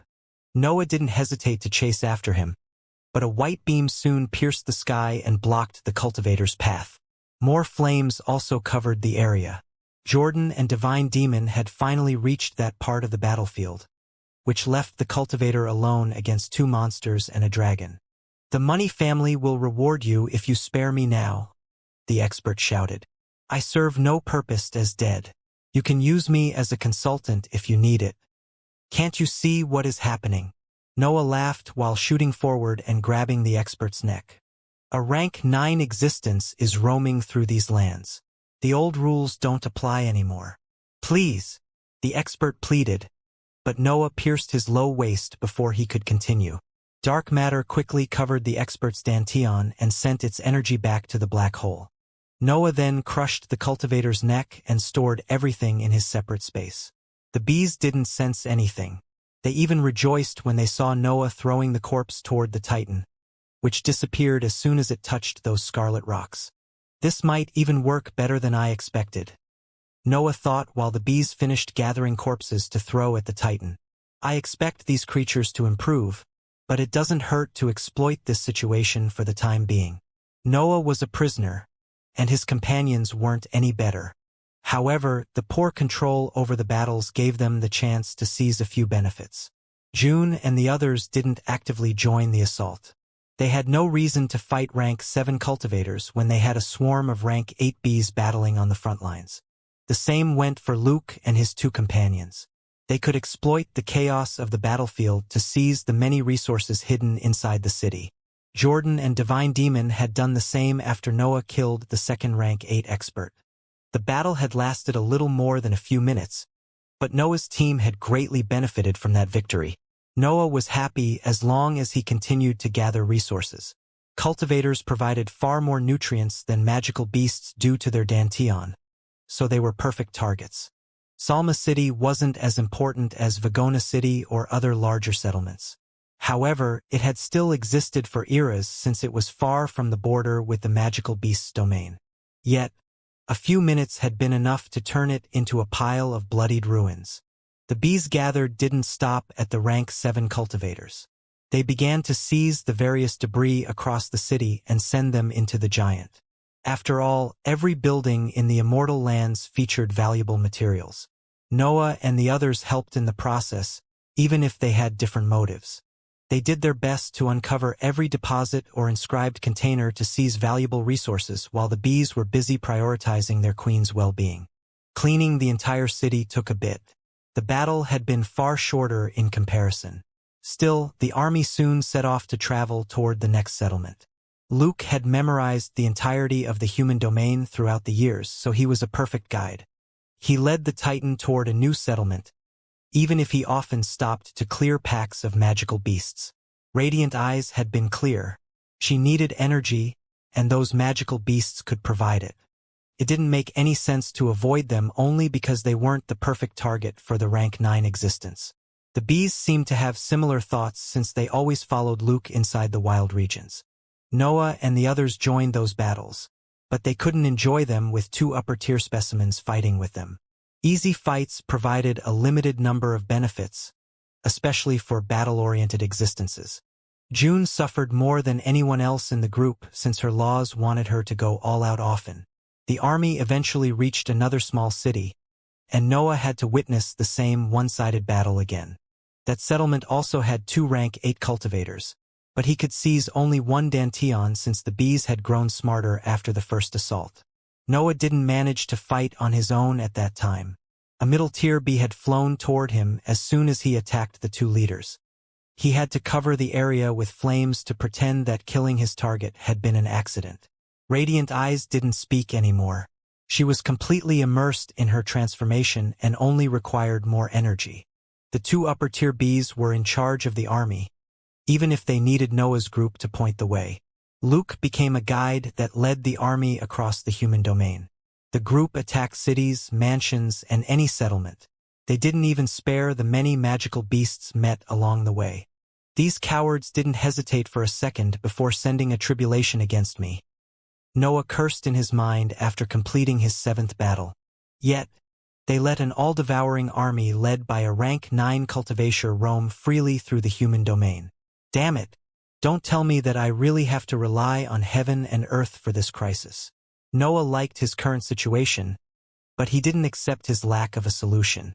Escaping from a rank 9 existence was simply impossible at his current level. He had to rely on external powers, but that was also an issue. I don't believe that the human domain will keep ignoring this threat, Noah thought while the army resumed their endless advance. They have to do something at some point. Noah's guesses didn't come true even after his 12th attack. He had also failed to seize any Danteon during the battle since the bees reached the escaping experts before him. The assault didn't seem able to end, but that wasn't a surprise. Radiant Eyes had 2 upper-tier specimens in her army. The experts who could face that threat were deep into the outer lands. Noah relied on many tricks to keep seizing Dantians and valuable resources. He used Duanlong to absorb all the energy lingering on the battlefield. He deployed the Dark World to block the bees' vision and have some time alone with his opponents. His tricks didn't stop there. Noah used Snore at times to fill the energy with violent dark matter, even if part of that power was simple higher energy that didn't carry the snake's destructive power. The constant assault almost prevented Noah and the others from cultivating, but Jordan and Noah had fewer problems compared to their companions. Noah and Jordan could use those battles to improve their bodies since they only needed nutrients. Instead, the others had to find free moments during the assault to cultivate a little. Neither of those experts dared to touch the golem's skin. They were too afraid that Radiant Eyes would label them as food and absorb them. The experts had to find other places where to cultivate, and time was also an issue. The army moved quite quickly, so they couldn't build training areas between a fight and the other. Fine, Noah transmitted through his consciousness. Contact heaven and earth. I've had enough of this situation. I have tried to do that for a while, Luke replied through his mental waves. My methods are useless. We must go to the secret location, but I don't know where it is. I guess it's time for you to contact your old superiors, Noah replied. This situation is almost impossible to bear. Tell heaven and earth to do something useful this time around. I refuse, Luke promptly transmitted. This situation isn't too bad. We get free resources and countless inscribed items. I think you should accept your new condition. You sure like to give up, Noah commented before putting his worries aside. Noah couldn't do anything to change his situation at his current power. The mindless destruction continued, and Radiant Eyes grew stronger inside the giant. More bees also started to come out of the giant. It seemed that Radiant Eyes didn't stop giving birth to magical beasts during her transformation. Her mountain would use all the leftover energy and use it to create new underlings. The battles continued. The army had destroyed more than 40 mansions and cities by then, but their gains had started to decrease. The various organizations had understood the nature of the threat by then, and they had ordered a full retreat. That wasn't a permanent solution since the organizations didn't have many regions at their disposal. They had the magical beasts domain on one side and the outer lands on the others. Enemies surrounded them. A change eventually happened during that endless invasion. The army was taking care of a magical beasts pack in one of the wild regions when a flash of white light spread through the sky and blinded both Noah's team and the bees. When the light dispersed, the army could see that a single human figure had appeared on the ground. The man was in the middle of a fuming cavity, but the smoke twisted and transformed under his influence. Then, a heavy aura spread through the nearby regions and landed on the army. Noah's team barely had the time to hide behind the golem before a catastrophe unfolded in their vision. All the rank 7 bees died instantly, and the same went for many creatures in the 8th rank. Noah and the others had managed to avoid the expansion of the expert's aura, but their instincts didn't stop screaming in fear. They could sense that the new threat wasn't something that they could face. The expert had the aspect of a middle-aged man with long white hair and no beard. He wore a white robe that didn't have any spot nor emblem, and a white halo covered his figure. Noah couldn't understand his cultivation level. He could vaguely sense that the man existed past the 8th rank, but his energy was too different from the breath to belong to the world. We can't stay here, Noah thought while trying to find a way to convey those words to his companions. His team had managed to avoid the deadly attack, but their power ended there. The golem had shielded them from the heavy pressure, but there was a limit to how much they could rely on radiant eyes. The bees filled the sky with a threatening buzzing noise. The golem echoed that sound and made the air shake. The whole army was showing its intention to fight, but Noah and the others couldn't share those feelings. The puppet has finally arrived. Radiant Eye's voice came out of the giant and filled the sky. The air transformed as her influence spread through the air. Dense shapes made of scarlet light gathered in the sky and flew toward the few remaining bees to cover them with their radiance. The two leaders in the upper tier and many of the middle tier specimens had survived the expansion of the expert's aura.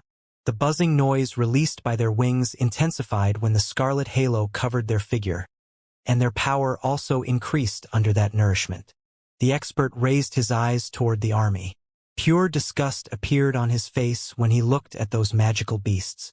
His white irises also featured anger at the sight of the massive scarlet giant. Noah tried to keep track of the expert's gestures, but his senses seemed unable to capture him. The cultivator was in a different world. It was as if he existed in a separate dimension even while walking on the fuming ground. "I will use your energy to complete my transformation." Radiant Eye's voice came out of the giant again. "Rejoice! You are about to become part of a perfect existence. Perfection already exists in the world," the expert whispered, but his voice reached all the nearby regions. "Your very life is nothing more than a spot, and I will take care of cleaning it up." A white halo burst out of the expert's figure. His light pierced the scarlet light around the bees before melting their bodies. The massive army transformed into trails of white smoke in a matter of seconds. The light also affected the scarlet giant. The red rocks and terrain that made its figure began to melt and release white smoke under that influence. Noah felt pure terror. He was calm, but his instincts had never screamed so loudly. The expert embodied their fears. He was Noah's natural enemy. Battle intent instinctively flowed out of Noah's figure. His centers of power wanted to fight that existence. His bloodlust exploded outward and tried to find its place among the dense auras that filled the sky. The expert's eyes flickered when he sensed Noah's bloodlust. He felt slightly surprised to sense that aura, but a smile soon appeared on his face. "You are also here," the expert whispered. "Don't worry, I will take care of you after I handle this sinner. My masters didn't forget you." June and the others turned toward Noah. Worry filled their expressions. They knew that Noah had fought heaven and earth many times, but they didn't expect that a rank 9 existence was aware of him. Those words left Noah speechless. Heaven and earth were rarely vocal about their intentions, but it seemed that their followers didn't share that feature. Do they make up for heaven and earth's flaws? Noah wondered while trying to suppress his bloodlust. Noah couldn't help himself. His centers of power had found their most hated enemy and wanted to express those feelings. They wanted to show how they had survived after the many punishments sent by heaven and earth. "Stay here and witness my greatness," Radiant Eyes shouted from inside the golem. "Do not fear death. Feel blessed to have served one of the greatest existences in the immortal lands." "I'd rather avoid that." A voice suddenly resounded from behind Noah and the others. The voice surprised Noah's team, the white expert, and Radiant Eyes. They all turned their attention to the source of the sound and saw a smiling young-looking man. Alexander sighed when the heavy auras radiated by the 2 rank 9 existences landed on his body. A multicolored halo quickly seeped out of his skin and fended off that pressure. Noah could sense that Alexander wasn't relying on a single ability. The multicolored halo came from countless spells activated simultaneously to generate something able to fend off those auras. "It's time to leave," Alexander announced before waving his hand. A multicolored aura shot out of his figure. Dense gales that featured different elements and effects crossed Noah's team and crashed on the giant. Noah and the others widened their eyes when they saw the gales flinging the giant away and throwing it toward the white expert. Alexander's attack had worked against an item created by a rank 9 expert.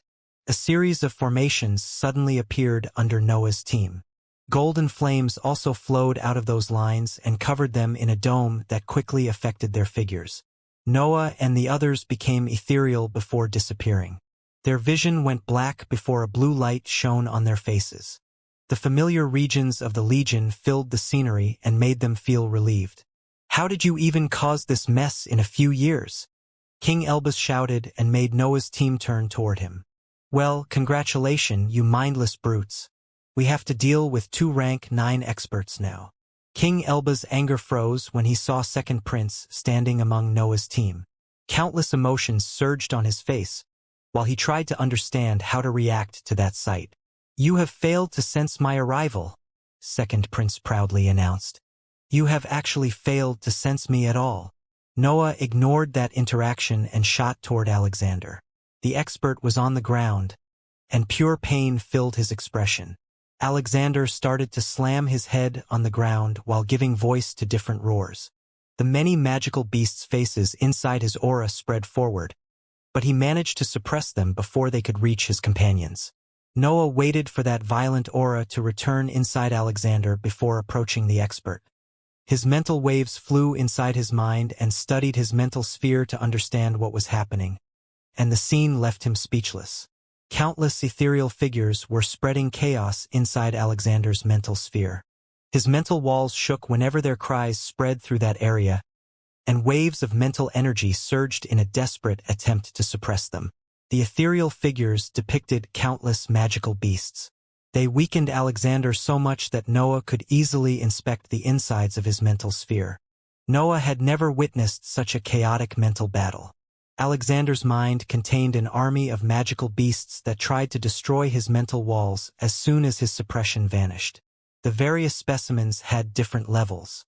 They went from the heroic ranks to the peak of the 8th rank. Noah could even see some creatures that bordered the 9th rank among that massive army. Dark matter flowed out of Noah's chest and entered Alexander's mind.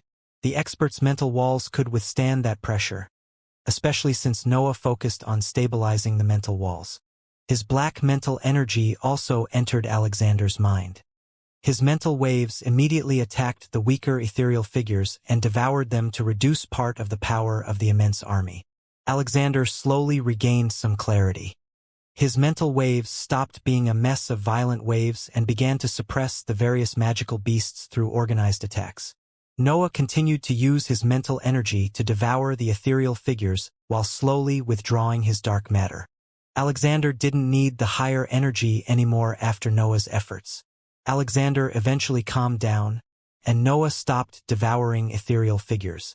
A pressure landed on his mind when his mental waves returned inside his center of power, but his mental walls quickly took care of it. "You are quite resourceful," Alexander laughed while laying on the ground. "And you are a mess," Noah sighed while sitting in front of him. "Though I must thank you. I didn't know you could hold your ground against rank 9 existences." "I can't," Alexander exclaimed before exploding in a laugh again. "Do you have any idea of how many innate abilities I had to fuse to launch that attack? You are lucky I didn't end up eating you all." "I actually have an idea now," Noah said while giving voice to a faint laugh.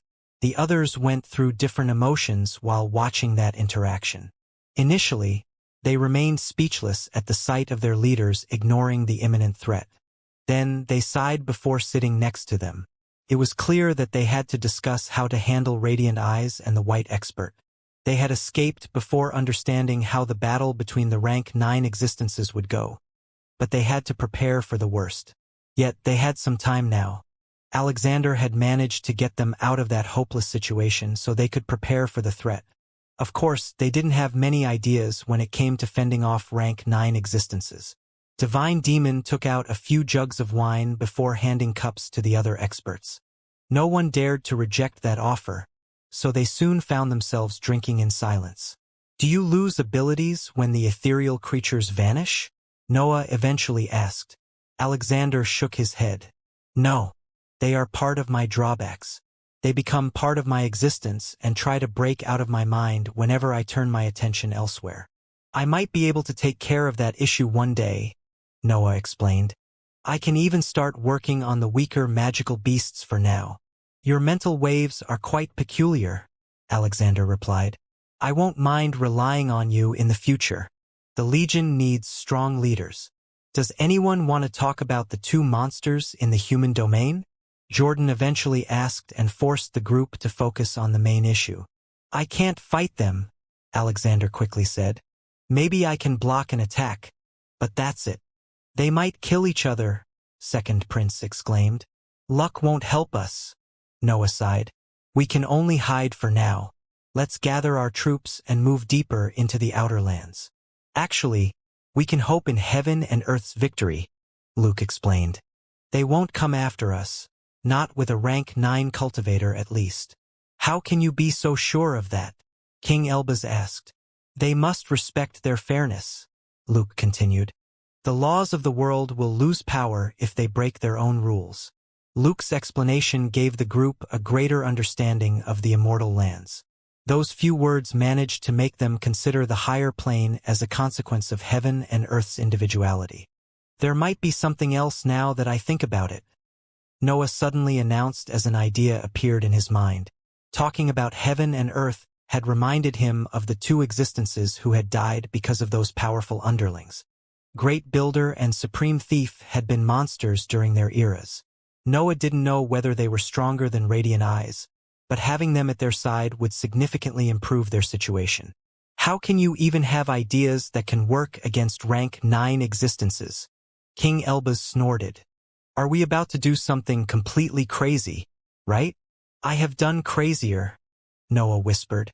Kind of. That's my heir, Divine Demon shouted. Let's do that. You don't even know what he is proposing, King Elbaz complained. You should trust your friends more, Dad, Second Prince commented. I thought the immortal lands had to push me on a solitary path, King Elbaz sighed. How did I even surround myself with these idiots? We must resurrect Great Builder and Supreme Thief. Noah explained his plan while those experts bickered. His announcement made Luke's team, King Elbaz, Jordan, and Alexander spit their wine. That revelation had been too sudden, and its contents were far crazier than they expected. Do you want to resurrect rank 9 existences to take care of rank 9 existences? King Elbaz shouted. That's completely idiotic. We want to take care of our threats, not increase them. Do you even know their character? Luke asked. Do you want me to tell you some of the stories recorded in the archives of the secret organization? I must say that they aren't completely wrong, Alexander whispered. We shouldn't trade a threat for another. A possible threat is better than a clear one, Noah snorted. Don't chicken out now. I'd rather avoid spending the next millennia running away. I'm with you, my heir, Divine Demon shouted. Though, who is Great Builder? Can you stop forgetting important things? King Elbaz complained. This is the secret behind my power, Divine Demon snorted. You should try it sometime. I don't mind instructing you on my ways. This might actually work, Jordan said while Divine Demon and King Elbaz continued to bicker. It's set then, Noah announced while standing up. Luke and his team will take care of gathering the various allied cells in the secret organization. Elbaz and his son will work with the Balro family to create the teleport. The others must focus on their training. We have an inheritance to complete. I will join this mission, Alexander explained. But I will run in the outer lands as soon as we complete it. My mind can't take it anymore. I need to let my instincts go wild for a while. Nonsense, Noah snorted. You have just become the best training method for my mind. I will slowly devour the magical beasts inside your mental sphere and stretch your stable period. I can think of something to help, King Elbaz announced. I became curious about your condition anyway. I already have a few blueprints in mind. I will help Elbaz with the blueprints, Divine Demon announced. I'm considering switching sides, King Elbaz sighed. We have a plan then, Noah exclaimed. Alexander, come with me. We have a lot of work to do. The experts started working on the plan after the jokes quieted down. Jordan and one of the cultivators in Luke's team informed the rest of the Legion about the plan. They also summoned Pearl and the other experts from the Balro family to help them convey the news. King Elbaz and Second Prince began to work on the teleport while listing ideas on how to handle Alexander's issue. They even had a lot of catching up to do since both had changed throughout the years. Divine Demon secluded himself to complete the requirements for the breakthrough. The gaseous stage had stopped being able to contain his existence. June and the others also secluded themselves. They had grown tired of their cultivation level after witnessing their companions facing powerful opponents time after time. They wanted to get their hands on a rank 8 battle prowess as soon as possible. The other rank 7 assets inside the blue regions were in a similar situation. Their leaders wanted to resurrect a rank 9 existence. Those underlings couldn't accept to remain so useless. Theodora began to send mental messages toward the other experts of the Legion. That organization had other powerful leaders in the Outer Lands, Human Domain, and Magical Beasts' Reign. But it was time to group up. Wilfred couldn't learn the news because he was busy with his breakthrough. Still, he could sense the commotion happening around his training area, which made him decide to quicken his process. Alexander followed Noah in his training area. The two experts immediately began to work on Alexander's situation, and they even contacted the hybrids handling the Legion's inventory to receive further help. Potions, pills, and similar resources rarely worked on Noah. Most of them targeted cultivators, so their effects never managed to improve his innate features. However, the Legion had gathered countless resources after the recent attacks. Alexander's force had even annexed multiple organizations that brought their inventories with them. Noah could compensate for the lack of efficiency with quantity. He was unaware of the outcome of Radiant Eye's battle, but he could still sense that his time was short. Alexander and the other hybrids had similar feelings that made them go all out in their procedures. Every expert in the Legion stopped saving resources to get as much help as possible from those items. Noah mostly used drugs that could help his mind. His training with Alexander saw him relying on the innate features of his mental energy to take care of the instabilities inside the expert. The procedure forced Noah to devour countless ethereal magical beasts. Initially, he took care of the horde of weaker creatures since they barely affected his mind, but he soon started working on the stronger ones. Devouring the ethereal figure of one of the rank 8 magical beasts made his mind suffer like never before. Noah would normally take long breaks when it came to that ability, but his situation didn't allow him to be careful. The drugs managed to remove the need for long breaks, but they couldn't eradicate the various drawbacks that accompanied that ability. Noah's mental walls grew thinner as his mind expanded, and a splitting headache soon became a constant aspect of his days. On the other hand, Alexander's state improved as the procedure continued. He was experiencing Noah's resolve firsthand. The powerful expert could see how relentless Noah was with his training. Noah never stopped nor took breaks. His mind was a bottomless pit, and his mental walls were firm materials that seemed able to handle any pressure. The time spent without protection from the white sky had made Noah's mind reach new levels of stability. The various drugs also helped during the procedure, so Noah could go all out. His centers of power had started to harmonize as his cultivation level increased. The path toward the higher ranks had made his existence converge toward a stable shape, but Noah ruined that process with the recent training. His mind grew exponentially. His mental waves cheered whenever Noah brought them more food. He felt as if he was finally unleashing the full potential of his center of power. The plan eventually took form while everyone was busy training. King Elbaz completed the teleport and moved to his next project. His son started devising drugs to help the various rank 7 hybrids and magical beasts in the blue regions. Wilfred came out of his training area and began to help with the plan.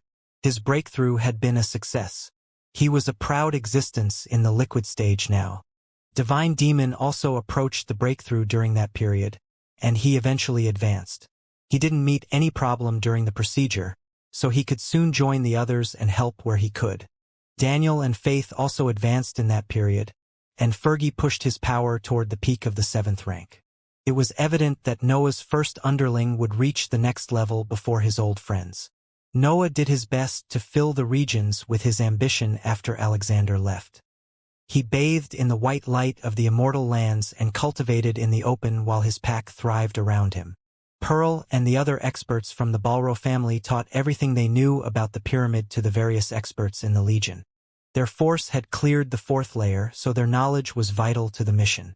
Luke's team gathered the allied cells in the secret organization before activating a series of sensors previously placed in the human domain. The experts tried to understand the outcome of Radiant Eye's battle, but they couldn't see much. A battle between two rank 9 existents was a massive event, even for the immortal lands. The space of the higher plane could barely hold that spectacle. The energy released during the fight was enough to transform countless regions forever. Luke's sensors couldn't see anything. There were only light and earthquakes. Weaker existences didn't have the right to witness that fight. The Legion and Noah's army eventually gathered above a series of golden lines that stretched for entire regions. Every expert with rank 7 cultivation level or above had to join the mission. The survival of both organizations could depend on its outcome. The overall power of the group was enough to shake the very foundation of the immortal lands. The army featured so many rank 8 existences that even some of the strongest human organizations would retreat at that sight. "I must say," Wilfred whispered while glancing at Noah, "I'm starting to think that you really had some influence on our growth." "No point wasting time," Noah roared. "Elbaz, activate the formation." King Elbaz snorted before snapping his fingers. Golden light and flames filled the formation and covered the army. Noah and the others slowly disappeared, and a massive pyramid eventually appeared in their vision. The structure shook from time to time. It almost seemed alive, but not in the same way of Radiant Eye's mountain. The Balro family had dug the pyramid out of its previous position, but its appearance had remained the same. Time was unable to affect those dark yellow bricks. "I will start clearing the last layer," Alexander announced while turning toward his companions. "Follow the plan. Take care of the 5th layer before joining me. Remember that our survival depends on the mission." Countless roars and battle cries followed his words. Every expert in the army gave voice to their determination before entering the pyramid. The Balro family didn't have much intel on the higher layers. The main issue was the lack of suitable experts willing to spend entire centuries exploring those areas and clearing various trials. Great Builder's tests were also far above normal standards in terms of difficulty.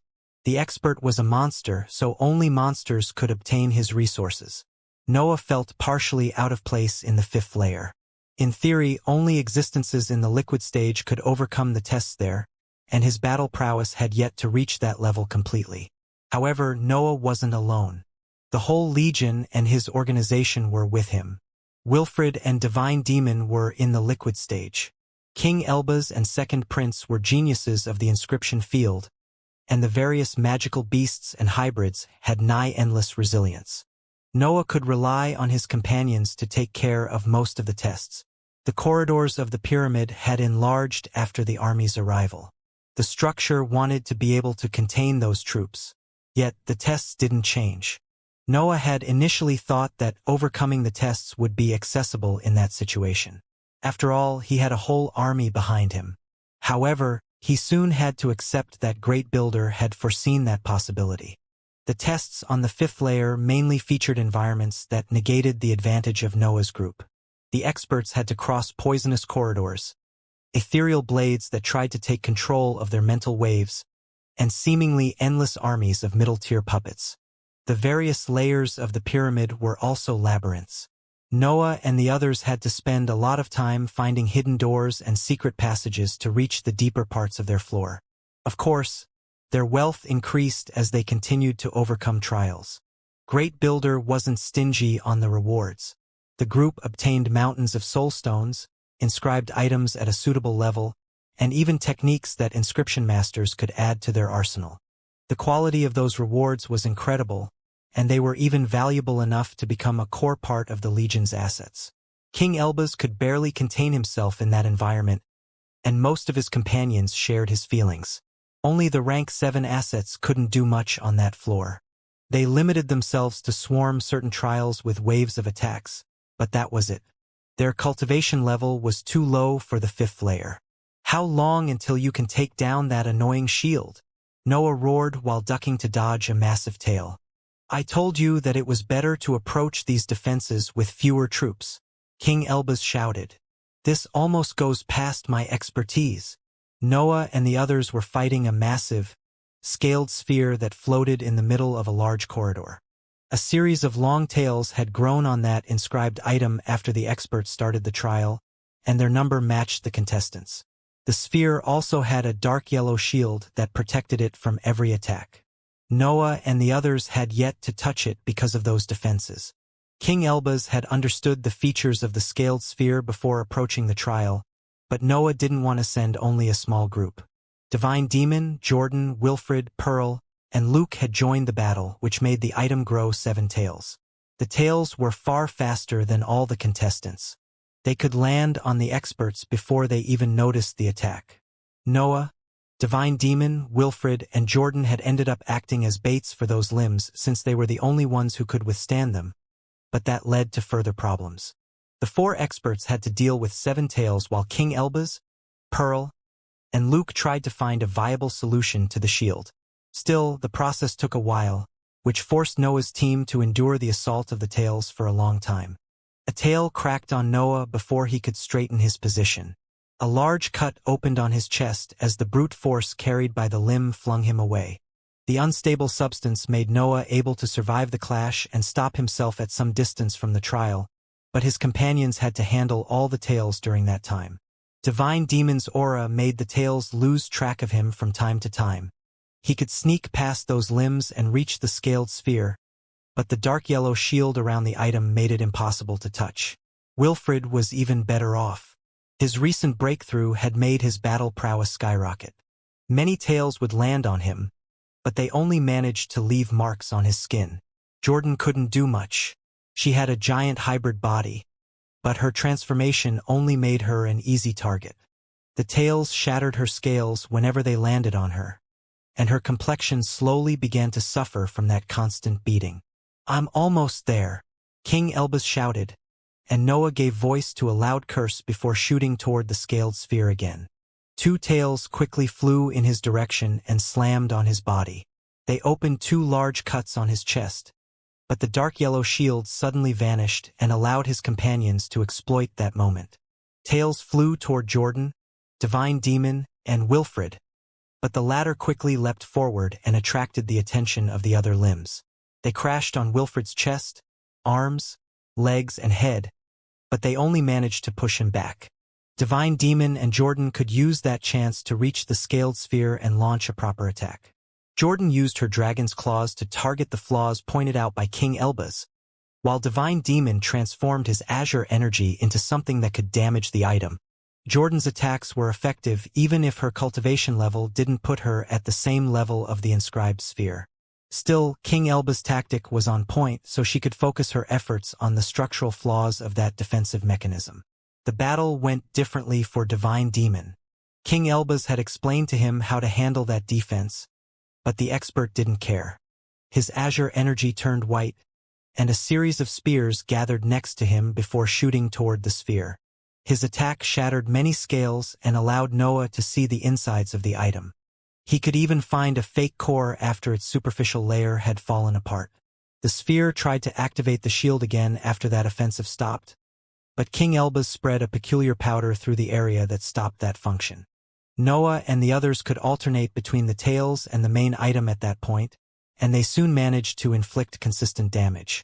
Wilfred ended up delivering the finishing blow. Noah took care of 3 tails. Jordan and Divine Demon handled the other 4, so Wilfred could approach the sphere and punch directly on its damaged insides. The attack made the inscribed defense explode. A storm of scales and metal spread through the corridor, but Pearl and Luke took care of stopping it. The door on the other end of the corridor unlocked after the team destroyed the scaled sphere. Noah and the others quickly entered the room, and their eyes widened at the sight of a massive battle formation. A small book that contained instructions for the formation stood on a pedestal at the back of the room. According to those teachings, rank 7 experts could deploy that technique and temporarily obtain rank 8 battle prowess.